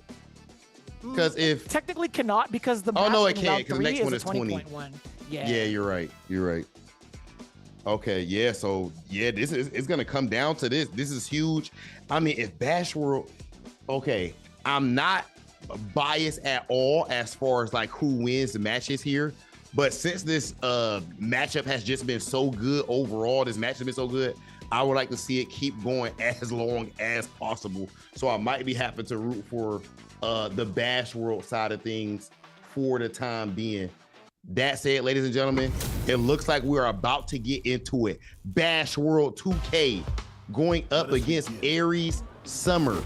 Now, who has the pressure on them more? The player who's in a situation where if they win, their team wins, or the player who, if I lose, is GG's. I definitely think it got to be the player who, if I lose, is GG's. And Aries is looking very confident so far, already landing those DPs.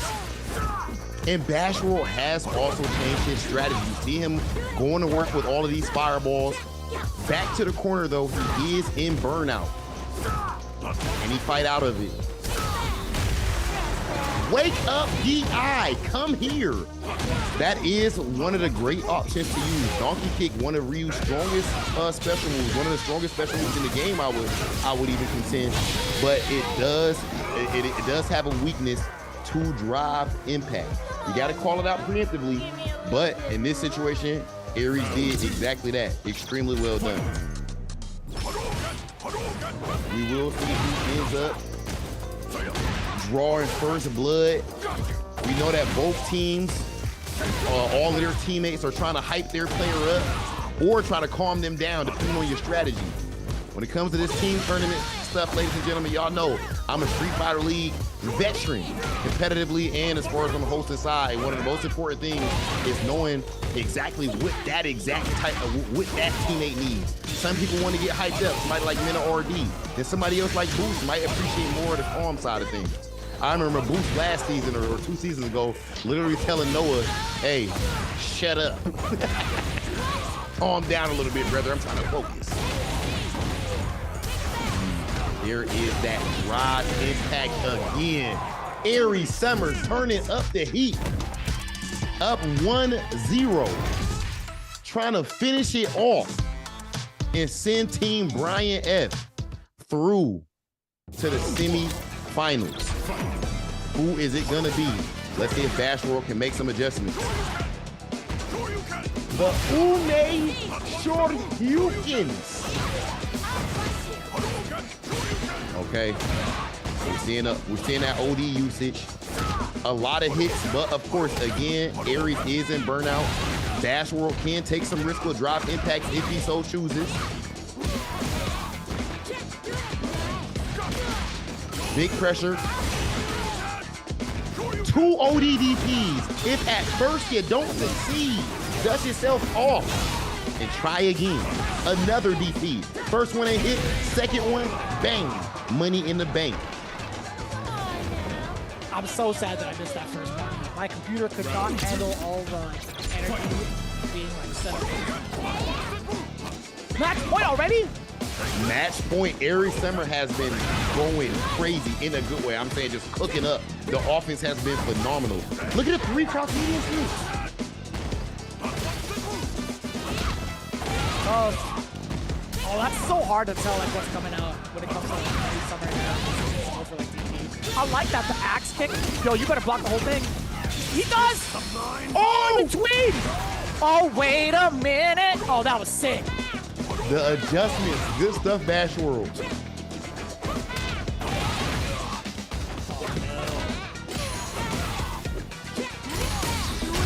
DI, it's there, it secures it. Yo, Aries Summer. 2 back-to-back W's in the most impactful way. By the way, that is kind of sick. I'm actually quite, I'm a little tight that I missed the first half. I'm not gonna lie to you. It was a goodie 50 too. points, damn. Yo, I love that. Aries ended up being the one to clutch it out at the end with the 10 points, 2-0. I feel like there was definitely some pressure on her shoulders in that spot because you're trying to clutch it out for all your teammates.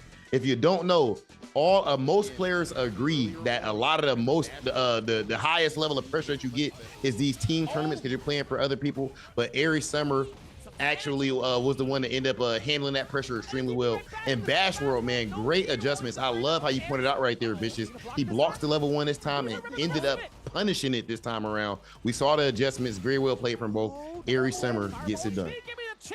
Man, that is quite insane to see how it played off, like from both ends, at least towards the end. But this is like the overall replays, the highlights of these matches, right? This is the first run around, the first go around between the two teams, Brian F and St. Cola.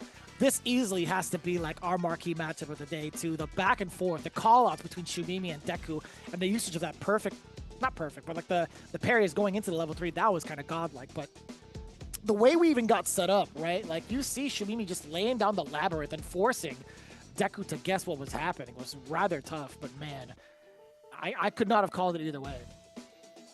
Yeah, I mean that came down to the world. I mean, I know it ended up being a 50-20, but Damn. Team St. Cola, and that right there, oh my goodness. Come here.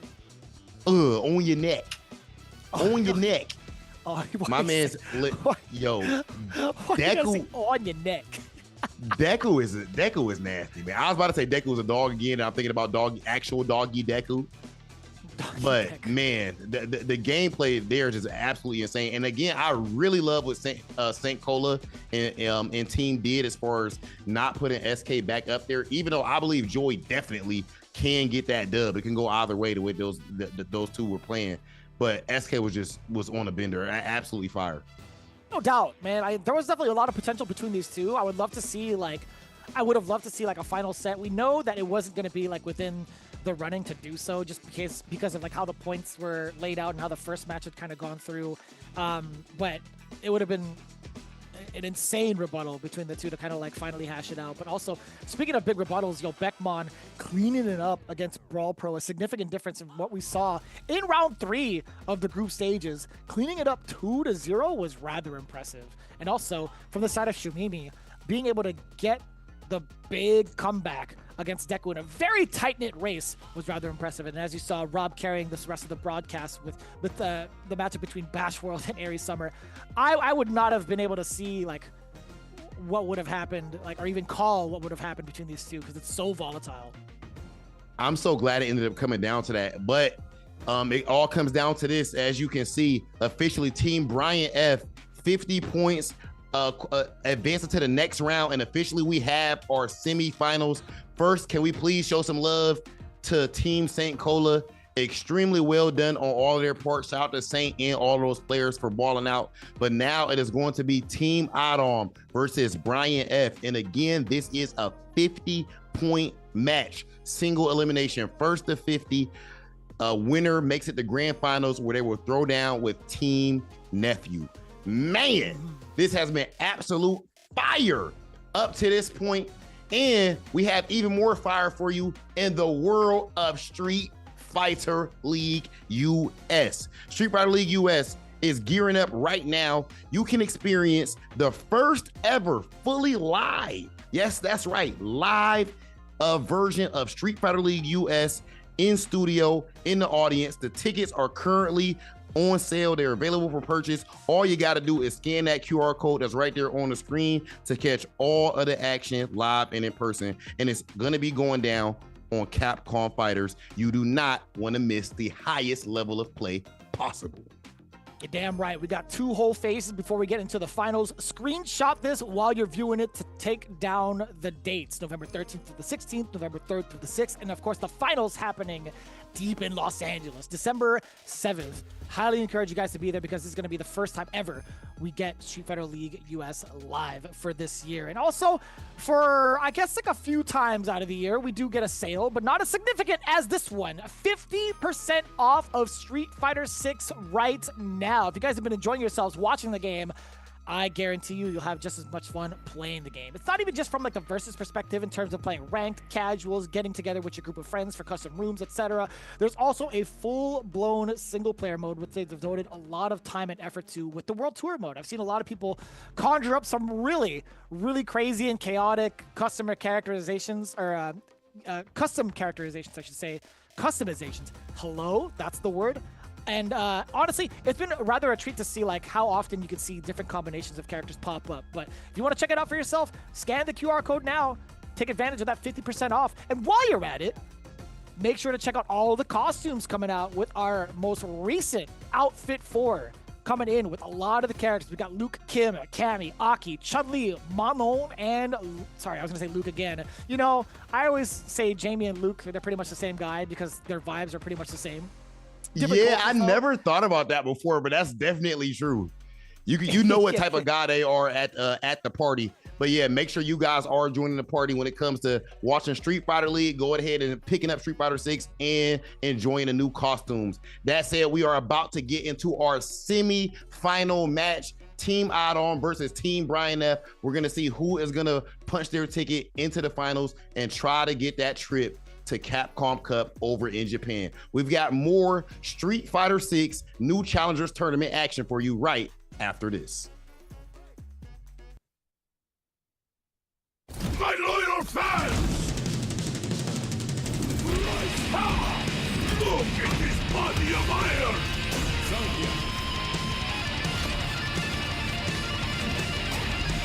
I'll take on all of you! We're gonna fight! Take over my tracks! The sky burst, and it strikes alone! The hammer feels the red! It's time to get serious! This is your last ride! Let's go! Curiousjoi Paris! Fire driver!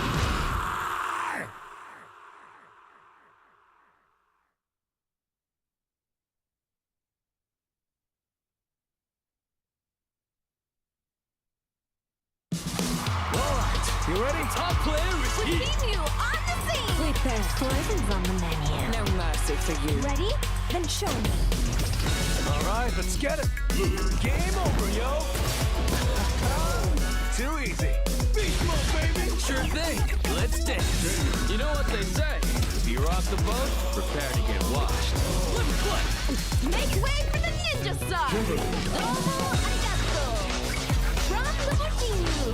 Behold! Watch you know, as I command this stage. I'll make you proud. When poison prevails, it's a wonderful feeling. I have you. Another mission awaits. Do you plan to fight us all? Targets acquired. I'll show you the power of my kung fu. Now you understand. Don't underestimate me. Are you ready yet? It's go time!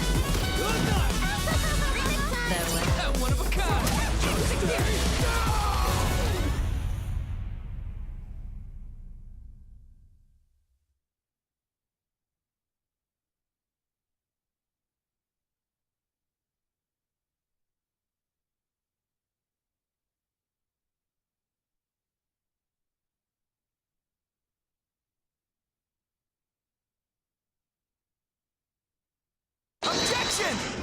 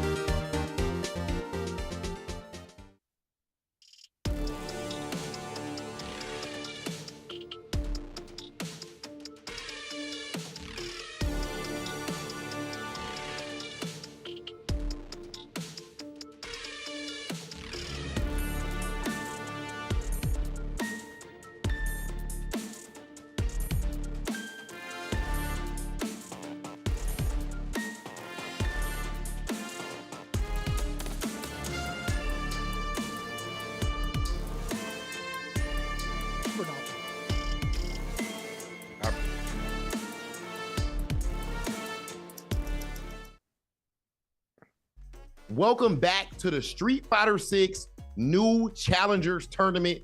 So far, I mean, come on. What more do y'all want? For that last one, as we had hoped for it to come down to Bash World and Aries, absolutely phenomenal. I mean, I think they like to say that this is a cinema, if I'm not mistaken, and I'm inclined to agree. That was absolutely fire.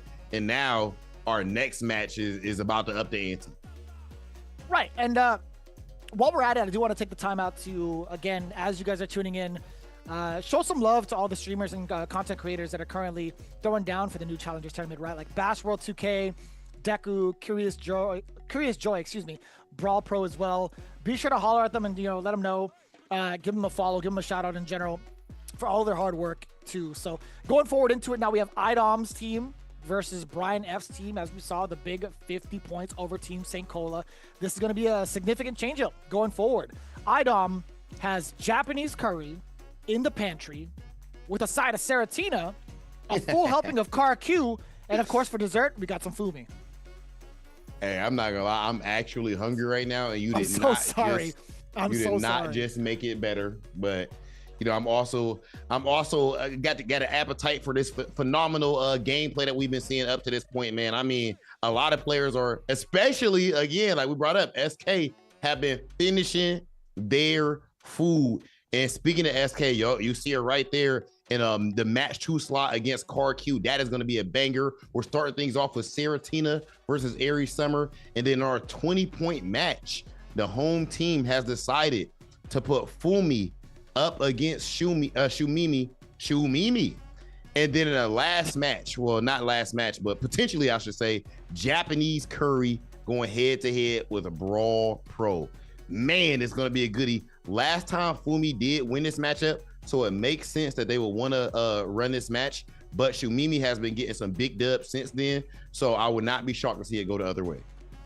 Truly, yeah. I think iDom's team currently pretty well-rounded, and also like being able to coach themselves and prepare for themselves throughout these last couple of days. On the other side, though, it's different when you're coming in hot from a fresh W, right? We've talked about like that being a pretty significant contributing factor for tournaments like these. So it's really up to like the culmination of like everything they've figured out from their first set of matches into this one, like a brand new set of opponents, and also like a longer set between like their opponents too. So I'm more so looking forward to Aries Summer to see how she adapts to a different type of more composed play coming in from Serotina to start things off. Then obviously the mirror match, one of my favorite things to watch between Fumi and Shumimi. I want to see like who traverses over the other. But if I'm being quite honest, KarQ versus Eskay is going to be a pretty big curveball. Like KarQ called out every single time Eskay wanted to parry and made it work for themselves. But despite all of that, that was only in the preliminary stage, right? Even if Brian F's team scored 0 points, it doesn't matter. What matters is right now in the playoffs, right? Yes, I'm so glad that you bring that up. We spoke on that earlier, man. Sometimes people can be so focused on only the we can call it the regular season, in this case, the group stages. But where the champions are made is, of course, right here in the playoffs. And now Team Brian F is a force to be reckoned with, especially because, of course, all these teams are skilled, but now they have the momentum. You know, sometimes when you're on the brink, you know, like it's almost like losers bracket. Sometimes you're on the brink and you actually end up surviving, you come out a whole different beast. And right now, Team Brian F are trying to show that they are exactly that as we get ready to cue into our next match of Aries Summer versus Serotina. And I agree with your analysis on this too. I believe that on Aries Summer side, maybe a little bit of I think those DPs might be a bit more dangerous because, you know, Serotina is going to punish all of those DPs extremely hard if possible, where Bash World might have gave you a little bit less of a punish. It could be dangerous to do those against Serotina. Oh, no doubt. Like, we've seen the type of punish counters that Serotina has under her belt when it comes to like starting things off with roundhouse, drive rushing forward for some even bigger damage, and like getting the opponent closer to the corner. I think she's pretty sound in regards to like being a fully fleshed out player, right? She has airs, she has control as neutral, she has punish counters, working Eskay. Boom, right here. Exactly that sequence that we talked about. Yep, immediately going for that DP and then eating the big punish. Now you're seeing a zoning as well. I mean, I like you bring it that you bring it up, because I completely agree. Pretty much fully fleshed out player. It's not just one strategy. It's not just one approach. Switching things up a whole lot. And I do got to switch things up and sidebar for 1 second. I see there's somebody in the chat named Fantastic saying agreeing with Ronin that they should go ahead and buff E Honda. If it's up to me, if I have any power here, you both will be banned. But let's keep on going with our next one. Oh, well, I have a sword in this chat. Hold on, let me find it. So, yes. I'm not gonna, I would never use my power for that. I'll go directly to the devs at the end. You still go, you going to another level? Yeah, I'll make it worse. No, Honda shouldn't have it. No, at all. Okay, and there's that level 1, but now being at burnout is a dangerous spot. I like this dive kick usage because this is not something that we saw Aries Summer using before. Very well played by Serotina again, but I have to say when it comes to Aries Summer, I feel like this entire time, of course, we just seen her punch their ticket into semifinals with that last W over Bash World, but we keep seeing her bring out different strategy up and stuff. So I just really like seeing her. I do too, right? And it's so like difficult to keep her sitting still, and it's difficult in a sense that it's not necessarily always going to be a DP coming out, right? Like she's changing up quite naturally between like throwing out normals. And funny enough, like that axe stick, letting it rip, like you would think, okay, it's time to punish. No, if you don't punish in time, you're going to eat this. Still withstanding the pressure. Yeah, cool fade above that initial starting fireball on the ground. I don't like this pose, Rob. It makes me a little uncomfortable. The one with the bubble right above her? That's yeah. It's a bit disrespectful. It reminds you of Iverson with a step over on Tyrone. It's that type of energy. Tyrone. What a And there's the big anti-air DP. You know, a lot of these DPs, you see in a whole lot of gambling. You bring up coaches, and you know, sometimes you gotta gamble. Sometimes you might get picked up for it though. And right now, Serotina's looking like the Phoenix. The Phoenix. What's going on with that situation? Yeah. I had to shake my head a little bit, but like it's accurate. That's why I'm like, damn, that might be bars and a half, actually. And there goes that 2-0 on the side of Serotina. Extremely well done. Starting off Team iDom with 10 points with momentum and calming down Team Brian F's momentum. Now going into round 2.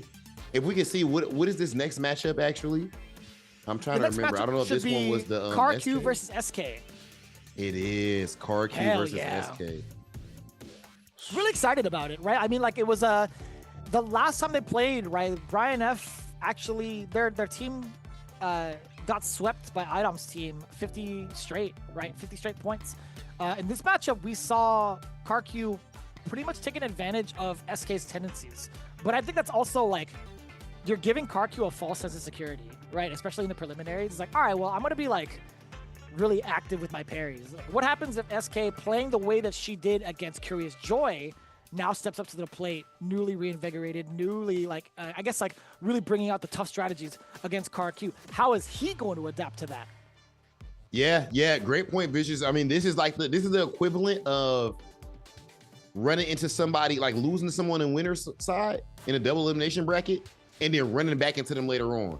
Like, yes, you won on winner's side, but both of us know how you won. But that can be disadvantageous for you because I'm gonna use that same thing against you. Is this a habit, or do I know what's going on and I'm gonna make the change? So we'll see right here. Definitely gonna make a point, ladies and gentlemen, to look at how Eskay is using or not using those parries. Oh, he actually went for the praise the sun instead of going for the hands. And already getting the DI full on stun. Decent amount of somebody damage get that DI stun. I always like how in 6, because the stun lasts for a while. You'll see somebody just walking forward for a minute before they do that with their combo. And I think what's going on is everyone is just looking at their meter or resources and making sure they're calculating to make sure they're doing the optimal combo for the situation. Oh, most definitely. Ooh, you can't test her! Yo, the time for the perfect parry comes in clutch. That is Eskay Prime. Ooh, I like that. It's like a steakhouse. It's expensive. Eskay Prime. It's kind of like I can't even afford that. I can't afford it. Okay, big level 3. I like this a lot. Now, the reason this level 3 is good is not just the life lead, it's also because Eskay is up a whole round, so has time to rebuild it if KarQ was able to get that comeback. But would that comeback happen? And what would have happened if he got to come back that round? I guess we'll never know, as Eskay gets the award of that 1-0 victory. I was about to say, at first I thought I was going back to the title screen. I'm like, I know that's not too that fast. Eskay up 1-0, trying to get 10 points. A whole different demeanor coming from Eskay, and also being able to start off the offense first. What a backdash away from the throw, although I don't think it was a punish counter, no? I didn't actually see it. I don't believe so. Anti-air is unlocked. But still, the biggest thing that we're seeing right now, the biggest opener for Eskay is KarQ walking back. Catching them ankles, yep. So guys, you know, you want to, of course, a player might want to walk back to look for a whiff punish, maybe get a better spacing for an anti-air to be out of the range of certain type of certain pokes. But you're walking back, of course, your ankles are exposed. Look at that DI reaction. I feel like that DI reaction right there was, if it was on reaction, it might have been she might have been looking for a headbutt in general and happened to be DX, but either way that would have put me. This is like that one Fresh Prince episode, like Uncle Phil at like the pool hall.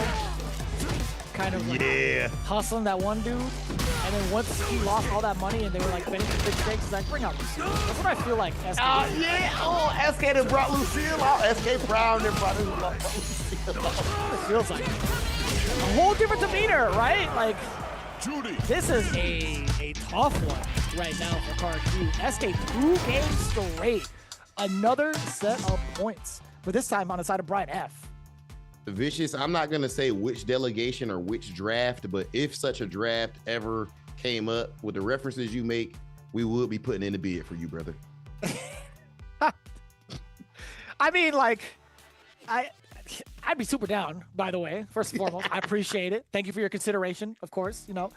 And now, we definitely be taking the Wu-Tang Clan too. You know what I'm saying? There's an equal exchange. You know, our side of the delegation definitely acknowledges your side of the delegation, right? Yeah. Let alone you already know all the tattoos and everything we be on.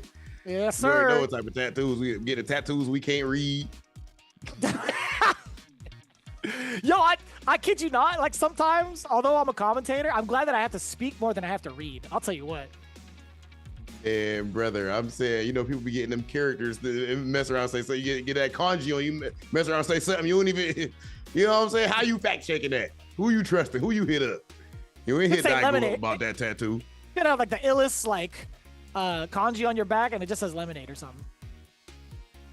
Brother, no, lemonade is crazy.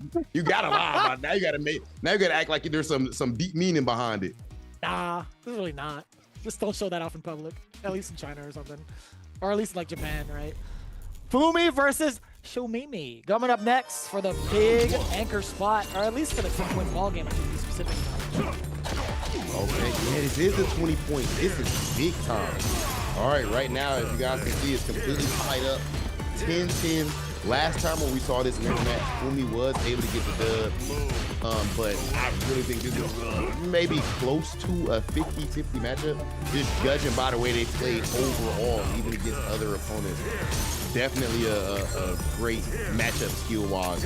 But since they got the W last time, you can understand exactly why Team iDom would want to put Fumi in this 20-point spot. Yeah, I could definitely attest to that. Getting that matchup, or at least right now, Fumi is the one putting in work, right? Like multiple command grabs have landed against Shumimi. A lot of the spikes have caught Shumimi trying to move forward, even trying to jump. There's been a lot of control from Fumi these last. Sorry, Fumi, not Shumimi. And I definitely combined the two. I gave him the fusion dance and I went Fumi. That was the port of Aries. Yeah, that's right. Yeah. Okay. Nice jabs. How about, I think it'd be a fair wager here between iDom and Brian as the coaches. I think whoever loses this should get a lemonade tattoo on him. No, that's a lot right now. You think so? Who would look worse with you? Between like iDom or Brian F? Yeah. Brian F, free. Yeah. I mean, like, I don't know if like Brian F has an ink on him right now, but like, no. I don't know, man. That's a crazy spot to start. And right now, it looks like us trying to finish it off. Talking about starting and trying to get it finished with this level 2, but no, the jump back over the drive impact. No level 3 though, so you're still alive. Oh, the trade-off could be, yeah, I was about to say, the trade-off could still go towards Shumimi's favor. Fumi actually went for the OD version of the spike a little bit too late. Fumi caught her off guard, excuse me. All right, one round apiece. School, skizzle. Not even the grappler will definitely take it. If they got command grab, it counts. Look at that big jump in. Where's your anti-air? But that's the thing, though. That's mental stack in fighting games, guys. Of course, you can be on point with your anti-airs, but you're looking for something else on the ground. Maybe you're waiting to check a drive rep, waiting to win punish something, or just thinking about your own offensive plan. And boom, next thing you know, somebody's right there in your face. I gotta say, this is like one of the coldest episodes. The way that JP activates like the cycle virus to like splurge out of the body with like the cane touch to the chest is kind of sick. That's some real villain energy, yo. Yeah, it is. And he has the best, probably the best win stream. Yeah, he does. It's cold, man. Look at the close up of the shoes. And you know he's dragging like dirt and like dust underneath like the bottom of the shoes. The fact that he walks over you like that is that's kind of disrespectful. Yeah, and I feel like he's only walking over you, not for your safety, but to not mess his shoes up. Like he think you're not worthy. You know what I mean? Of having his shoe on your face. Yeah, damn. Yeah, that's a good point. I mean, with how many roundhouses he kind of lets loose, I feel like he's already gotten some face right to okay. You know what I mean? Like, look at that right there. The neutral jump roundhouse? Come on, son. Goes for the OD amnesia in that spot. Look at the anti-air. Come on. Big jumping. Just got We'll have to parry to try to not. Oh no, we don't even have enough now. Into the chips. Help me. Oh, you can't jump out of that. That's tough. Yeah, yep. Especially, and of course, in Burnout, that's going to be extra plus as well.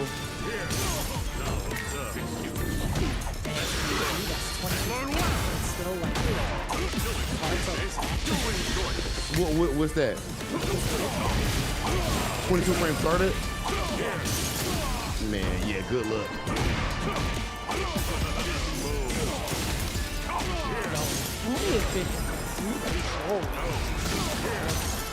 That anti-air was godlike though, and it got the portal off of the screen, which is huge. You don't want to be dealing with that setup in that spot. And look at the reset. That was a reset, right? That was a reset. And you also saw Shumimi kind of like attempt for a DI. You saw like the body glow a little bit of red. So yeah, okay. That interaction was a little bit weird. Very nice reset in that situation. Fumi is big on going for those command grabs. I feel like Fumi's success rate on command grabs is north of 85-90%. Not just against Shumimi, but throughout the entire tournament. I'm definitely not an appetizer, but I'll definitely agree with you on that. The majority of the time where Fumi will flex such situations where Shumimi. Speaking of whip, actually, yo, Shumimi letting the OD version whip from full screen. That's a Hail Mary. Yeah, and it definitely connected as well. Maybe at least add that to the mental stack for your opponent. Now you see the OD ghost in that same situation and it hits. We're looking at the top two quarterbacks in the game. I'll tell you what, man, they were playing full speed for hot. Throwing a whole lot of bullets, throwing that couch scraping ghost that you talked about. Snacks, man. Me too. Look at the DI reaction. Come on. Yo, Fumi nice, brother. How about that? Deep analysis aside. Reset!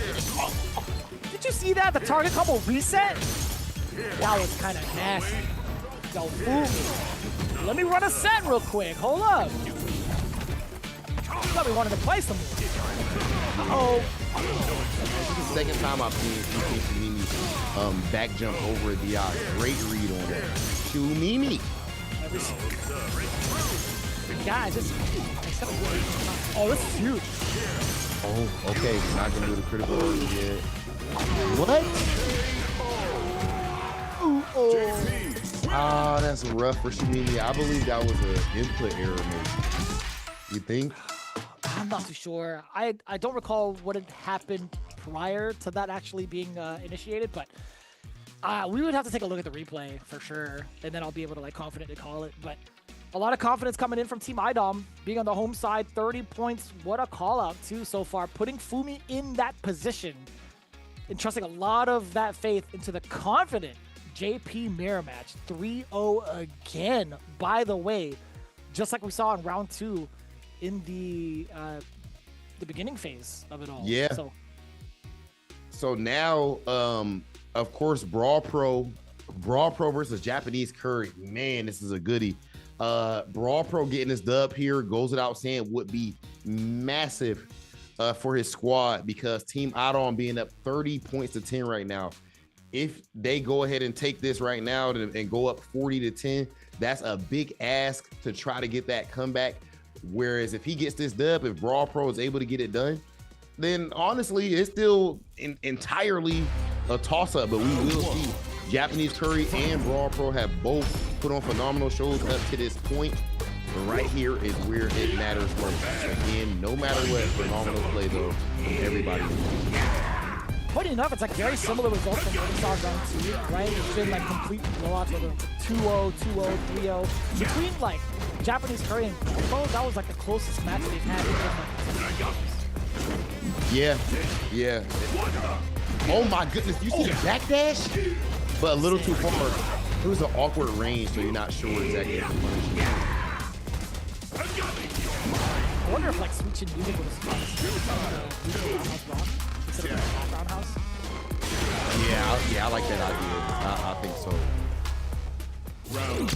BrawlPro, first person to get on the board. Well, I won't say on the board yet, but to get around. You gotta get that. You gotta get that one over next to your name first before I say all the way on the board. Nice scissors kick. Of course, scissors kick nowadays is a motion input. Look at the OD, the damage. I like that. Not too complex when it comes to calling out the damage. Speaking of which, level 3, you better finish the plate. If you give Zangief an inch, best believe he's gonna take it to the sky for a mile. JapaneseCurry still alive, but wow, look at the air to air. So you've seen a whole lot of mileage, at least a decent amount in that first game of head stomp / Devil's Reverse. And look at this, now BrawlPro, the air to air at the end, and then the OD lariat. You're seeing the adjustments and trying to keep JapaneseCurry out of that air. Zangief has good anti-air.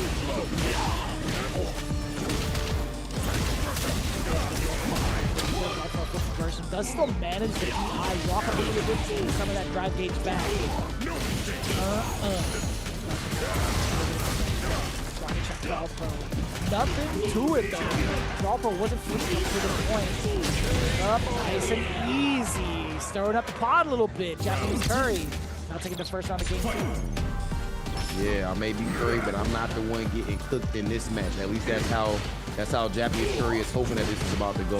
And if you remember, Vicious, this was also the match where BrawlPro was trying to do a lot of anti-air OD lariat last time they played each other. And it kept getting beat out. And this time we're not seeing that happen. So must be very good adjustment. Wake up level 2. Hell yeah. That super has a slow startup as well, so that's a big call out. Oh!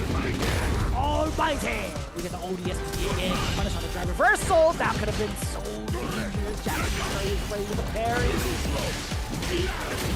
Yo, you really just sounded like Zangief right there. It's like, it's almost like you should be in the game. I'm coming for you! That's what he says. You are not big enough to be doing a good Zangief voice. but here we are. You know, I could be like a Zangief Jr. I could be like a Zangief fan. I'll pitch the Capcom. And I definitely will coach him. As we see that crouch strong drive rush cancel. Very strong buffer right there. Zangief's equivalent of that will be stand light kick drive rush, which is very strong, but he can't buffer it because it's a light. The drive rush will come out regardless. But that is one of the strongest things that Zangief has in his toolkit. That stand light kick. That's pretty fair. Yeah, I mean, it's a pretty decent range too. It's pretty decent sizable hit poke, or at least like trying to whip punish with something with. But even so, like, BrawlPro not really making much use of it. Even trying to like land these SPDs have not really succeeded. JapaneseCurry is so active. Oh, what a slide! Safe. Oh my!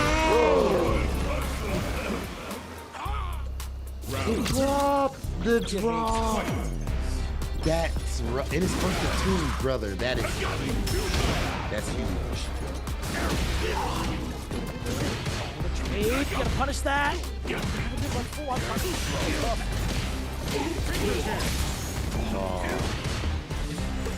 Okay. I mean, we've seen some magic comebacks. We'll see if it happens here. Want to burn out? Yo, give me this level 3. This is your last ride! Let's go! You have a soundboard? Yeah, they installed it for everybody. Damn! Running bear grab. Can you imagine, like, he modeled that move after what he had done wrestling a bear? Like, that's the running bear. That's crazy. The thing of That's you know what I'm saying? You just name it directly. It is what it is.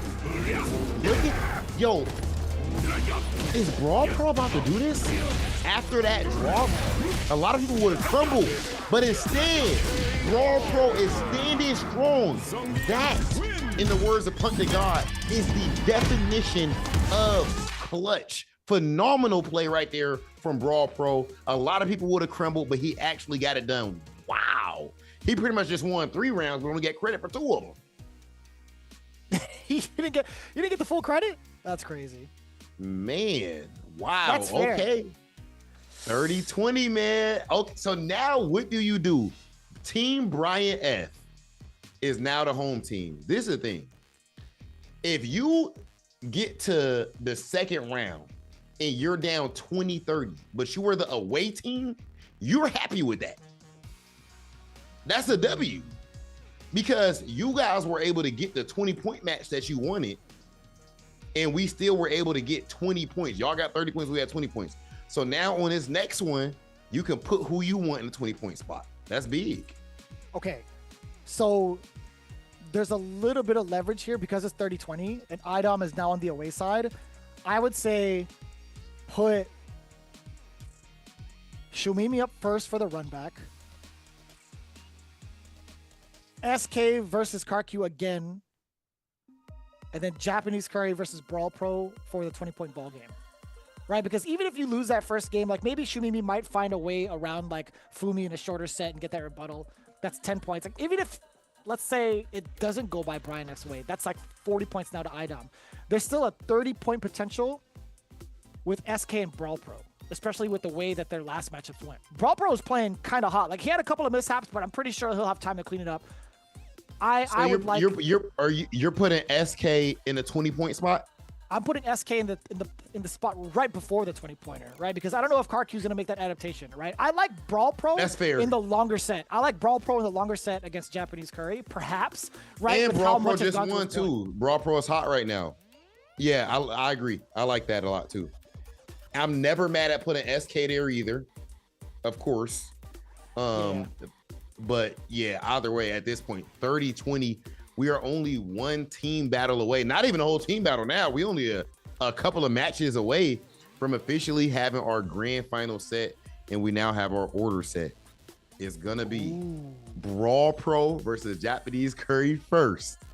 Shumimi versus Fumi up next, and it will be Eskay in the big 20-point spot going up against KarQ with Aries Summer going up against Serotina in match 4.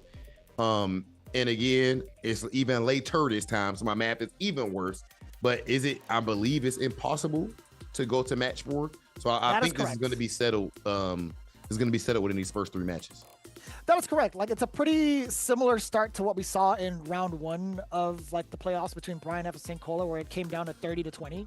Right, we do get the switch up, and it comes down to like just the remaining 3 matches. Here's my biggest concern though: like, what if like you lose that 10-point buffer to iDom in this matchup between BrawlPro and JapaneseCurry? Then you're gonna send up Shumimi versus Fumi, and Fumimi's been on fire.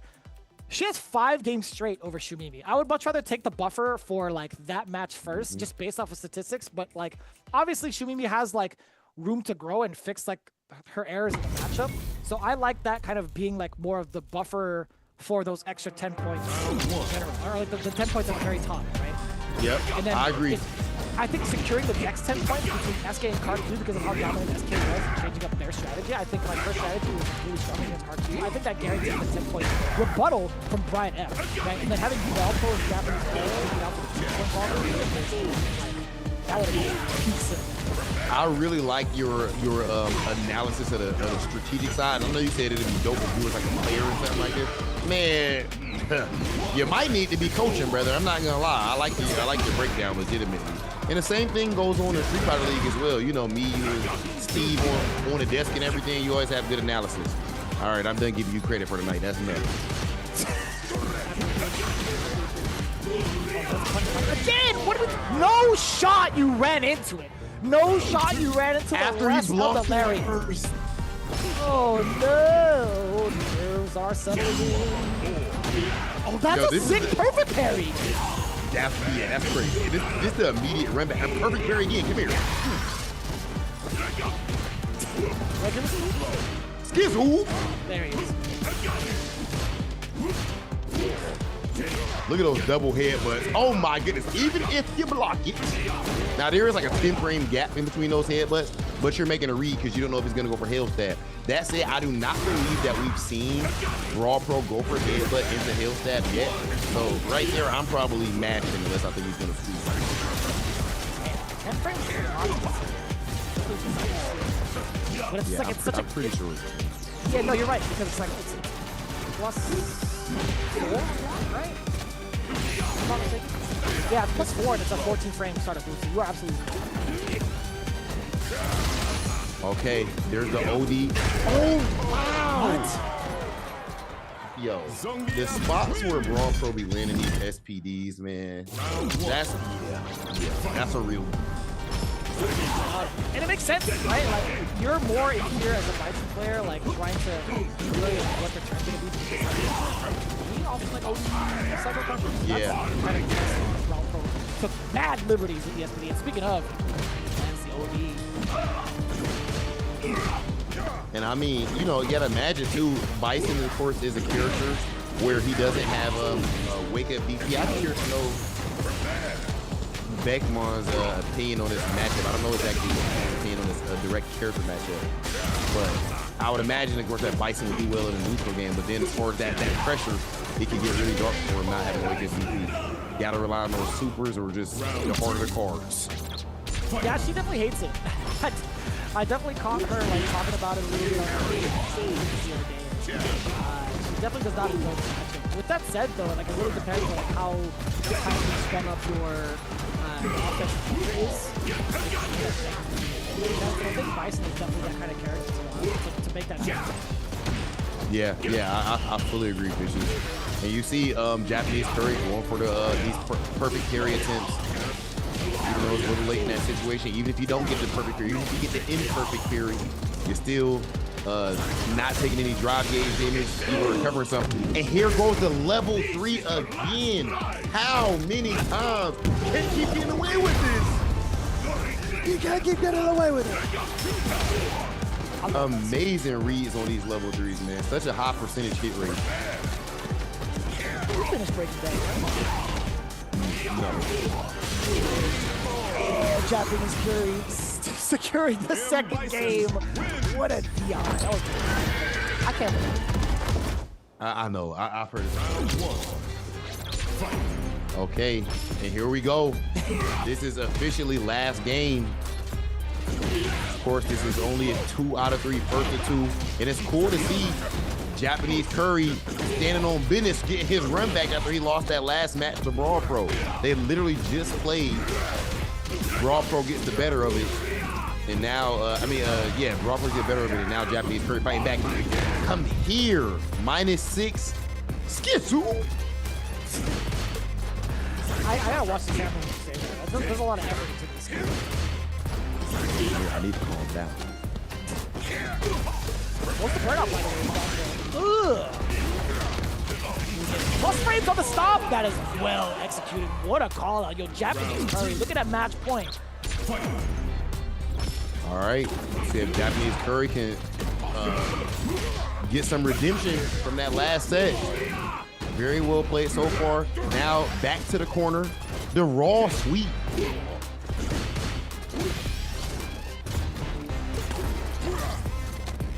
Oh, on the way down to the Devil's Reverse. Hard to track and also hard to try to take the track. Uh-oh, that's a raw cycle crusher from JapaneseCurry. Yeah, surprising. I wonder if there was an OD attempt right there. RBG attempt. And JapaneseCurry happened to have woke up with that drive reversal. I'd be surprised if he would have neutral jumped that on reaction right there and been looking for something like that. So big time drive reversal. And look at the whiff punish, of course, which is automatically going to be a punish counter, going to save the CA because it's not going to kill yet. But next hit will be a KO. Burn out. Gotta be scared of the DI. What in the world? It actually caught the stomps all the way down in the middle of the character's body. That was godlike. Oh my god. This is your last. Oh my goodness. BrawlPro. He is that. He a pro at brawling. He a pro with these. When I say these, talk about these hands. That man is different. What do you mean? He don't miss. He does not miss. Vicious. How many times he hit that level? Every time. Oh no. And it's short. JapaneseCurry level 2 on the way down. Unbelievable. The composure. Looking more like zFiesty more than JapaneseCurry. I'll tell you what. Blood, sorry, just running through like it, running down the cheek, right? He was just like, you know what? I don't care. I'm ready for another one. He has been bleeding on the floor because of that level 3. But he still got ice in his veins to clutch out the rest of it. Team iDom now looking at 40 points. That extra buffer out the window. iDom, this is tough, by the way. You know what's coming up, right? Is this Eskay? No, Eskay is in a 20-point match. Oh, yeah. Shumimi has is rough because Shumimi's been playing great and so is Fumi, but Fumi has won both of their sets so far. 5 straight games, brother. 5 straight games. 5 straight games. And now everything comes down to this. It will be a story. It'll be a good story. Hey, why not now? If not now, then not ever. That's just how it goes. But we'll see how it plays out. The mirror match it again. Can Shumimi find a way against Fumi? Of course, this is still 2 out of 3. Shumimi would have to get the W here in order for us to make it to the Shumimi. In order for us to make it to the 3 out of 5. But it's definitely a tall order with how phenomenal Fumi has been playing in this mirror match so far. I'm telling you, your mirror match strategy, that's a skill in itself. Some people are better at the mirror match. Yeah, I mean, it's kind of frustrating, right? Because, like, you're so confident in your own character that you're like, all right, well, I can, like, kind of run my offense and not have to worry about it. No, it's quite the opposite. You have to truly consider you're a kid. Else you're gonna get hurt. Somebody had said it. Your character has a perfect fit to play off against your character. I see. It's kind of silly to play or to think about, but I think yeah. Oh, there's level 1 indie. Now you're holding that DI to big, of course, big punish counter. Setting up the portal as well, the spike and the ground spike at the same time. OD. That was an extremely good crouch jab. Shumimi not trying to give it up, but Fumi just too strong in round 1. I see King Crapo in the chat saying, where the salty bit at? I'm not sure exactly what you mean, but I did try to propose that the loser of this match, team battle-wise, as far as the captains, gets eliminate Kanji on their back. What? But Vicious declined, so we ended up not going through with it. And I'm not sure if it means Capcom. I'm not sure if that's allowed in the guide. I'm sure they would say yes if it's like, put the word Street Fighter in Big Street Fighter in Japanese on Brian F's back is free. Salty Bet was like a old website. Actually, it's still running now to like place fake currency on like dream matches of like a ton of different fighting games or different fights that are created for fighting games. Okay. Pretty cool website. Real OG. Oh, you don't have it. Nice. Come back. Oh, shoot. That's right. Critical. You get to actually range your 5 games. Maybe force the burnout while full screen. You got the momentum of starting out with your spike first. Oh, it's just double departure. Those spikes get easy. Oh. Good job, that's one. Yeah. I like that. You get out of there. Traverse forward. Oh, help me with it. Wow. Oh, no. JP wins. And just like that, Fumi with the clutch level 2. That was ridiculous. Oh, Shumimi was fighting back so hard in that round, too. I wonder if there was gonna be like a round where like, Shumimi would have actually gotten like a beating before the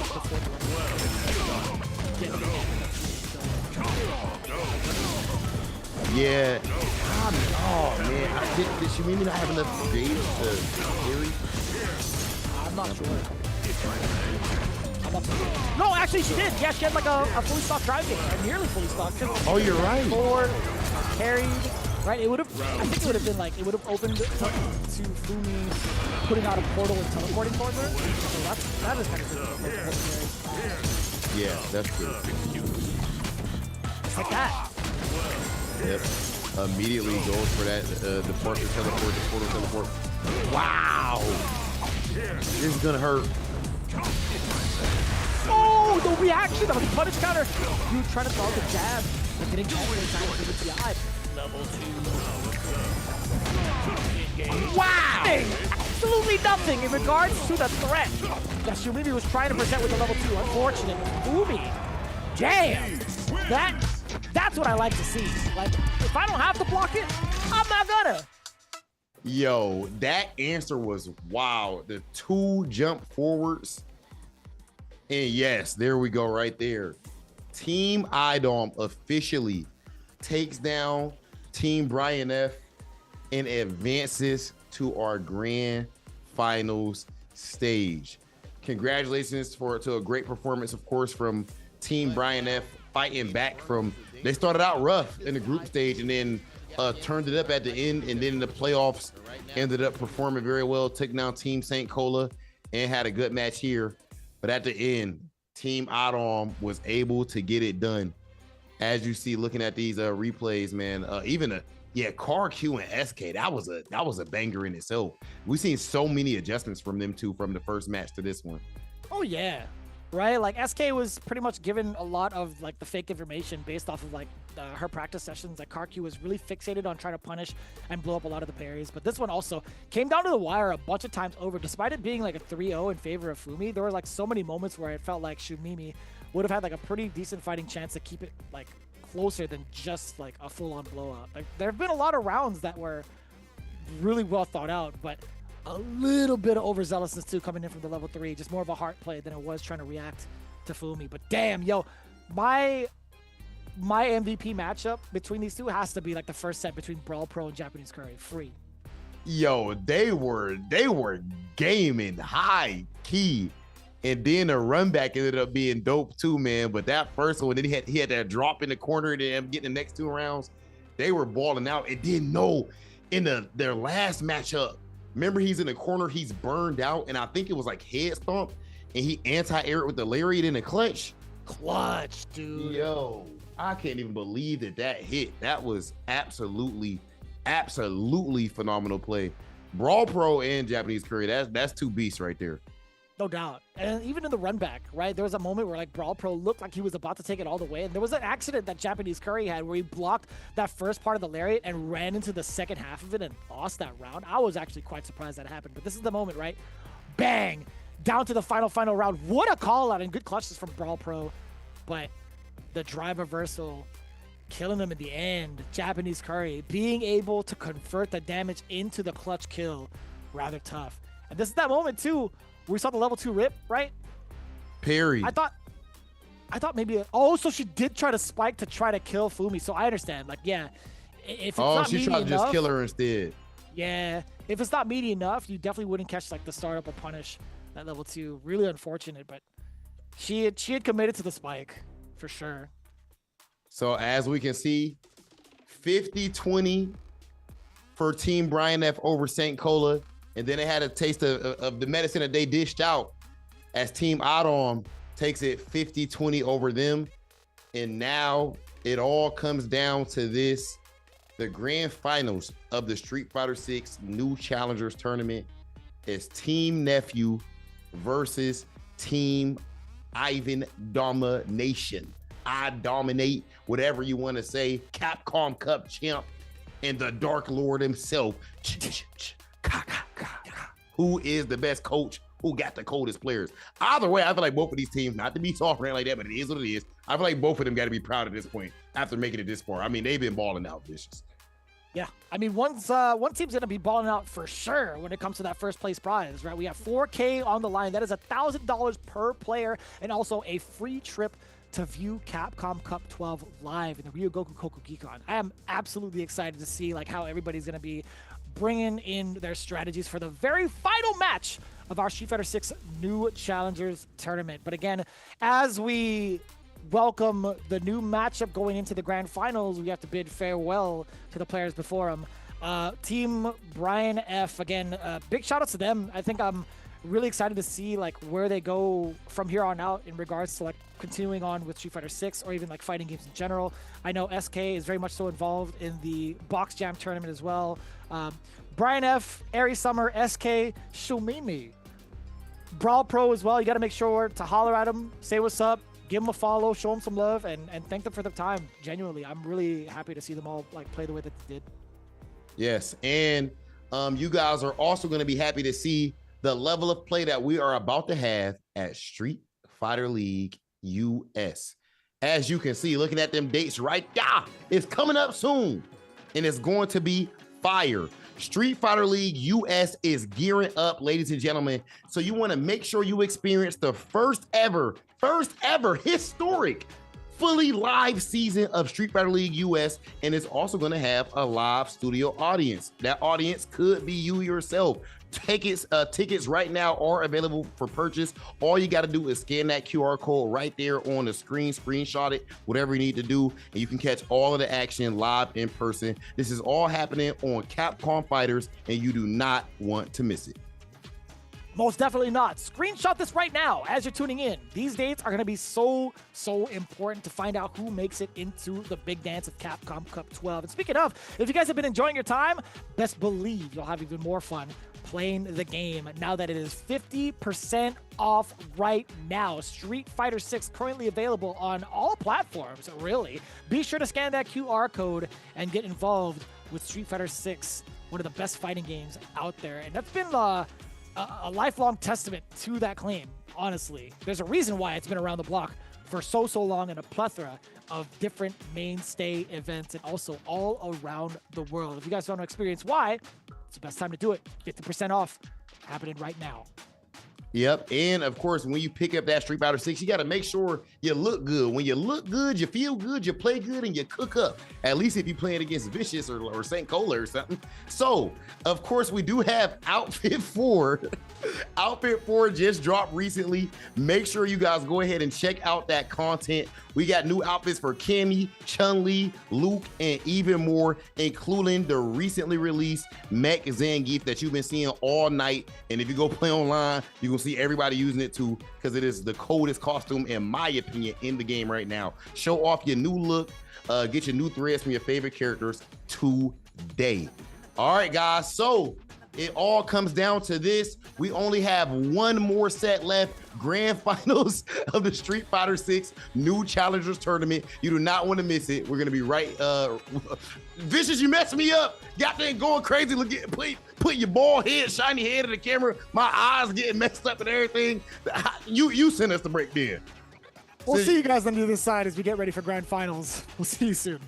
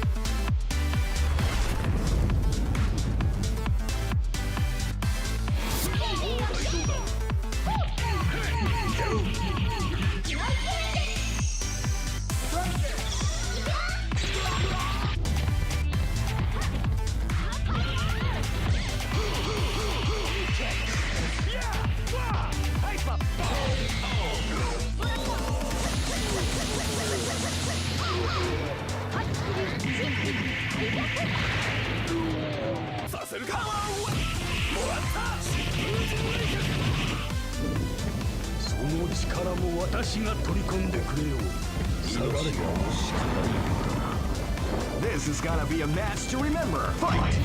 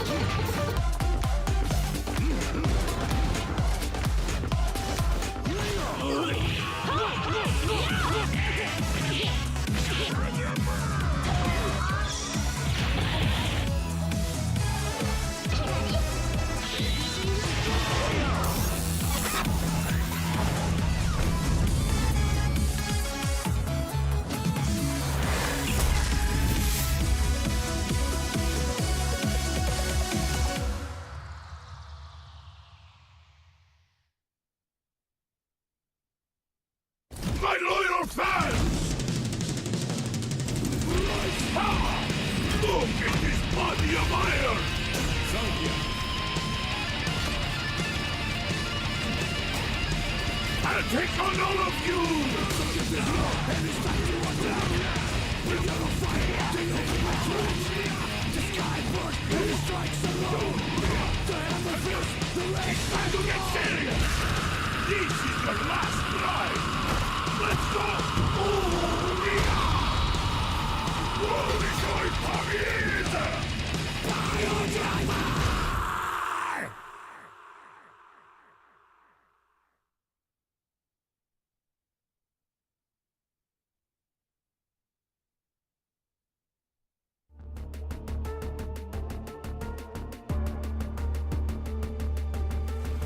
速やかに消します。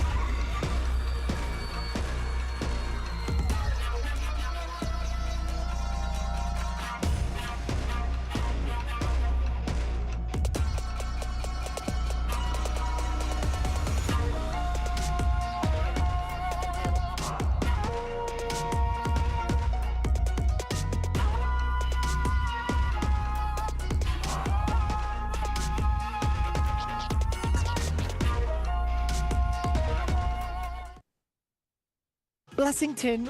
Welcome back, everybody, to Street Fighter 6 New Challenges Tournament. It is time for the grand finals of it all. It's going to be Team Nephew, the Dark One, going up against iDomination and their crew. This is going to be insane. We had seen the first couple of rounds in the playoffs. It was worth 50 points, but this one is for all the marbles for that trip to Japan and also 4K spending money into the pockets of their players. What we mean by 70 points is we've seen how the matches go by every single round, right? It's 10 points for the first two, then 20 points for the big ball game match in the third place spot. And of course, that extra match being a little bit extra with 10 points, but we are going to get full-on rotations for full-on matches between these two teams for the utmost potential. Vicious here, bringing it back with Rob TV. Listen, brother, I cannot wait to go back home and start playing. Just watching this. Yo, I'm telling you, yes, definitely the level of play been crazy, and I like that you brought up too. Some of these players here, I would like to be training partners with, to be honest. But of course, it ain't about me right now or my man's Vicious and our Street Fighter play. It's about this amazing level that we've been seeing up to this point. And right now, we are officially to the grand finals. It's going to be Team iDom versus Nephew, and we have our order. Emilyywang starting things off versus Fumi. That's a banger. Frodan versus KarQ. That's a banger. And again, in that 20-point spot, they have repeatedly been trusting, with good reason, Feisty going against JapaneseCurry, who just showed you how godlike he is. And then we have Dokibird versus Serotina. In the Dokibird versus Doki versus Serotina situation, I feel like these are the two strongest or most consistent performing players of their class, of like the beginner class. And Doki actually got a big time dominating win over Serotina last time. I'll be interested to see if there's any adjustments there.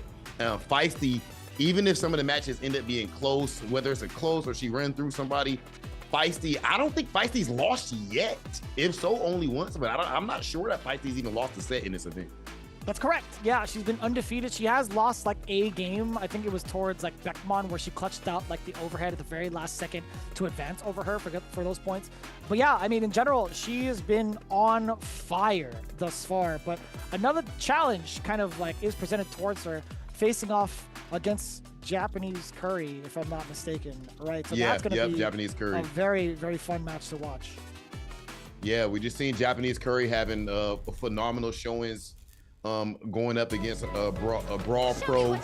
So right now, definitely warmed up. And speaking of being warmed up, okay, how ready is Team Nephew, considering that, yes, they played the best so far, but they've been sitting around waiting this whole time. That is the downside, I guess, or it can be, of being on grand finals, winner side, and double elimination bracket, or in this case, just being in grand finals in general early on. You might not be as warmed up. So it depends on what they were doing when they were training behind the scenes, but I'm sure Nephew made sure as a tournament veteran that they're all ready to go.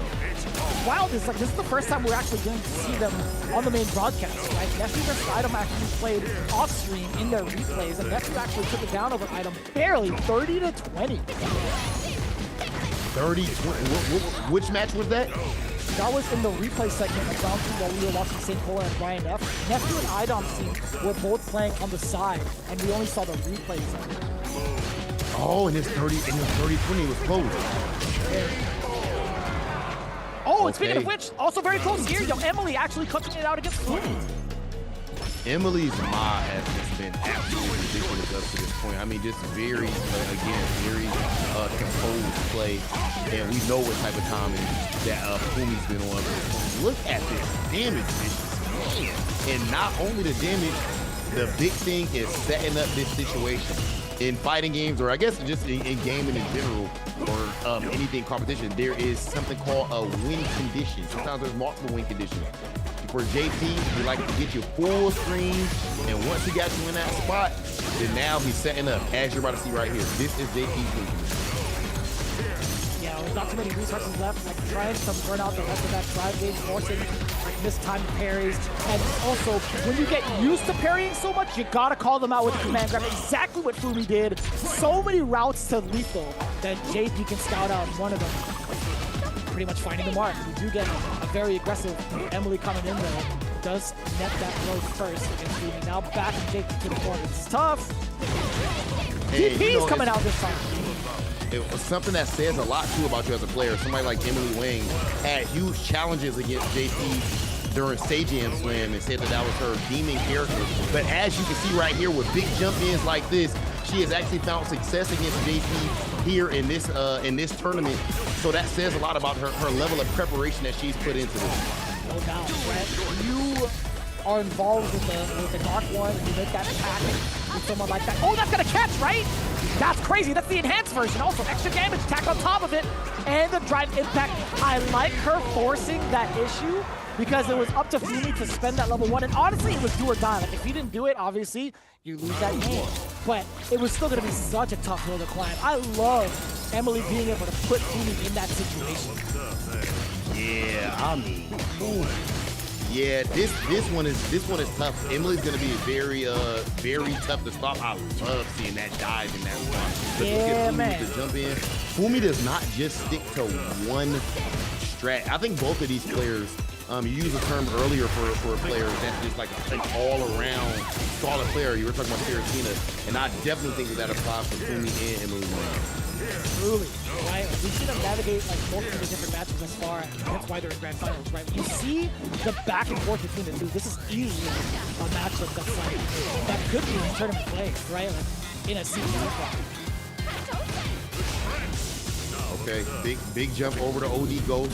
When you walk that portal off screen, it actually goes away. So Emily was about a pixel away from making that happen. That's tough. That's tough. With very little life left, like you can't make any sort of mistake, and also your drive gauge winding down very close to burnout, and I think that was pretty close to checkmate. Actually, Fumi did manage to score the chip damage regardless, and now the command grabs, the mix-up really coming in for the side of Knock on wood for her, but Fumi does not no command grabs. She really don't. Very, very impressive timing and read. Because that means that Fumi's a master of overloading your mental stack with other things, making your read. We gotta call out the Fumi going forward. So that way you said like Fumi once, shame on you. Fumi twice, shame on me. You know, trying to be like dirty with it. That's definitely on them. Why would you just Fumi once is a ball. Look, you see that I'm genuinely impressed. They're going to anti-air DP. All right, Emilyywang goes for the neutral jump, but no, it is again. The Fumi. What'd you say? What's the sentence? I mean, Fumi can't get fooled again. I'll tell you what, that's actually pretty good to throw out that command grab in that situation. Pretty smart stuff right there. Yeah, even being up so much in life, sometimes going for a risky option while you're up in life is a great spot to do it. A lot of times people want to go extra safe in that situation, which is not wrong either. But going for it there, people are less likely to be looking for it, and you got to help to survive if it doesn't pan out for you. Oh, you just ate the jump it. You know, that would have been so strong if Emily would be able to like land the splat, like a DI splat that Fumi had 0 bars and wasn't burnout. But either way, trying to maintain the corner. Backing away is very wise, actually. Doesn't want to be put herself into the corner while like maintaining positioning with Fan and also getting that drive gauge back. Yeah, I think this team battle will come down to like the last points, bro. They got too many cold players. Okay, look at the jump. Look at and this is just oppression, great corner control, but the defense was Fumi. Hanging in there, right? Falling full speed. A pretty optimal situation to be in. At least to set up level 2. Watch out now! Come on now.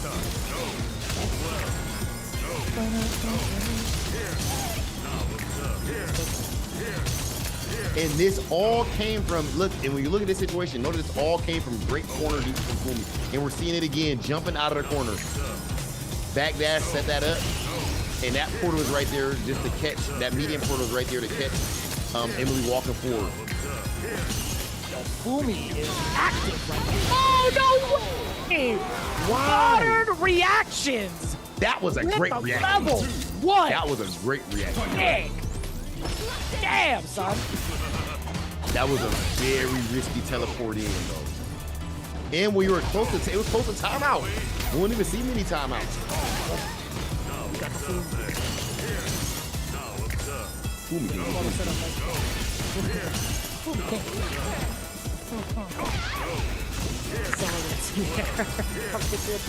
Fumi feels like a complete package. I mean, like, both players really feel like a complete package, but right now, as Fumi is progressing with this level 2, this is so difficult. No actual continuation, no combo movement. Oh, dive in! Okay, trying to set up that portal, but of course, Emily doing a good job with those fans to keep JP from setting up the portal. Oh, but now it's set up. Look at that drive gauge going down. Emily whipping some great drive rush in. Anti-air? No anti-air, that might be. Oh! Caught it.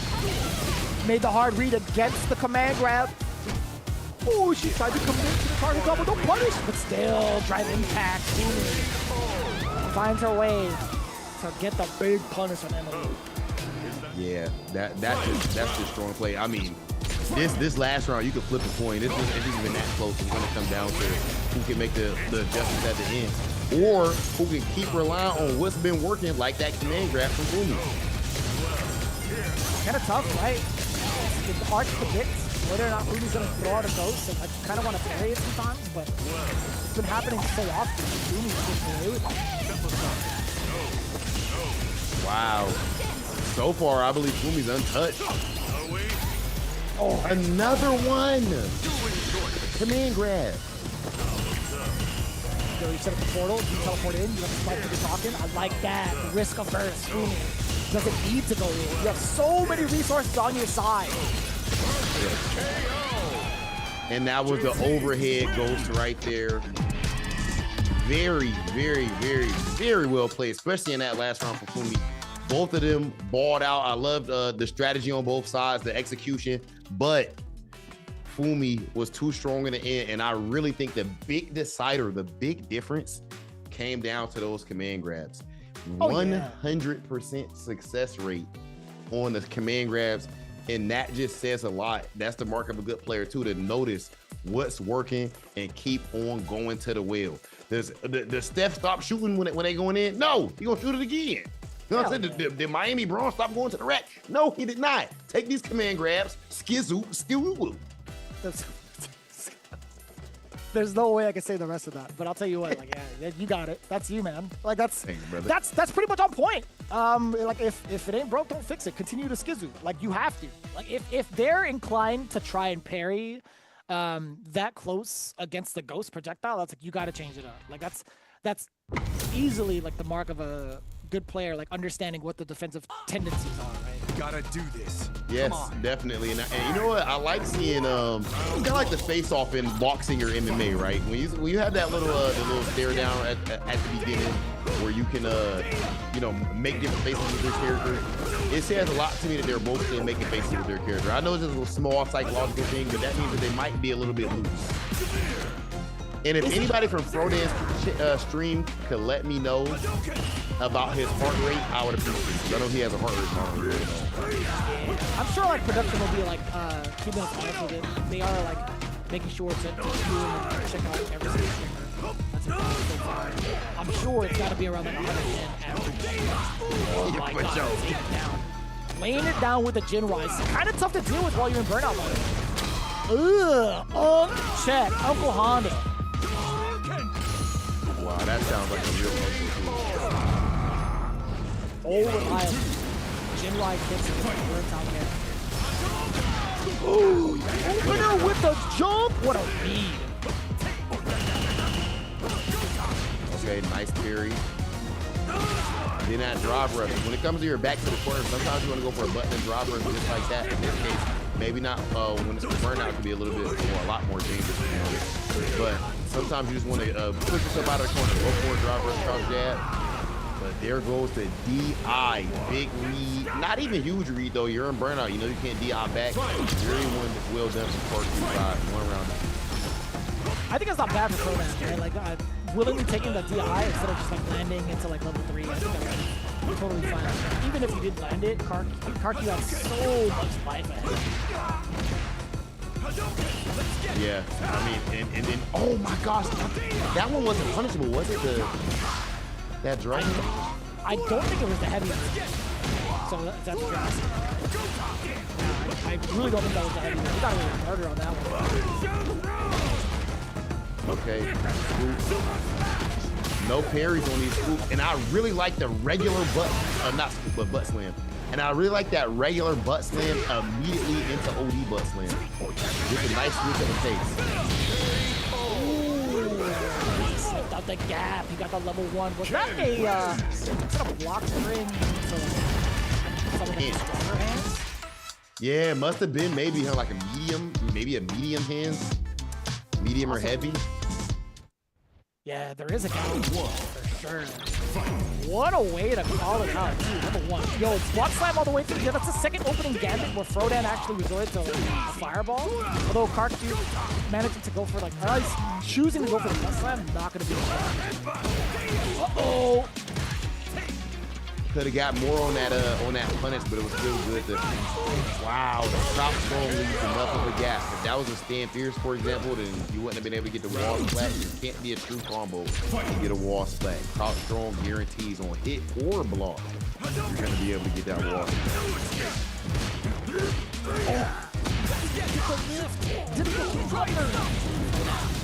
Definitely gonna take that. Oh, you saw the wake up OB headband. No. Bro, a very strong option against Honda specifically because his wake up reversal is not throw. Only strike throw. That's the armor that it's right? Burnout or close to it. You can't throw a meaty fireball because of level 2. Oh, and Frodan knew it. That is smart, by the way. Because you could like halt your momentum, right? You could traverse forward and just block. Whereas KarQ has to make that wild decision whether or not he wants to wake up with a super. That is clutch. That is very smart from Frodan. Damn, son. Okay, I see you. Hey, that was extremely well played. And that's a moment right there, though, Vicious. You're right. When somebody does that drive rush in those situations, and they could block, they could do a button, they could overhead, could throw, could low. It's a scary spot. Or do nothing at all. You try to wake up with your super. Frodan, great read, strong strategy. And now 10-10 going into our 20-point match where Feisty is very used to being at and going up against JapaneseCurry for Team iDom. Feisty, again, not the commentators curse it, but has not dropped a set yet. Closest she came was that Beckmon set. Last game, last round, last hit. And Feisty was able to get that overhead to clutch it out. And then JapaneseCurry, we just saw how phenomenal he played against BrawlPro in that last set and throughout this entire tournament. I do want to ask production if they're listening in, like what the score was between Feisty and JapaneseCurry, since we didn't get to see it on stream. We saw the replay, but I can't remember off the top of my head. Either way, I do want to know and get that eventually. But the punish counter on this is because it's so close. We'll get that start. We talked about this Feisty, like a rabid dog. Once she gets that bite, she's not gonna let go. And you have to force it, right? We have to get that drum person coming in from Curry. Ooh, cancel into the bombs right there in neutral. I like that. That's tricky. And look at that anti-air. She gets so much damage off of it as well. I mean, Feisty is just looking. She's looking comfortable. She is looking comfortable. She looks like she wants that championship and that championship and that Japan and that pay. Oh, what a call out too! Like that's one of Bison's biggest weaknesses. He has so many moves that advance him forward. Psycho pressure, scissor kick, hell, even standing heavy punch. Bison's definitely ready for it. Oh, actually, gonna be just fine. Oh, I thought he was still gonna get range for a pop. We like this ending either way. Vagabond level 3. Let the tunes rip. Gotta put that in my matchup. That's what I was saying about Honda. But that's a good point. Same thing does go for Bison. I gotta think about that. Kimberly wins. That's like a. Jumping back is really good. That's definitely like an old school like tech between the two characters as well. Like even if you jump against like Honda and he decides to jump, you can hit him on the way down, right? Yeah. Even with like the butt splash, you can hit him on the way down. Pretty much the same. And now JapaneseCurry trying to make it so that this round doesn't look the same as that last game just did. We're seeing Feisty's back to the corner. All kinds of pressure come from JapaneseCurry's side.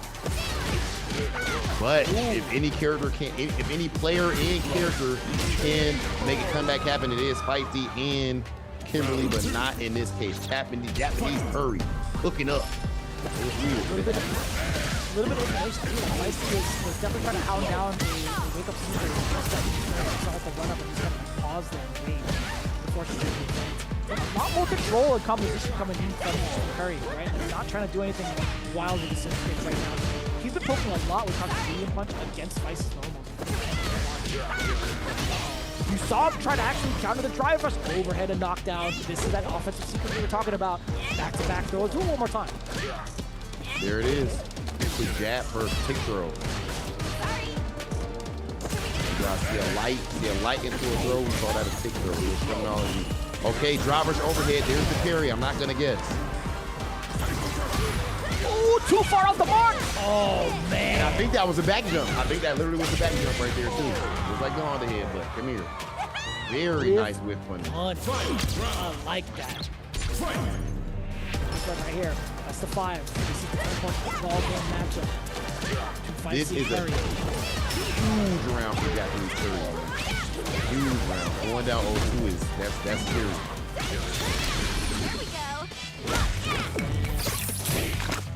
Dangerous too. That's scary on the speed side. Damage. Also slightly increased. Uh-oh! Background. Oh, the block. JapaneseCurry wasn't ready. Again, trying to check the drive rush. Not going to pay off at all. Backing away.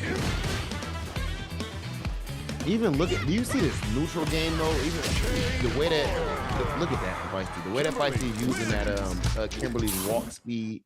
When you're seeing somebody walking back and forth a whole lot in fighting games like that, it's not just, you're not doing it just to do it, okay? She's right, especially with a walk speed like this, you can be trying to bait something out. You don't want your opponent to know exactly where you're at, and with that walk speed, within milliseconds, within a few frames, she can step a little bit further and be within range of maybe her stand medium kick or run overhead and drive right. It's kind of difficult too. Like, if you're facing like this, like you're thinking to yourself, oh, she's within range, I'm gonna try to press a button, you know, she's out of range. It's really difficult. It's kind of like leaves us that you're not telegraphing your movement going forward. Yep. Oh, just like that! That is, I believe, Kimberly's best button this season. That stand here is so good. I think it's like one of the fastest heavies like in the game, or at least like it's still within that category. I think like 9 frames or something like that. It's kind of wild. And you gotta try to guess if it's a run stop or if you're gonna do the run off your body, and yeah, it's a lot. There it is, and just like that, JapaneseCurry was correct on the call out, and now gets the drive reversal punish. Going for this burnout. Oh, that's tough to call. We thought it was on the other side too. Elbow, now the back throws everything. Drive reversal off of me. Anti-air, and that's a counter. It's a forced knockdown. How are you ready for the juggle? You're actually godlike. You're actually insane. Hey man, give her her trophy, dog. Give her her trophy, dog. I don't know. The way that you play. What? Kimberly wins. Are you kidding me? In the clinch, that anti-air into the elbow, into the level 3. I'm telling you. Backseat analyst for Hell's Kitchen. She stays cooking. I promise you. She be on her game. I have to see a clip from this Hell's Kitchen analysis stream. I just don't know what she could be analyzing. There's a lot. It's a good time in there. I've definitely spent a lot of time in Feisty chat, like watching all the Hell's Kitchen stuff. I'm like, dude, this is actually the best chill stream ever. I gotta catch me a Doki stream, man. I just know Doki is so funny from being all in Shine streams and everything from Sage Jam Slam, but Doki is hilarious and all kind of hilarious Twitter clips from those two as well. Oh, true. Yeah. I feel like wherever like Dokibird goes, there's definitely gonna be like a fun time, no matter like what team they're a part of. Yeah, and you know what? And you even see it in the gameplay as well. You know, Doki is just full of confidence and running straight through her opponents. It's a steamroll going on, and so far, Doki's been one of the most exciting players to watch, and I would say has been the most dominant in her class up to this point. We'll see, like Serotina's been doing a great job of studying up specifically against this matchup, right? Look at the amount of people. I like that. It's nice and easy with some of the combo conversions. Oh, you saw attempted butt smash, by the way. That was neutral jump roundhouse. That was definitely an attempt. Oh, no. Right over Honda. Oh, that's box. Do it a little bit, pump the brakes. And also Dokibird's gonna run with it. Headbutt, you know Doki's it. gonna do it. Doki's gonna do it, I think. It looks like it. Never mind. I'm JapaneseCurry. You know, that's kind of tricky to anti-air because like those, that jumps you punch, which is like way further down than you expected to. So if you're trying to anti-air with like a steady heavy punch, you have to like secure it with head. Oh, punish! Oh, drop. Yeah, and now with that drop, you're also sitting there with lower drive gauge. Punish Lower again! drive gauge. Ooh.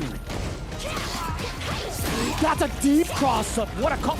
Yo, Serotina! Beautiful set play, yep. That cross-up was, come on. That was too ambiguous. Okay, what an anti-air. You see what I'm saying, Rob? How are you platinum? In fact, how did you go from silver to platinum so quickly? We see it right now. I'm telling you, sometimes I'll be seeing Serotina, I'm like, Serotina be playing like 1500. Yeah, 1500 Mister.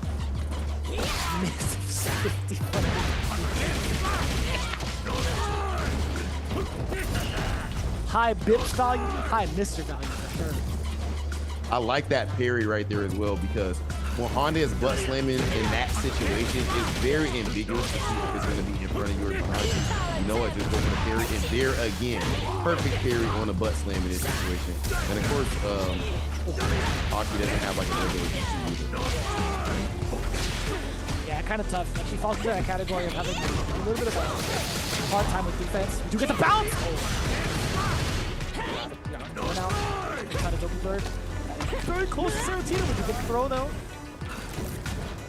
You gotta watch out for the movement, right? One of the biggest things we look for against the Honda matchup is whether or not they're charging down or back. All the time. Oh! Yeah! Oh. Close to get, okay, got the drive gauge back. Maybe EX Sumo slap. I would like to see some EX Sumo slap. Get some plus frames. You know, Serotina is going for the, oh, actually the cool fate. Actually caught off guard. You gotta remember, you could wake up with OD Sumo headbutt. Serotina tried to close the gap with OD cool fate instead. What a call out with the OD Sumo headbutt. Relax. Oh, I like that. Do you see how strong she is when it comes to like countering against the headbutt? Like saying medium punch meter makes it really close, but now Dokibird letting all the meter rip. Huge line advantage. And also being able to regain all this drive gauge, it means even more headbutts. Yeah, great point. They're very good level 3 in that situation as well, because again, Dokibird does have time just in case it's needed to build back drive gauge for the next round. That's the advantage of being up around. Sometimes you want to go ahead and spin that level 3. Dude, these cross-ups are everything, by the way. It's rather difficult for Honda to try to find an answer for like really like odd angle cross-ups like that, right? Like you would have to maybe delay the butt slam, perhaps, but it's still rather difficult to get the reach on not really punch in the air. Yeah, I definitely agree. That is not one of Honda's strong suits. And wow, yet again, that cross-up, and this time it puts, yo, the jab, and then it cancels into the, to punish the DI, but then the neutral, they're game. They're both very real in this matchup. Battle of resources. Willing to move forward rather than like maintain the charge. Ooh, wake up, roundhouse, hold up! The call out. Who has the legendary wake up roundhouse? Is it Gustavo? That was LPN against himself, unfortunately. Oh yeah. He's on the receiving end. Roundhouse again! So much mileage, dude. As expected from a Honda, right? Oh, definitely. And now, just like that, it's a 1-to-1. Man. And that all was possible after that amazing wake up OD headbutt that hit the cruel fate. Very clutch situation there. Roundhouse again! She got a high percentage of that back. Yeah, mileage. I'm telling you, a reliable Honda. Point A to point B. Look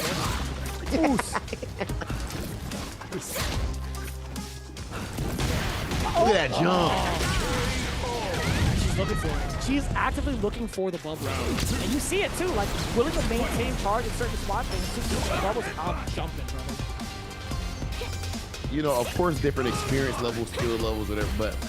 But these two, their play styles or their strengths remind me of Lashar when it comes to Serotina, and like words like Mina when it comes to Doki. And what I mean by that is like, I feel like Doki is a gamer. It's like Mina's just a gamer. That type of mentality.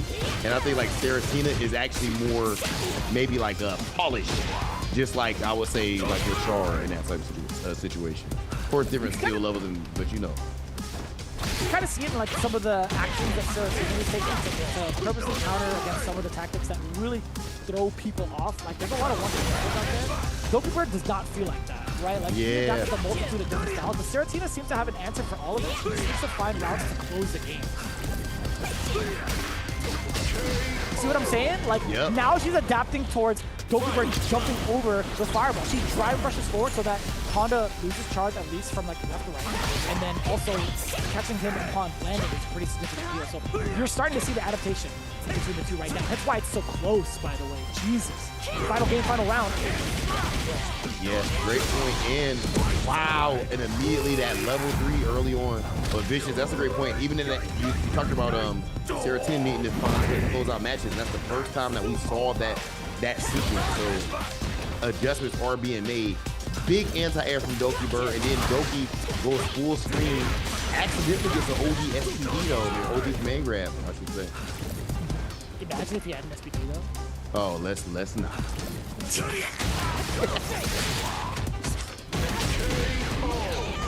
No, sneaking roundhouse again, dude. That is like, that's been the button for Dokibird, by the way. And like, it's really up to Serotina when Aki has you in burnout to keep those strings tight.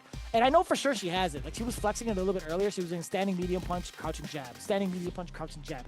There's definitely frame traps in that sequence that doesn't allow Honda to press roundhouse. So that is kind of tough. Like the fact that Dokibird got away with like so many roundhouses, so many really big open roundhouses is like pretty fortuitous, pretty lucky, and also like mad clutch at the same time, because it's like, it's one thing to hit the roundhouse, it's another thing to be ready and convert off of it. And Dokibird's converted like majority of the time. That's a hard call out. And then again, we saw the you said it was Strider, and who would they have? LPN. And landing that LPN. I remember when I first heard about that in tournament. Look, if anybody wants some FGC lore, all right, just make sure you look up LPN versus 801 Strider in Street Fighter 4. All right, and you could just go to the end of the match, or you probably will find that clip directly and see how that match ended. And that's pretty much literally what we just saw Doki do. I still can't believe it. Roundhouse into Ultra 2 with Rolento. That is like hella damn. I actually don't remember if it's like Ultra 1 or Ultra 2. No, it's Ultra 2. If they just like the string up with like the backup squad. Was that hit confirmable, or did he have to just do it? I want to say there's like a pretty sizable window, especially if it's counter hit, to confirm off of it. But more often than not, I think that window's like rather tight. So like I think because it was counter hit, then yeah. But like outside of that, probably not. Yeah. See, that's rough. I probably would have been able to talk to him for. I would have needed a good hour. I'd needed an hour. So funny enough, that was actually LPN admitted. He's like, yeah, I actually had to do Wake Up Ultra, and like the roundhouse came out first. No, really? Yeah, dude. So it wasn't even like a confirm. It wasn't like an intentional thing where he's like, yeah, I'm gonna confirm this roundhouse. Check this out. It was like, yeah, I was like mashing Ultra, and like the input messed up, and he got standing triple kick. And you know when like a triple kick happens, the priority goes to the heavy button. So that's what happened. Yo, the Doki fans are turned up in the chat right now. Okay, and now in our next order, as you can see, we have Serotina going head-to-head with Doki, so we're immediately going to get the run back. And then we've got KarQ versus Frodan, Fumi versus Emilyywang, and finally, it's going to be JapaneseCurry versus Feisty. So In this situation, of course, Feisty was pushed off of that 20-point spot because the home team has split. They're going to go ahead and put Fumi there, and understandably with good reason. But Emily looked great in their match last time as well, so that could go either way. Oh, this is Nephew now on the away side, right? Because Nephew was at the top of the charts in grand finals. So interesting choices being made from the side of iDom's behalf, putting in Serotina first, actually. I like the confidence play. I like what she was presenting, but being in a position of 10 compared to 40 where Nephew just needs to score one more game, that is kind of rough. It is kind of tough. Yeah, okay, so what is the point situation again right now? Is it 40-20? It should be 40-10 if I'm not mistaken. Oh, yeah. Frodan got a W, Feisty got the W, and then Doki just finished out the W as well. 40-10. Okay, this is big time. So Team iDom, I mean, goes out saying they have to step up right now, but this is not as bad as it would have been, of course, in the first 2 rounds of the playoffs. This is 70 points. They're in this for the long haul, and now they have home team advantage. Oh, true. Nephew did what they were supposed to do. A team Nephew did what they were supposed to do as far as getting a big advantage from the home side. But Team iDom definitely can do the exact same thing. This is all the way, again, first to 70 points. There is time to adapt. That was my bad. I already forgot it was a race to 70 points. So there's a possibility of getting a third match. Already started off rather aggressive with Dokibird. Dude, did you see that? So Dokibird really relies on doing standing medium to standing medium. Although standing medium punch being blocked is +1, if you go back into another standing medium punch, you could interrupt that, right? Maybe 9-frame gap or something like that. In that situation, that button is very strong. That stand medium punch. But yeah, you can't let them get away with just matching that, and very well done by Serotina to call that out and not let Doki get away with it. And that's like, even people in like high mastery don't do that. You know what I mean? Like that's really advanced for Serotina to pick up on. Doki with the air-to-air. Look at all his switch-ups, man. I'm absolutely loving that. Big throw. Right back to the neutral game. And there's the DI. That's not even something, an option that we even see Doki go for a lot in her game. Oh. Funny enough, I think like that OD could have been blocked. That was Serotina doing Oh, you gotta finish that combo. Oh, that's huge. No, you gotta keep the streaks tight. Doki! The jump in again. I'm telling you, man, she is sniping out every single bubble. She is anti-bubble right now. What a read. Okay, I'm liking these jumps. When someone is a momentum player, right, like Doki appears to, look at that, y'all. It is very rough to let them get the upper hand in the first place because they're only going to get stronger with it. Right now, them being up 40 to 10, and Doki coming off of a victory of her own, it's very tough to stop this trend. Yeah, this train's pretty much off the rails. Yo, Doki is just dealing out mad damage. Oh, you gotta punish! You have to punish that, especially with its heavy hands. Look at his opportunity. Serotina back up against the wall right now. I'd like to see the fireball game right here. Clearly, Serotina is trying to set up a little bit of zoning. I feel like she might be a bit gun shy after being hit with 2 drive impacts in the first game.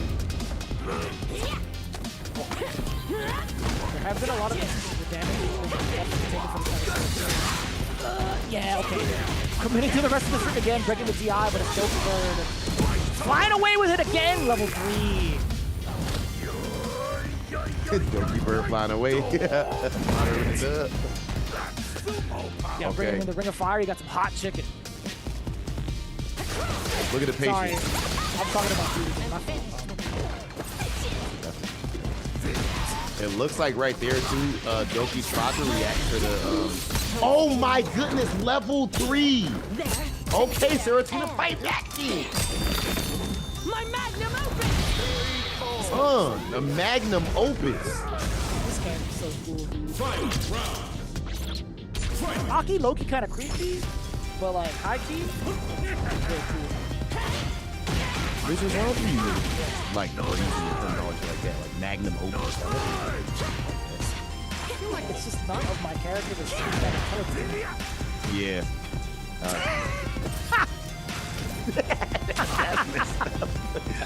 That's how you know we're friends right there. You're bringing it back, right? And I shut up, y'all. How do you like that? Look at that fireball. Okay, yep. And of course, throwing a whip out as well, the 2-hit combo. Gotta be wary of the DI with the back to the corner. You just ran into it. That actually is messed up. Dokibird actually happened to catch the startup of the moment. Like ran. Oh, Doki's big chance. Assuming the position. Oh, lordy. Yeah, this is rough. This is uphill. It's all about the climb, though. Can you make it out? Can you survive a round? Perfect parry! That's a start! That was so clutch. What an anti-air! Veins! Odiku Fate! Yo! Again! You can do it one more time if you want to. Uh-oh. And the poison's on, by the way. Oh my god! No way! Run away! 10 seconds. 10 seconds. She's charging, by the way. Headbutt is coming. Or butt slam. No, get out of here, son. No way, dude. Ain't no way. Ain't no way. That's Are crazy. you kidding me? Please no flip way. that. Please flip that. Are you kidding me? The perfect parries. What? That was unfathomable. Absolutely clutch when her team needed it the most. And I love the way Doki was playing that too. Being extremely patient. But Serotina was just too much. The anti-air with the heavy kick, the perfect parries, stop it. That's wild, dude. I can't even. Man, there are long tenured players who would not have been able to perfect parry that given the pressure in the situation. Brother, what are we witnessing right now? Are you sure these are new challenges? Man, bro, I've been wondering that this whole night with the play that we're seeing. No shot, dude. Oh, no. But it's fine. The cruel fake, yeah, the chip damage. The game sense is out of control, Rob. The situational awareness and the game sense from Serotina has been out of control. We have like a potential, like, I want to say, possible prodigy for fighting. Like IG. When you see like the background games that Serotina plays just on her profile, like, this is wild. This is actually wild. Yeah, you know what? That's a great point. I do not think you're overstating anything at all. How fast Serotina's been able to level up, and this seems like a fighting game vet to some degree. And this is of course without all of the like a years or XYZ that a lot of us have in this genre. And just like that was clutch. Serotina with a huge dub. I know that their group call, whatever, is going crazy right now for Team iDom. That was a major dub. What a comeback. From Serotina to Serotonin, man, changing up the mood completely against Team Nephew. That is wild to see the rebuttal 2-1. I am thoroughly floored and impressed. Like I gotta talk to this guy real quick. I gotta talk to Serotina and be like, yo, where'd you learn that? Like on some like the same exact voice as Chris Rock towards the end of that Kanye song. I have to understand how she learned to navigate a character like Aki in a situation like that. Yeah, and again, you saying that just reminded me too. She's doing it with Aki, man. With Aki, Like that's Uncommon not a character. That's not an easy, straightforward type of character. That's not even somebody who. That's not a character I would necessarily. I mean, I think people should just pick whoever they want, but I wouldn't know if that was the most beginner friendly of all the characters. And it doesn't matter for Serotina. Phenomenal play. Like, and I now count the amount of like Aki players in the world on my hands. You know what I'm saying? Like, yeah, you're right. And you know, man, a lot of times we see how good Hanao was after only 11 months of play, right? We've seen the little vlogs and a lot of these people who come out, Sahada over there in Japan. So someone like Serotina, I do believe if they so chose to really take me serious, I think that could end up being an elite player. What happened right there with? Oh no! Frodan might have a disconnect. Frodan is 100% standing still. Sorry, it's KarQ. My bad. Yes. Whoa! I hope it's back now. Okay, there we go. All right, come on. Let's run it. You lost that round, brother. We are getting confirmation regarding what is going on the side of KarQ for Team iDom. I'm going to double check one more time, actually. Oh, he has a button. So KarQ, ladies and gentlemen, has a button that is not working on his controller. Oh, no. So maybe they're gonna just go ahead and maybe they'll just go ahead and run that back instead.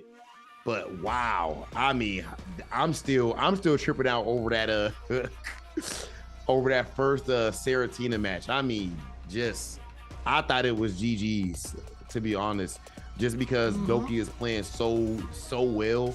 And then it's just the situation at the end where Doki is down back in full screen, not giving you anything, not trying to just overextend, and to have to perfect parry in all of those spots and anti-air. And come on, man, that was absolutely phenomenal. One of the most clutch performances we've seen so far. It's not a bad call out either to go in with OD Crew Fate. Like, let's say if Doki was not ready for it and is forced to block, you have Aki with advantage in front of your face that could potentially throw and prevent you from doing like an OD headbutt right away, right? Like, let's say Serotina did have that in their back pocket. Like, you land that, force a block, get a grab, do it again. You're still getting damage. You're getting a lot of pushback towards the corner against Dokibird. So there could have been like so many different avenues where it looked like it would have been like in favor of Doki, but Serotina just really balls to the walls, man. I'm like so impressed. Yeah, it's unbelievable that skill level already. And then this next one, Frodan versus KarQ. I do not remember exactly how their last one went, but 2-0 on whose side? Frodan. Okay. Yeah, So yeah. Frodan with the 2-0 last time. Oh yeah, and I remember he was using the Jinra pressure and burnout. He was talking about the classic Jinra pressure and everything. Yep. Frodan has been phenomenal throughout this event up to this point, but KarQ can definitely say the same. I will maybe Frodan has slightly more consistency up to this point, but the pass does not matter because right now only one of these guys are about to walk away with this 10 points for their team that they both so desperately need.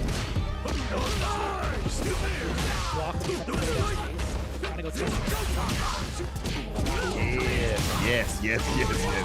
Okay, the DP, come on, I'm pushing you to that corner. Dragon Lad, look at the jabs. Not only just fishing for a hit, but you have to also be conscious. No, what? You know what that okay. was? Like, I think it's got to be like his light punch. Right? I'd imagine he tried to go for like a back throw. So he's definitely got heavy punch.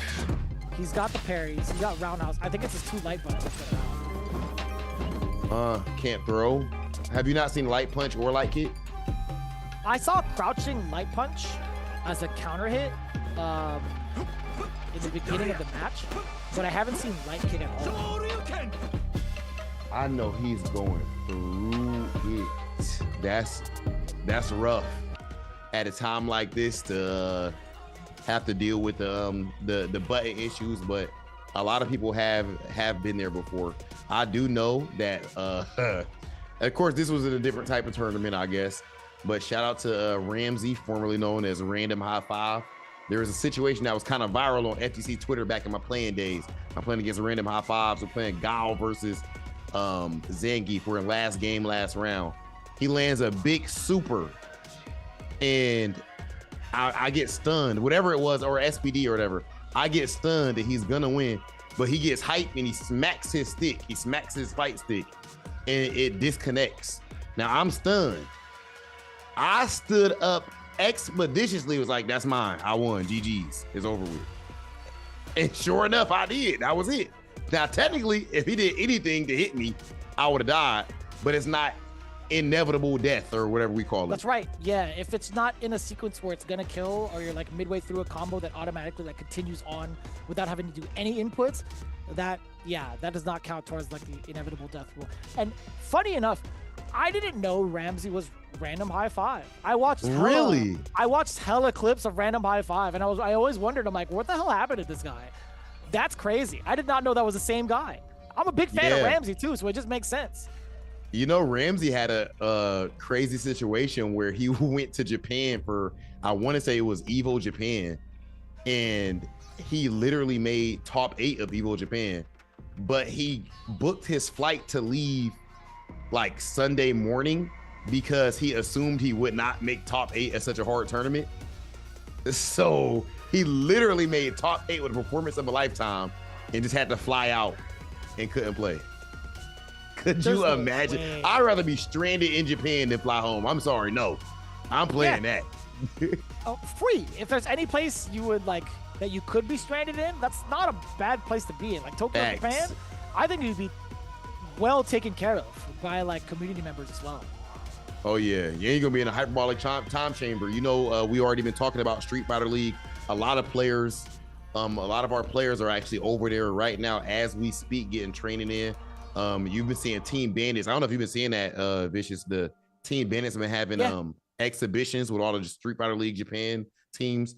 That is really cool, man. We really got a global esport at this point. Thank God. And I've seen FlyQuest be a part of it as well. I've seen Shopify Rebellion. I just tweeted under one of Knuckle Dude's posts out there with his teammates.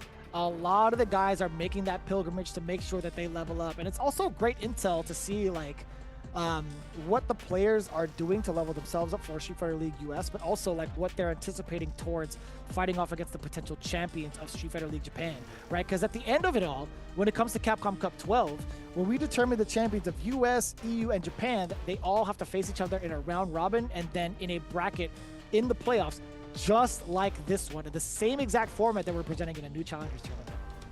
You know, in this new Challengers tournament also, one thing that I really like a lot about this format, I like the idea that the captains aren't actually playing in it, you know? Oh yeah. Completely leave it up to the team to play each other, and you all the way go into that coach role. I like that a whole lot, and I also feel like it's cool that it takes some of the playing pressure at least off of the captains, where they can just fully lock in on that one thing, because that's a lot to be the coach. And then you got to feel bad if you lose and everything like that. You know, I like it a whole lot better like this. And it's really even. And just the whole beginner tier, advanced tier, high master to intermediate, high master. Right.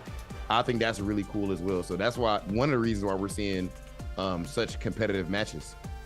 I think we could bring like a whole other format to prepare ourselves for Street Fighter League US by like bringing this on board like on a more consistent basis, right? I feel like this has opened a gateway towards like welcoming in much more of like the player base to be like, hey man, if you are of this skill level, you definitely can make a like showing of it, right? You could definitely like find certain teams. And also, I wouldn't be surprised if other tournament organizers decide to pick up on this. I mean, we've seen this happen in Japan originally. I know Sejam Slam also kind of like picked up on it and all made it their own in terms of like their own formatting, right? But again, like we see it here with new challenges. We're seeing a lot of the player base come in for their communities and also like for the streamers and content creators themselves evolve into full-blown Street Fighter players. Like if the Dokibird versus Serotina wasn't proof of that up until this point, then like I don't know how else to convince you except for watching the rest of the matches we have at hand, right?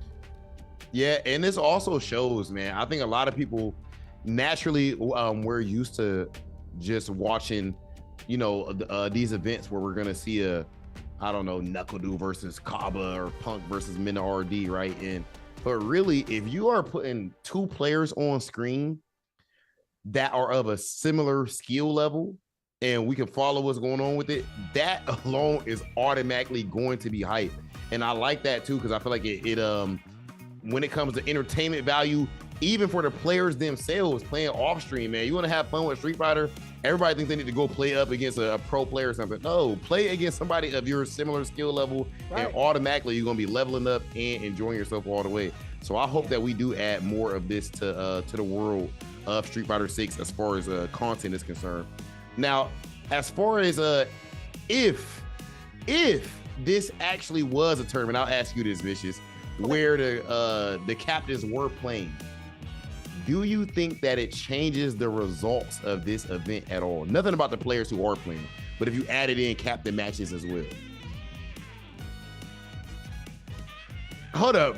Oh, yes. Okay. Oh, yeah. Oh. Absolutely. Like, let me answer that question with another question.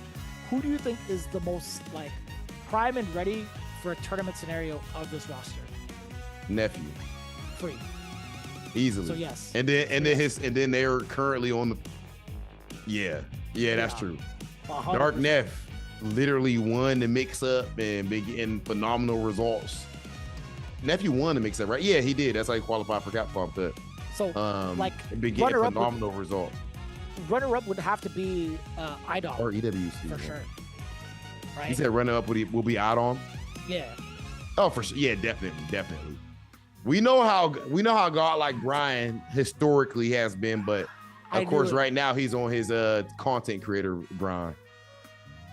Yeah. And then we have St. Cola. Even he was kind of like low-key surprised. He's like, wait a minute. No. He was like, I'm gonna be a coach. I know he wanted to be a player. I know for sure. No. Are you doing the wrong? He could. My boy Saint cooked up for the coaching though, man. Like I said, I seen what they were.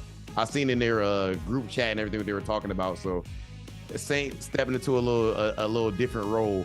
I said no quickly because I thought you was about to say no. Even like I thought you were talking about iDom and Nephew, and I was like, yeah, I mean you've been Saint, and I was about to be like, all right, brother, I love Saint too, but I will say, I mean, like he's definitely stepped into the role of Coach Carter quite well. I mean, Coach Cola has a nice ring to it.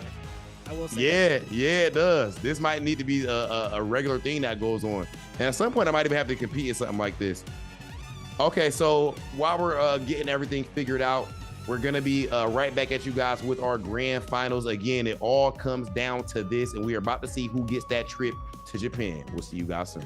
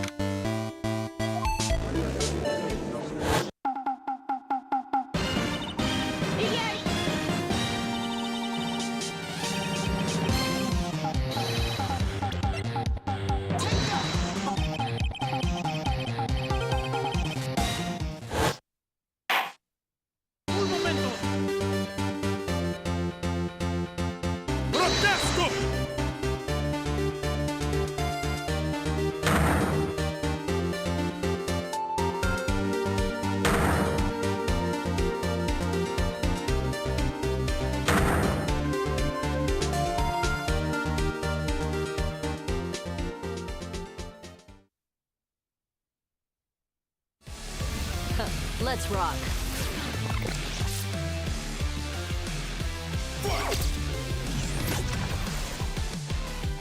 Yes. Right here. Does it take off?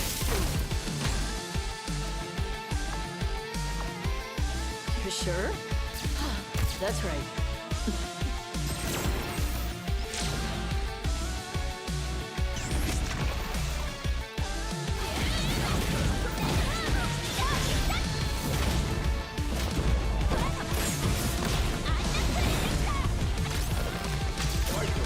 Understood. Leave this to a professional. United Kingdom. Just another cog in the machine. Here comes a new challenger. Viper wins.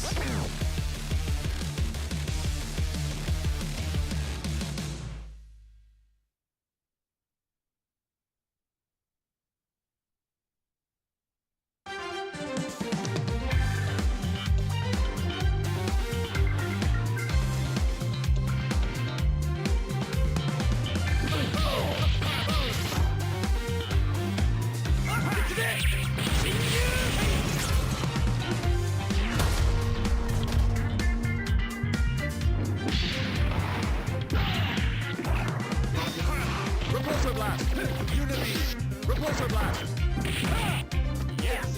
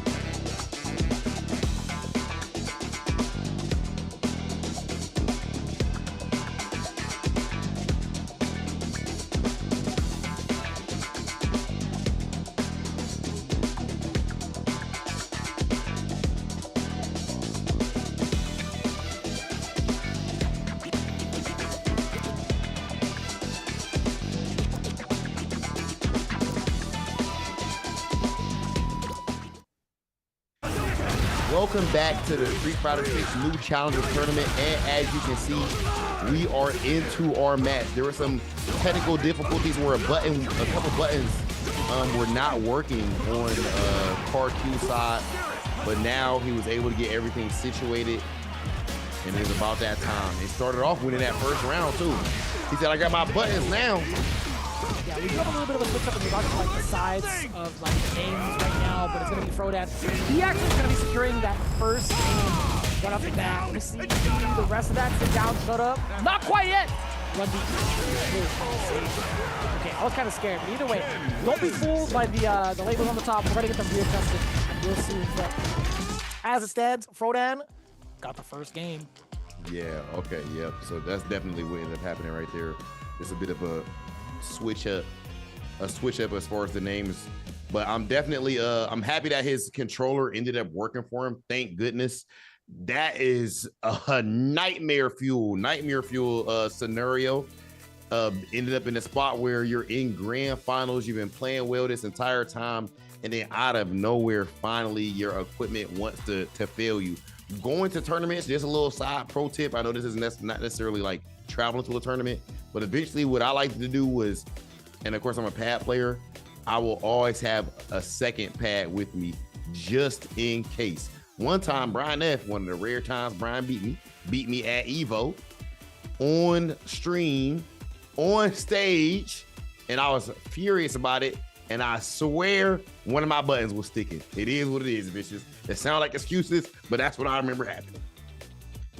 Like I learned the hard way. During the game, like one of the buttons was stuck. Yeah, yes, exactly. Literally on my pad during the game, one of my buttons is stuck, bro. And I'm like, oh my goodness. Ever since that time moving forward, I made sure I'm traveling to an event with backup controllers. Now that's harder for y'all stick players and everything, but hey, It is what it is. You got to make your investments. You never know what can happen. Listen, I get that way sometimes too, man. I get like the honey butter biscuit in the morning, make sure I got a nice breakfast, and sometimes, you know, I don't wipe my hands all the way, and it goes onto my fight pad, it goes into my fight stick, and it gets messed up. It's, you know, I don't know what your business is when it comes to like your morning decisions or routines when it comes to food decisions. You know, that's all you. Yo, waking up with a honey butter biscuit is crazy. So that's why you could do a Zangief voice. Yeah, that's exactly it, right? No drinks, by the way. Just, you know, just biscuit. You know what I'm saying? Like, I could do fine. Yeah, that's absolute insanity. And something else that's insane right now is it looks like on the production side that KarQ still is having issues. So he's going to have to switch over to a pad. So not normally a pad player, I'm assuming. I'm not sure. At least it's not his number one choice. He plays on leverless majority of the time. Okay, so switching over to the pad now.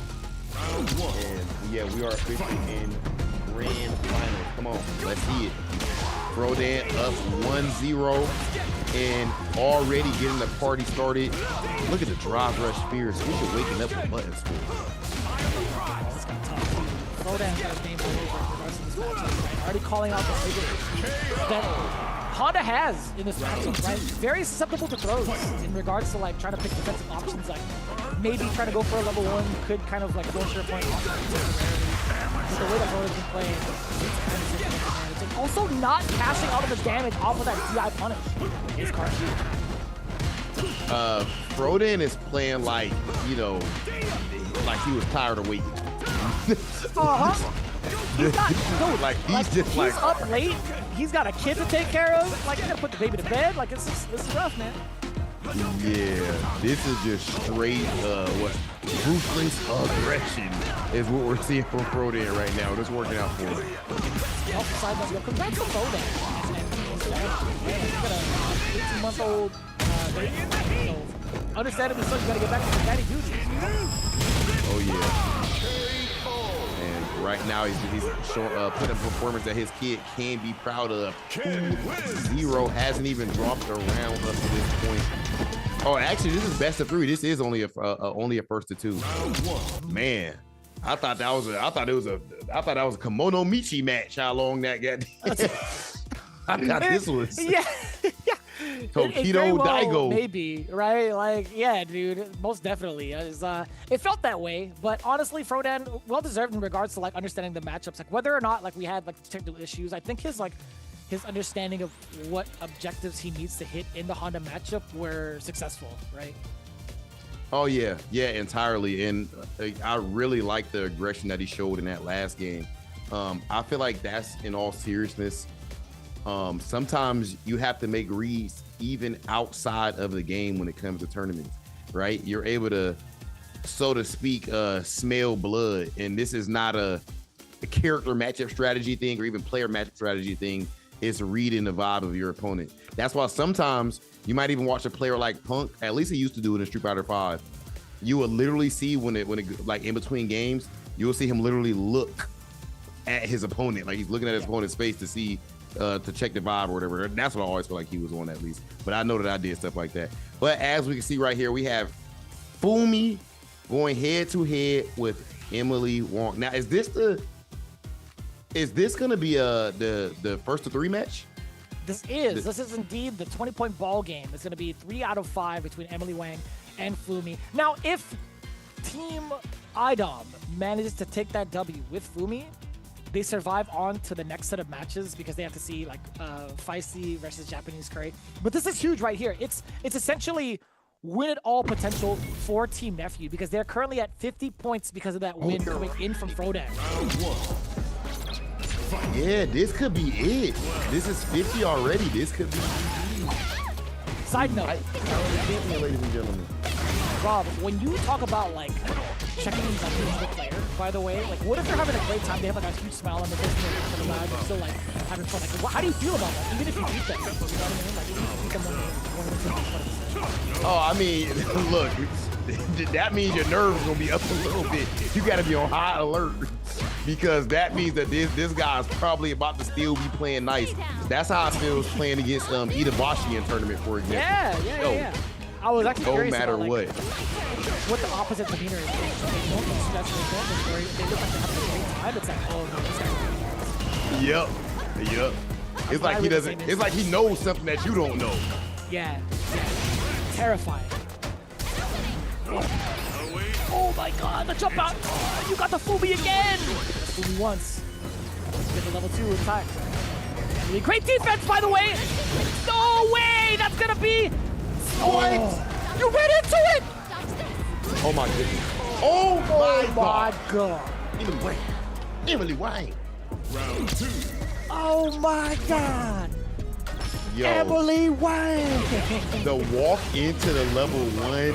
No. And then the level 1 not beating the, I don't know if that was Scoop, I think it was. That was Scoop, that was 100% Scoop. Yeah. That whole interaction was insane. You know, I thought it was gonna be a fireball, like that was gonna be me right on top of the level 1. I thought that's why I was stressing out. I'm like, oh no, Emily loses this, but what a lucky tournament entrance. Uh-oh! Winning twice. Okay. There goes that OD. So much knowledge jumping out of the corner. Yep. All right, go to this next round. Fumi fighting back. You know what? What I like so far looking at Fumi JP, especially right here in this match where the pressure is so high, where literally, I guess the team's hopes are on Fumi's shoulders. Fumi still looks the exact same, and that says a lot to somebody's even mental strength. You know, Fumi clearly is somebody who's entirely locked in and comfortable, even in this high pressure situation. Punish again! Yo, Fumi's gotten like traumatized by seeing level modern reactions and its enhanced, by the way. Yeah, back throw, combo, fears, famous swing, departure. Fumi is looking Yep. Oh, the command grab finally betrayed Fumi. And what a reaction with the DI! Not gonna be enough to keep. Oh, multiple grabs! Oh, and you tried to fan through the DI! Unfortunate, Emily actually reacted to it the wrong way. You can't get through. And that's actually so insane that it happened in that exact moment. There was so much control that Emily could have taken advantage of, especially while in that stage. I'm just unbelievable right there, Vicious. Are you kidding me, brother? I mean, then the DI at the end, I feel like the pressure is definitely higher on Fumi than Emily here. I think that's like almost objective. Wow, and yet again, you talked about it a whole lot throughout the night, Vicious. That command grab, catching somebody, going for the parry. You see all of these fireballs here to get you back to parry. Look, parry. Then at some point, Fumi is going to come back around to that patented Fumi.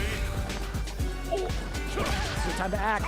You can't jump. Fumi has definitely cleared that multiple times over. The drive impact not going to be close to the wall. Jumps again. Ryu Blue out of there is Fumi. Dude, sniping out the opportunity. And Emily, again, falling susceptible to the JP traps. This has been her demon, and it continues to be so. You see this 2 crouch medium kicks again in that in-game scenario. We've seen Fumi go to that a lot to close games out. The common thing for JP players, clearly somebody with a level of mastery of their character. It really feels that way with the way she's setting up the trap. Except for that moment, the departure. Does get blown up by Emilyywang, but still, like, just flipping home towards Emily, repeated how to really things out.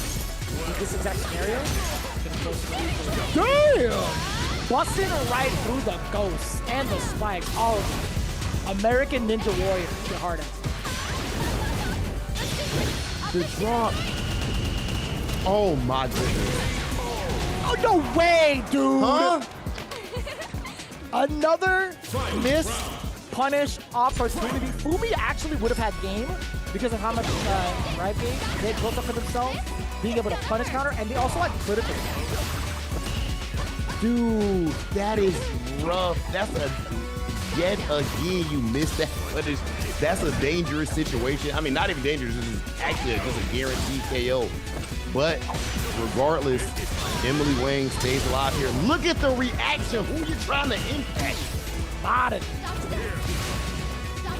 It is, man. You have to play the match differently when someone's a modern, right? Like, if they have access to being able to, with stuff on live impact stuff like that, trash attack specifically, shit damage. The jump in is also no level 2. Then no. Oh, Emily just wasn't in that game. You gotta finish the play. You gotta punish. Yo, Fumi said there's no way that that's happening again. 0% chance that Fumi was gonna let that happen again. Good to see that adjustment, correcting their mistakes, and right now up 2-0. Emily would need to win 3 straight in order to close out this tournament right now, but Fumi is, to say the least, not making that easy. Almost definitely not. 2-0 lead in the game, now full screen to start up the first round of the third game. This is rather difficult. Emily, again, it's one of those games where she has to find a way to close some of these rounds. And she's got really strong starts and really good control, but she hasn't really been able to target fan or at least get hits on time like that. The first solid confirm we've seen thus far in the exchange between these two. You know, I like that you bring that up right there, by the way, Vicious. The fact that it's just been a matter of closing out rounds. When you're down 0-2 in a situation like that, if you've at least been getting close, that should give you confidence to know you can make this comeback because you've already been one hit away pretty much multiple times. One thing I would like to see differently from Emily potentially is maybe in the future, maybe a bit less level 1 because now, wow. But the reason I would like to see a little bit less level one is because, as you said, Vicious, it's a matter of not closing rounds out. But if you had a level 2 or level 3, it'd be easier to close some of these rounds out. Yeah, I mean, she's had access to him sometimes, right? Big Fumi. Really looking closer to that match point, right? Like rock a little bit. Fumi not really like pacing, understanding that Emily could easily close the gap with the jump roundhouse. I like that, playing it coy. Safe, look at that. Okay, look at the reactions. Emily constantly on point. Yep, and go ahead for that level 3. Of course, this is gonna put the opponent into burnout. Very advantageous situation for Mai.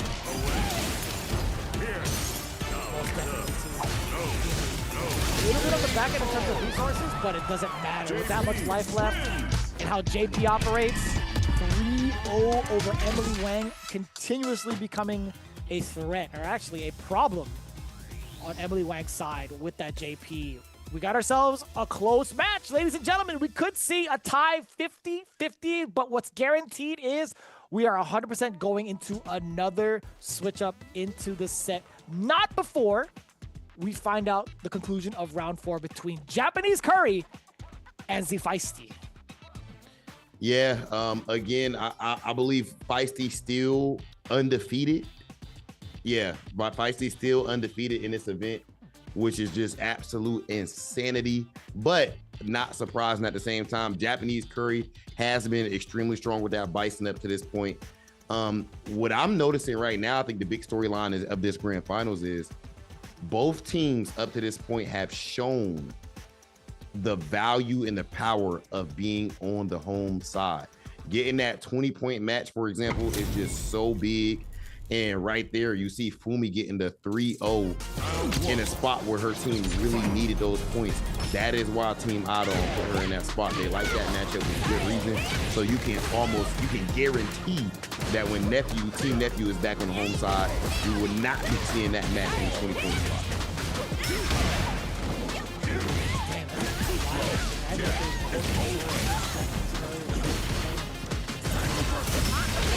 A whole different kind of approach coming into JapaneseCurry. Does get the perfect carry, doesn't actually get a punish upon the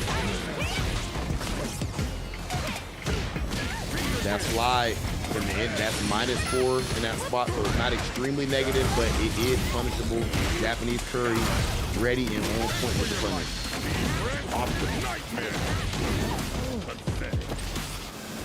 Gotta be scared of DI, but at least she has level 1. at least not. Ooh. Nice wherewithal to maintain the charge, by the way. Like, JapaneseCurry is willing to just kind of sit and wait for Feisty. So I like that, too. If he broke his charge, he wouldn't have had access. Unless maybe KarQ punch is a little bit riskier, especially with how often Kimberly's tend to change up their timing with combo drop. Yeah, and of course, Bison, as you said, that crouch spear is already against any character have a bit of a hard time with that crouch spear because it's about 10 frames per them, I want to say. Wow, big perfect parry, but yeah, with that trajectory change, it's extra dangerous. Vicious, I think in chat asked that JapaneseCurry from Marvel. You brought that up earlier, right? That is correct. That is indeed the same exact JapaneseCurry. Marvel 3 player.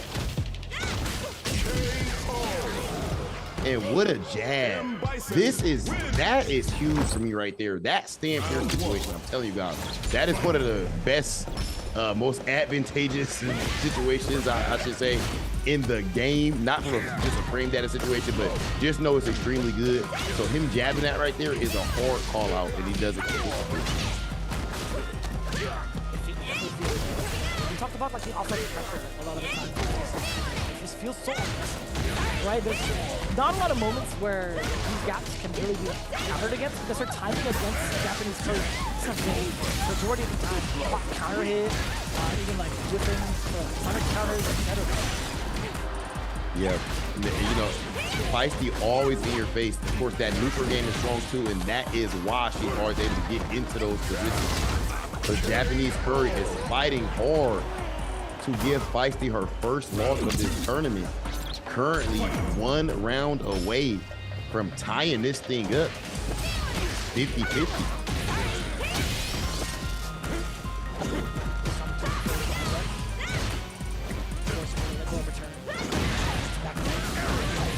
Load up, by the way, OG Scissors. Actually, we got the level 3 coming in now. Curry wants to do as much damage as possible to get the life bar and the drive gauge. Can we enforce the shift? Can we enforce the burnout? We sure do. What an air-to-air up against that elbow drop. You know exactly what you got to look for in that situation. You know that Curry knows that Feisty is probably going to be trying to jump in that spot because she has to respect the drop impact being ready with the air-to-air. But now Feisty landed that nice level 3 and, of course, now has the power up. That made it devious, by the way. Very difficult tool to kind of even like test against, right? It being cancelable is an excellent buffer normal. But on top of that, I don't even know what the Yeah, no, it's definitely not bad on the whip punishment side. And especially when you're thinking about sometimes you might go for stand here, something else like that instead. The stand medium kick run is quote unquote fake. You can jab it. Sometimes you're gonna switch it up, use that stand medium kick and drive rush, which is very, very good. Whole different behavior too. Like being within range of like medium kick and also threat of heavy punch. It's just like a 1 frame difference. Definitely a scary spot to be in. And now JapaneseCurry is definitely in a scary spot. There goes the bomb. Wakes up with the drive reversal and it hits. If that's blocked, that would have been GG's. Great defense. I love that read. And it's not something that we see him go through a lot either. So it's not easy to read. Curry adjusting to the tendencies of Feisty, by the way. We're getting around that sharpness here. Oh, we got the burnout. Oh, you punished that! Wait, you didn't finish it out? No way. You barely survived. You barely survived by a pixel. I would have said by a hair against that. By a pixel. That is wild. And that would have been kick out. Wow.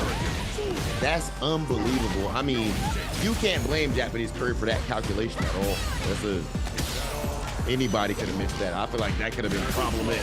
And when it's a pixel like that, that's a tough situation. Oh, yeah. I don't think anybody would have called that. Feisty got some insane cloud over right now. JapaneseCurry yet again on match point. A lot of damage on her scroll.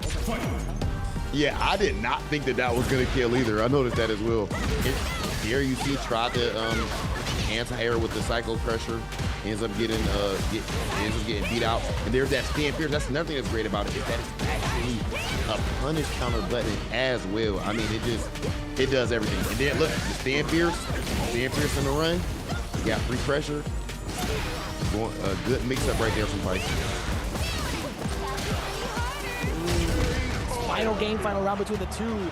These guys have been slugging it thus far. This is like the most, like the quickest adaptation between the two except There we go. Chat says, is Japanese curry Japanese? Somebody says, nah, he's curry.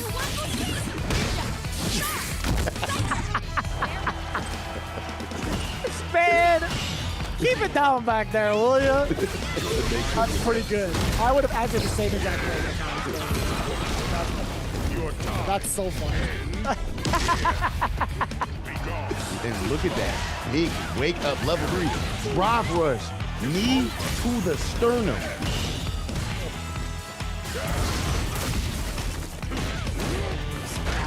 Loses actual positioning. Down. Anti-air, what? Oh, the punish. The defense, too. Coming in from JapaneseCurry, the last second to read the drive reversal against Feisty. The first person to make Feisty bleed in the entirety of the new Challengers tournament. And now, we got ourselves a real match, a tie ball game between the two, 50-50. What a fixture. Yeah, officially 50-50. And we had the same score for each round. If you think about that, too. When Team Nephew was home, they scored 40-10. And now, with iDom team being home, they scored 40-10. So, in theory, right, if it was to keep on going like this, then Team Nephew should have the advantage, the fact that they're finishing on the home side. And that is, of course, the pro side of them getting that first place spot in the group stage. So what they did earlier ended up being an investment that could pay off right now. But momentum is a real thing. And right now, Team iDom has that in spades. I don't know if they can be stopped with how hot they're playing. So it's Nephew back on the home side, right? And it's tied 50. You only need to send up 2 matches up. I'm thinking to myself, Frodan easily has to be in that equation, right? I think Frodan playing like he has to put his kids to bed is a whole different demeanor of Ken that nobody's really ready for. And also really understanding the matchup to a T. I like that for the first candidate.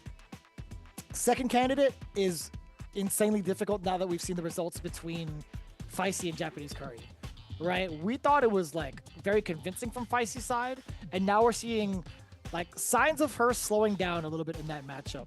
Yeah. But I think between like Emily and Fumi, I wouldn't want to put that pressure on Emily either, because it's like JP's been a real difficult time for her in like all of her matches thus far. So it really comes down to this. Do you trust Doki to bring back the clutch factor with her Honda against the Serotina matchup after what we've seen come from her performance when we were talking about clutch? I might put Doki in that spot, to be honest, in that second spot after the Frodan match. But I would just give a little coaching, and the coaching I would give for Doki is literally just to be aggressive and have fun with it, and don't even worry about slowing down and overthinking it, because that's when Doki's at her strongest, just straight running through the opponent. And it's the exact rundown that we talked about right there. Yep. Frodan versus KarQ. Then we're gonna have Doki versus Serotina in a run back. And it may come down to Feisty versus JapaneseCurry. I think it will. I don't know. I think Frodan really has the KarQ match, judging by the last one. Yeah, I don't know. This could be it before Feisty.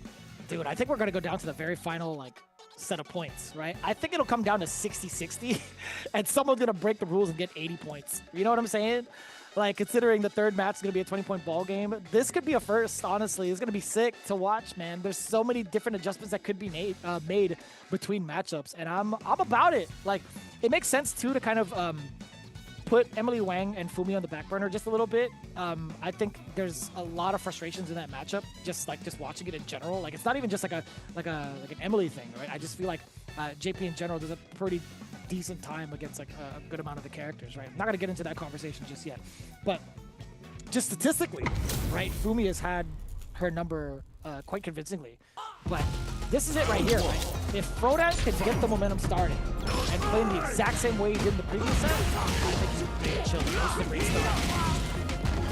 Yeah, you know, I definitely think that, and we see the offense right here immediately. I expect Frodan to play that exact same strategy, like we said earlier, playing like he got to put the kids to bed, and right now he's trying to put KarQ to bed. No reaction. That's actually very lucky for KarQ. That could have been massive damage 2 times over. Oh, we'll settle for that. I like it. If you ain't ready for it once, you ain't gonna be ready for it again. Oh, man. Yo, KarQ has completely changed his style. I don't know if you've noticed that. Look at all of this, but he's going to like a primal strat right now. This is primal Honda. I love the switch up. I think a lot of times, you know, people can get stuck in a certain spot and, you know, why sit there and lose the same way? If you're going to beat me, I'm not going to let you do it the same way you did it before.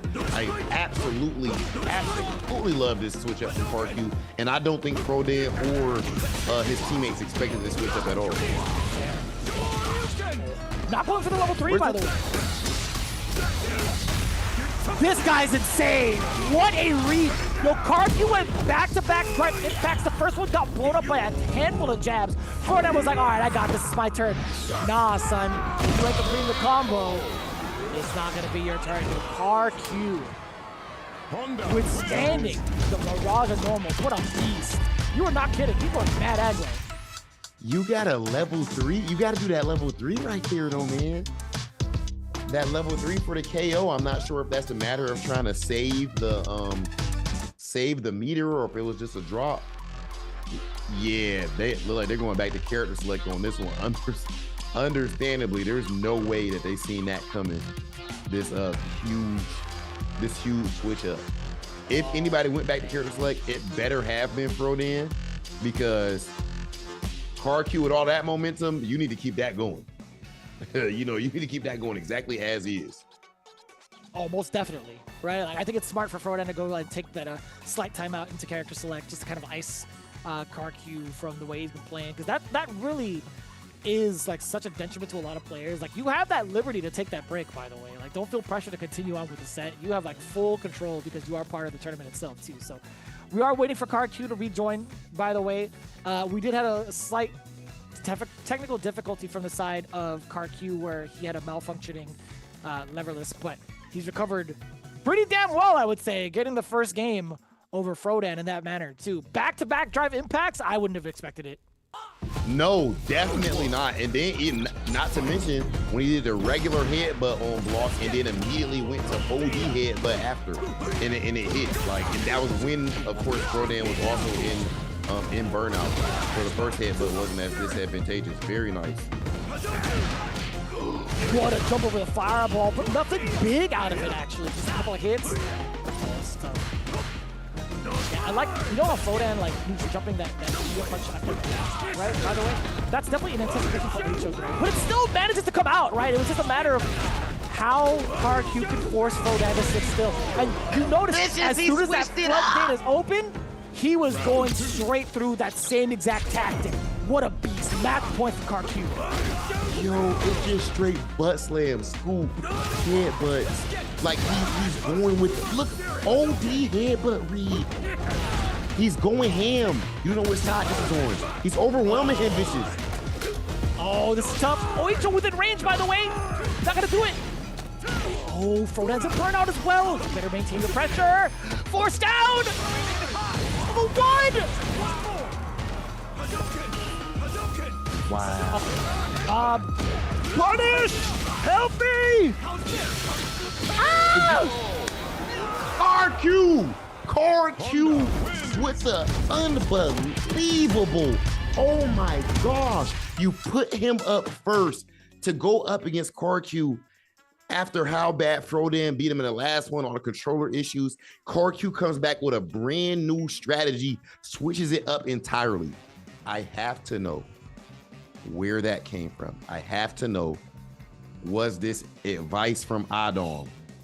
Because that is a veteran, but no matter what, the execution was amazing, but I just would like to, I got to ask somebody what's going on with that. That if you don't know, you better ask somebody. I'll tell you what, that is wild adaptation, brother. Dude, I'm about to chuck this seat across the hall. I'm dead serious. I'm going nuts, Rob. Like, I can't have this energy at 11 p.m. You feel me? Like, there's no way an old man like me is gonna get any sleep after being this high on adrenaline. 2:06 a.m., brother. Oh. Hey, God bless. God bless you. But bless hey, us, brother. Right now, Doki, especially, again, we talk about momentum. Doki, after that win right there, where her teammate was not favored, and now Doki can close the whole thing out.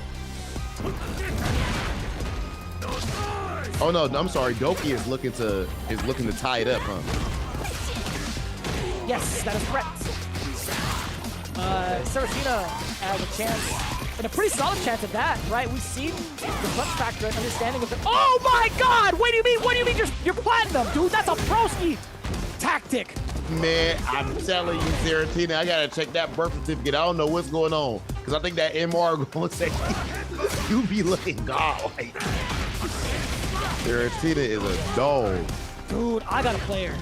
I really gotta play her. This is nuts. Rob, this is unprecedented. Yo, coming in from silver at the start of your journey here to get ready for new challenges, and also you subbed in and filled in for someone else's spot last second. This is godlike. Oh, I forgot about the filling as well. She's a beast. Look at the perfect carry on the head with Serotina. What is happening? What is actually in the water right now for Serotina? What do you mean Water Park Simulator is your main game? Hold up. Like, really? How does that translate? And you playing this god like a Street Fighter, and you're like a natural Street Fighter potential product. I'm dead serious. That's in the data. Okay.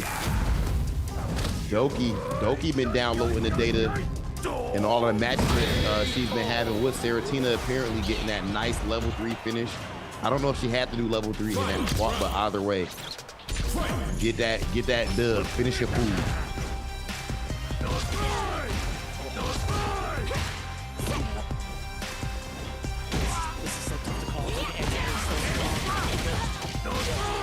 Just like that, like all the hype we put towards Serotina, Dokibird still maintaining the strategy and dealing out so much damage. Right? The damage output, I feel like for both, more so on the Dokibird side.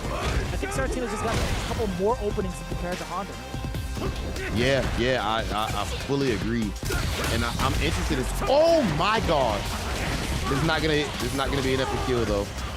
But I'm interested in seeing if Dokibird ever decides to switch to the style that we just saw KarQ go with.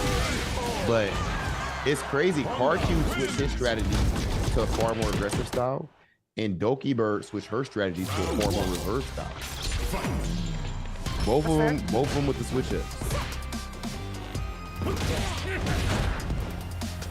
Serotina needs to understand, like, if Dokibird is sitting back and chilling, it's up to you to, like, tread carefully. Like, he's locked and loaded with whatever option between headbutt, between butt slam. It's difficult. You can't jump in on it.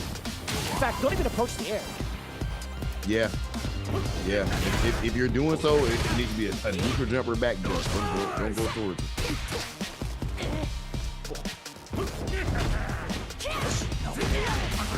Yeah, I was looking for that too right there. With punish on that butt slam. He didn't get hit with it.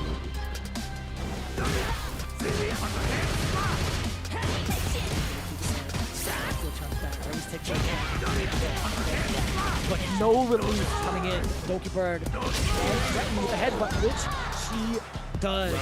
Match point. Can we get a tie scenario again? Yo, that would be fire. 60-60 going down to, would it be JapaneseCurry and Feisty again, I think. Ooh, I like that little reset off with the target combo. Okay, I see you. All right, Doki starting to go a little bit ham. Tried to anti-air, but straight combo. Brother, did you see how much damage that was off of the 2 roundhouses? Yes. That trade combo was disgusting. That was tricky. Oh, but no conversion. We're quicker than that. Almost passed.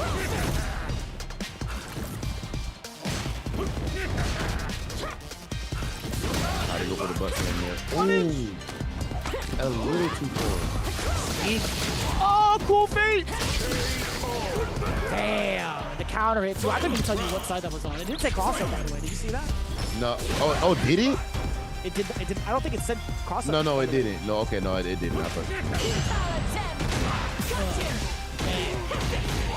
Finish the plate. Into the jumps again. Dokibird still maintaining the charge.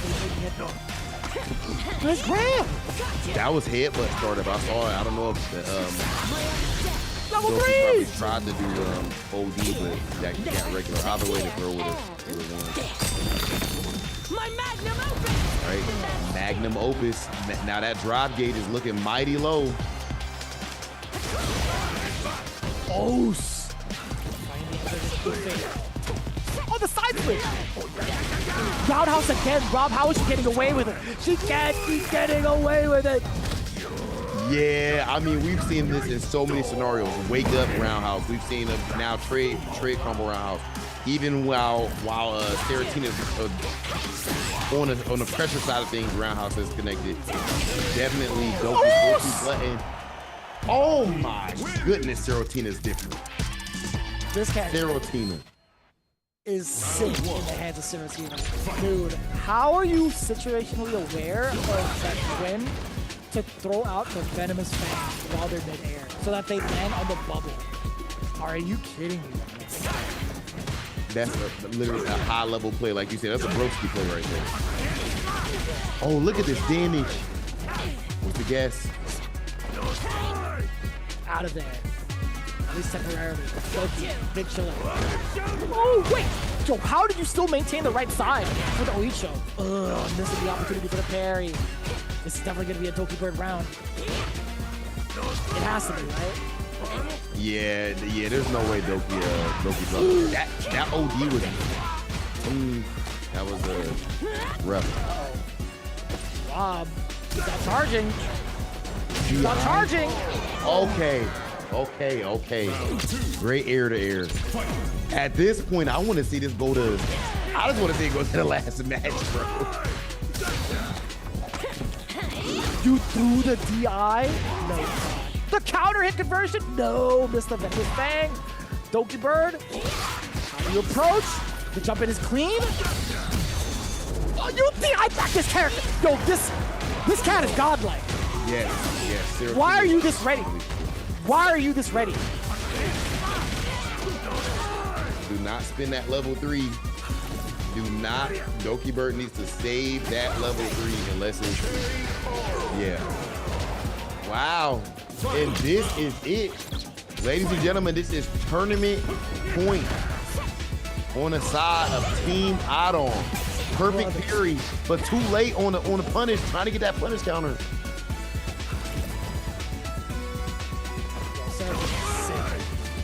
Dokibird still maintaining the charge. I like that. Sit on it a little bit. Just hang out and wait. Oh, Icho, what are you doing? Oh, the headbutt against the cool fade. Help me! Butt slam. Oh, huge level 3 incoming. You already know it. Putting Serotina on life support, by the way. Dokibird trying to clutch it out. Trying to keep Team Nephew alive. Can Doki clutch yet again? Remember, Dokibird was the match that actually clutched out their winner side grand finals, and sure enough, Doki does it again. And up against that cool fate, that OD headbutt, which gave her so many problems in their last match. It is officially 60-60. It does not get any tighter than this. Dokibird in the clutch. Wow. What is happening right now? How is it down to the final match? This is like unprecedented, unscripted, raw, and unfiltered. This is, man. We about to just roll into this next, man. My brain is still fried what we just saw. Okay, so what we about to see right now, ladies and gentlemen, Feisty versus JapaneseCurry. So Feisty beat JapaneseCurry earlier, but then in the last set, JapaneseCurry just won. And Curry is the only person who gave Feisty a loss in this tournament.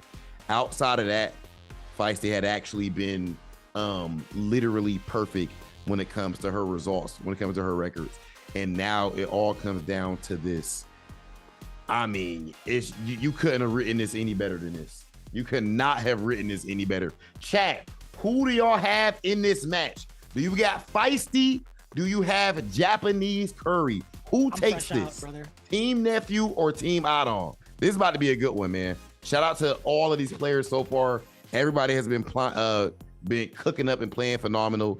But of course, both of these players are high level, so I don't mind hyping up the stakes a little bit on this one. These are two high level tournament level players.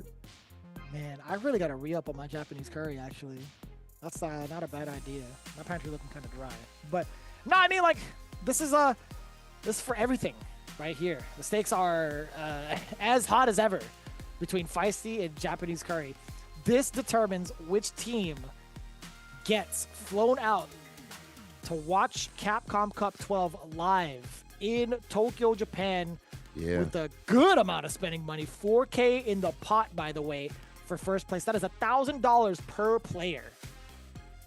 Yeah, and just all of the work you put in for a team tournament, man, like all of the work that you put in, the training that all these players have done together, to prepare for something like this, them even wanting to win for each other, even wanting to win for their coach and everything, right? And of course themselves. So this is a high stakes, high pressure situation, but both of these players have been instrumental in their teams even getting up to this point. So I'm sure there's no way realistically they could lose in the eyes of their team. Of course, they want to get it done and punch that ticket to Japan. So the final matchup for the new Challenger tournament. Better 6, much more common approach to this tournament game. Yes, sir. I like that. After multiple steps like that, JapaneseCurry wasn't like it was about time to show off that man grab round. Reversal. Curry's first time. Inside the corner. Anti-air. Psycho Clutch #1 right between the knees. Excuse me. No background house here.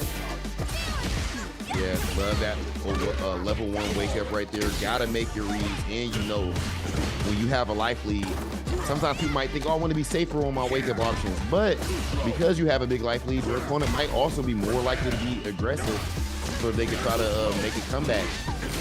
Meaning your wake up level 1 or DP might be even more likely to hit. That's what we just saw right there. Great anti-air for Feisty as well. Discipline to not try to go for the throat, right? Like that situation would have gotten so many other players killed. Again, very sharp with the anti-air. We're seeing that stand here. Uses from Feisty, but this time JapaneseCurry decides to risk the crouch jab. Good read. Got that bomb implanted. Oh my goodness. What you jabbing at? That's a lot of jab. Those was fast. That looked like that's the Street Fighter 4 Raw jab. 2.5. That's not bad. We don't know what it was like. Holding those staggers. 8 frames normal. I can't talk about it though. I mean, like, I definitely play the character. Anyways, Curry coming in with the loops and the flood is on the drive reversal. Nice and easy. A much more calmer approach towards the offensive pressure. A clean, perfect round for the side of Wow. After he lost the first round and he comes back like this, phenomenal and perfect. All of the momentum at this point is going. I won't say all of momentum, but in general, momentum is on the JapaneseCurry side. but Feisty, we've seen how phenomenal she's played up to this point. I definitely do not think that she's going to be shook. As we're seeing right here, she is still on point. Wow.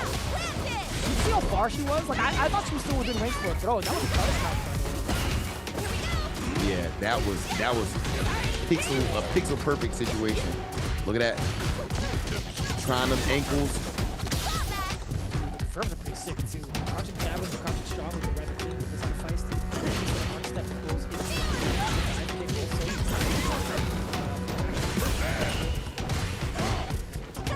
Curry. A little bit of life left. Overhead, it's hard to see coming, man. You know what? Also, 3 straight crouch medium kicks to have you blocking low and then all of a sudden go to an overhead. Just training your subconscious to block low and then I go for the overhead. Very nice setup to close that round out by Feisty. It's not easy to do, by the way. Like, commit to something like that and also force that conditioning. It's very gutsy. Yeah, definitely. And that crouch medium kick, of course, is +1 on block, but definitely interruptible, but you're not thinking that she's gonna keep going for it again.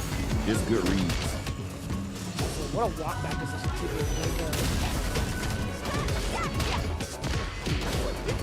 too. Love that patience right there from Feisty. That's blocked, right? Yes, it is.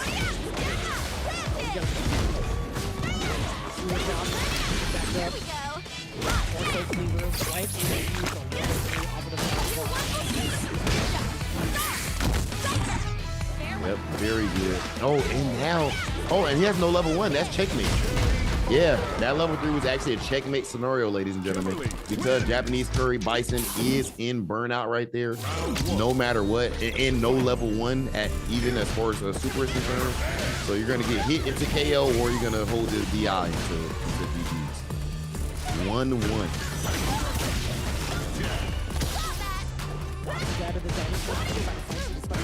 I like that interruption or at least the run. Okay, goes for that stand fierce. The raw slide. Big read. Hit by that, by the way.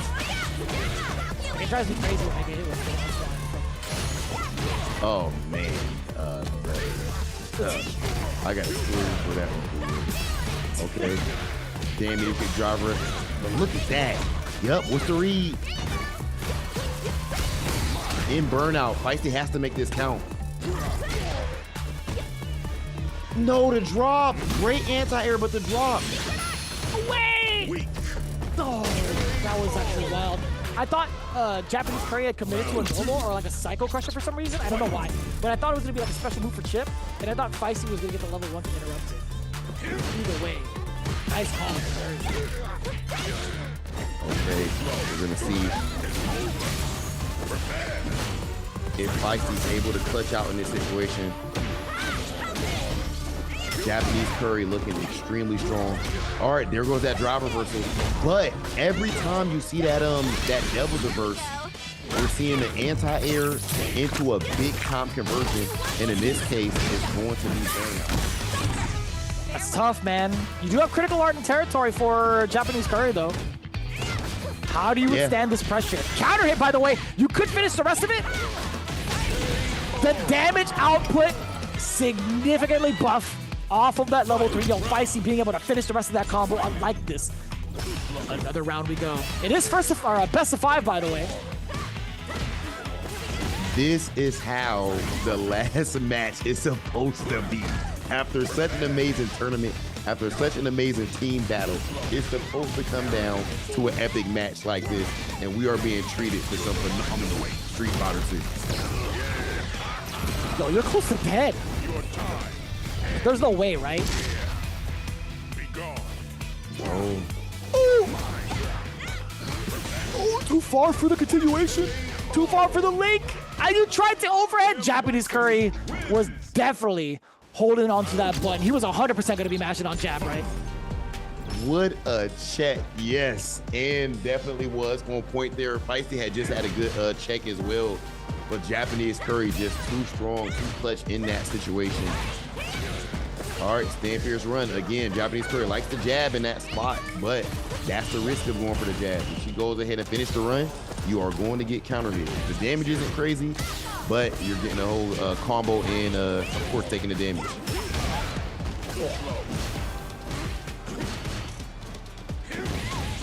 Oh, it's still hounding her down with the scissor kick. Is JapaneseCurry. Yeah. A little bit of a side switch. And this isn't something that we were seeing before either. And look at that, another switch up. He's going for stomps. All of a sudden he's using scissors, and then all of a sudden now he's also going for stomps instead of using so much devil's reverse, which she's done such a great job of countering. Oh, kind of scary. No sharp angles here. The devil's reverse, navigating around it. This is huge. Can you get yourself into any sort of situation to land level 2? It's not going to be enough damage either. You sneaking the overhead? Oh, help me! I think she might slide. Oh my! Yeah. There go that slide right there. Give me those ankles. Very well placed right there on the side of Feisty. What a way to pump the brakes off with a drive rush too, immediately into the scissor kick punish counter. That was actually kind of sick when you called that, by the way. Nice work. Okay, then that crouch roll. Yeah, Feisty's just been doing a great. I mean, and you know, of course, a Kimberly player's let her close out with that in that spot. A bit risky, but you got to make the reads. You want to win championships. That's what Feisty's trying to do right now. Oh, she's in burnout. But that defense from JapaneseCurry, though, while in burnout himself. You can't. The drive impact does get blown up. It's a back throw. Got the eye, and the splat is there. Yo, Curry, make it count. Level 3, that's a lot of damage to take in for sure. That's gonna be the round for JapaneseCurry, but it's so expensive, right? I wonder if there would have been another route that he could have gone into, spending less bar into like OD bomb plant, right? Yeah, I feel like there had to at least be some type of level 2 combo, but again, with the stakes this high, he's being so close to fleshing it out for his team. In a 60-60 match, oh my goodness, it's hard to think about your combo routes at that time. You know what? I'm gonna go ahead and do my BNG level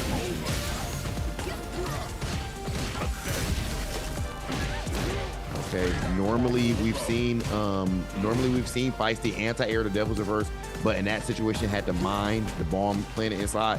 And look at this, speaking of devil reverse, goes to the other side to bait out the crouch spears. That is huge. It's a huge battle now. Potential for Feisty. The back throw! Curry's on match point, by the way. He's on tournament point. No way! Vicious, do you believe? Do it, Rob. Curry better not come out with a reversal level 1. That would be heartbreaking. Ain't no way, right? Can he gamble it? Okay. Ooh. Oh my God, that was it. That was shimmy. Shizu gets it. OD. Set up a can also. Oh my God. Damage. I did not see that damage coming, Rob. Yo, yes, Kimberly, of course, not necessarily known for her damage, more for her pressure. And wow, this is how the Street Fighter gods have decided that this tournament was meant to go. 60-60 in grand finals. Last game, 2 on the side of Feisty, 2 on the side of JapaneseCurry. Which one of these players is going to be our champion? Which one of these teams will be our champions? We are about to find out. And the wake up level 1 definitely helps Feisty's case. Hell yeah. I like the way that these two are slugging. Honestly, this is the best Friday night ever. Man. This is absolute insanity. Oh my goodness. All right, and now look at that drive gauge. Of course, that health will offer that drive gauge on Feisty's side. Trying to steal turns is Curry. He's gonna pay for it. He went back-to-back roundhouses. There is not enough frames to actually lock Feisty down from throwing out the crouch jab. Match point, tournament point now for zFiesty. And I love this right here. Feisty with the clutch out, but then going for the OD teleport, which is the first time I've even seen her do that this tournament, I think. I don't think she's done that at all. That's specifically yo, I know you're nervous. I'm up around, so now I'm switching it up and trying stuff. I really like that also. Bro, that was a Hail Mary too from JapaneseCurry. If that didn't land, we do get the punish counter. Do we get enough to seal the rest of the damage, Rob? Do we have it?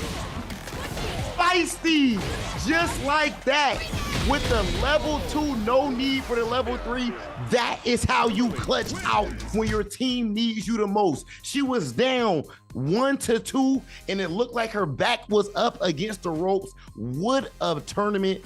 And Team Nephew officially is our champions for the new Challengers tournament and are going to punch their tickets into Japan. Wow. Officially, Feisty has to be considered the MVP. I don't care what else happened. Amazing. Her first fighting game, by the way, Street Fighter 6 being her very first fighting game officially.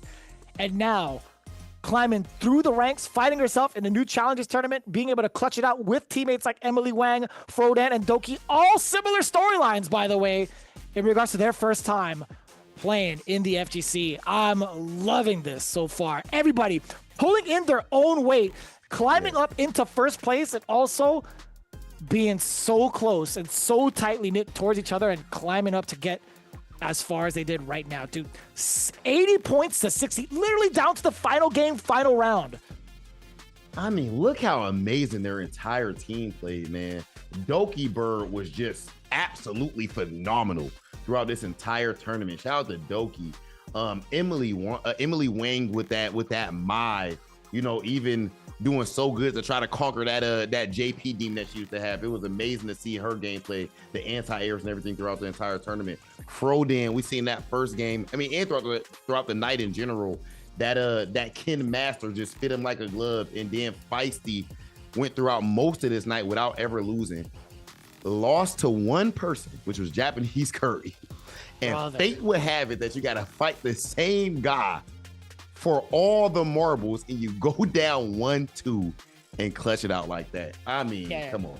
This is Street Fighter 6, ladies and gentlemen. Like, I think this format is really like an eye-opener too. Like when you stick people among like the same ranks, right? The same skill level. And then you have to have them play each other in a set, like longer term, like going back and forth like this. I really do enjoy the potential of what we're seeing, like the evolution of like strategies, seeing them develop their gameplay and also keeping themselves rather sharp, right? They're not dropping as many things as they were at the start of the show. They're making sure that every single hit counts and also like very precautious of what the defensive options are from their opponents. It's been very cool to see and very inspirational to see the evolution of gameplay amongst every single rank that was on board.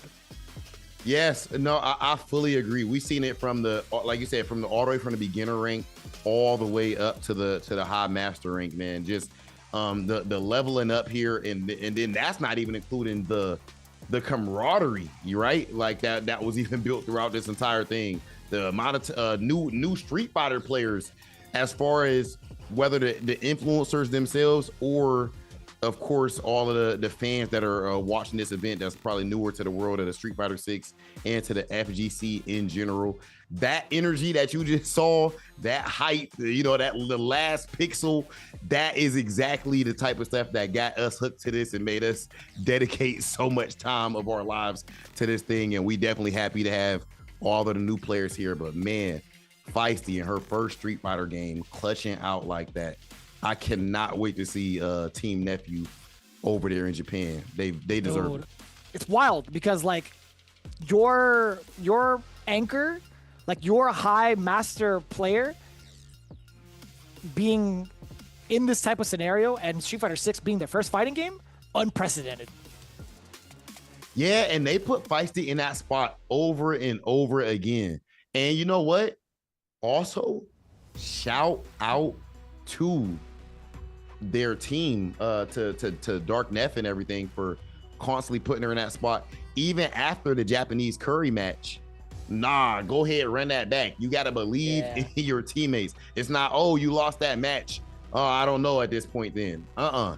We going to trust you to go and get that W, and she went and got it done.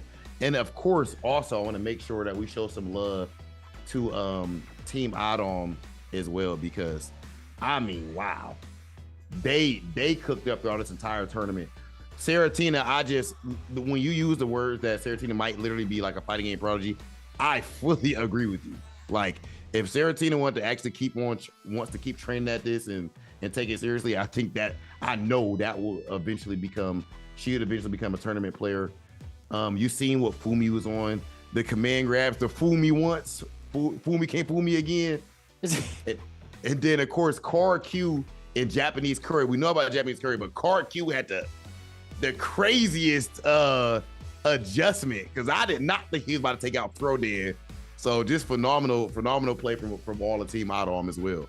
Yeah, thoroughly impressed by everybody that's been participating in this one. Everybody that got called and answered the call, really, to be a part of a brand new journey in the realm of Street Fighter 6. Right, this new Challengers tournament has really opened our eyes towards a lot of the skill levels that a lot of players kind of go through, but don't really get to experience from a viewer level. Right, to understand the growing pains of learning a fighting game and trying to find people amongst your skill level, because most of the time we're watching it from a CPT perspective, right? This really makes it much more tangible for someone like me. It's all right, well, I may not be as skilled, but I get to watch and figure out some of the things that people of my skill level are doing, and I can be I can get to where they're at. This feels a lot more tangible in comparison. You know what I'm saying? And I think that gives a lot of inspiration and hope.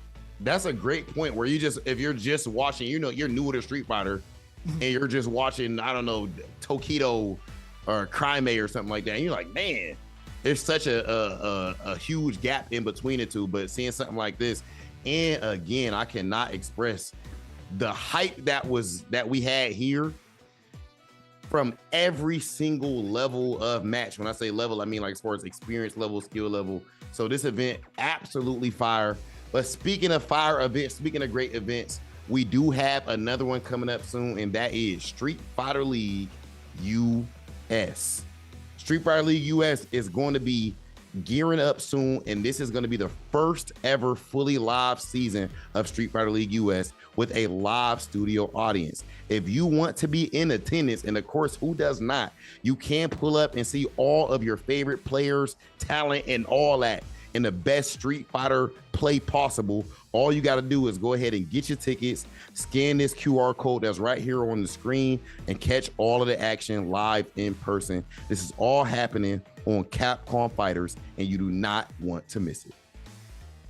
And as much as we enjoyed watching the overall journey and growth of the content creators and streamers that have been a part of Street Fighter 6 New Challenges, we hope it inspired you to actually pick it up, because now's the best time, right? It's 50% off currently on all platforms. Be sure to check out that QR code and scan it and pick it up for yourself if you had fun and also want to maybe challenge some of your favorite streamers. Be like, hey, I would love to play you in a set as well. I think this is your best shot to do it. And also, you might find yourself in a possible other scenario where if we end up doing this down the line again, you could be in that spot to be a part of the new Challengers tournament. Who knows down the line?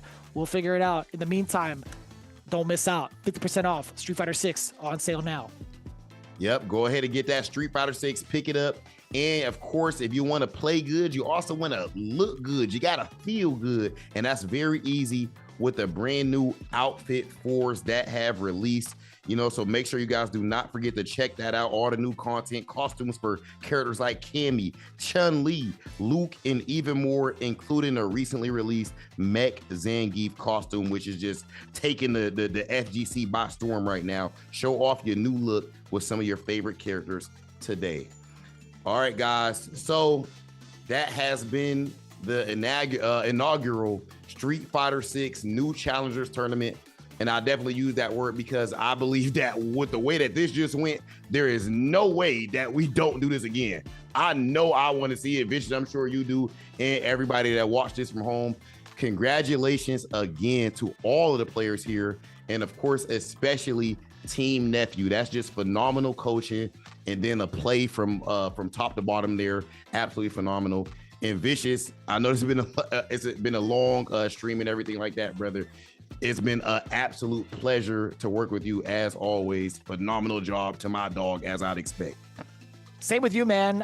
We've been really pulling in the hours for this one. We didn't really know what we were getting ourselves into, right? But we took it with a grain of salt, and also just were really open-minded about it, right? We kind of dove into a lot of the streams, or I was actually trying to pay attention as much as possible to the learning process. And honestly, this is it's a big game changer. I will say this, not to sound like preachy or anything, but I hope that everybody that's been a part of it does find longevity with playing the game and also really enjoying how this turned out, and also like the learning process of like a fighting game, because it's a beautiful thing, really, and it brings people that much closer. So hope you guys enjoyed it. From our table to yours, we appreciate you guys every single time, and don't forget, you already know what's coming through real soon. SFL just around the corner. You don't want to miss it. Be sure to check out those tickets. Be sure to get those opportunities to witness it live and in person. Rob TV most definitely is going to be there. I hope I get to be a part of it as well, and hopefully the gang gets reunited all together. In the meantime, be safe. We'll see you for the next one, and keep on playing it out in the streets. We'll see you soon. Peace.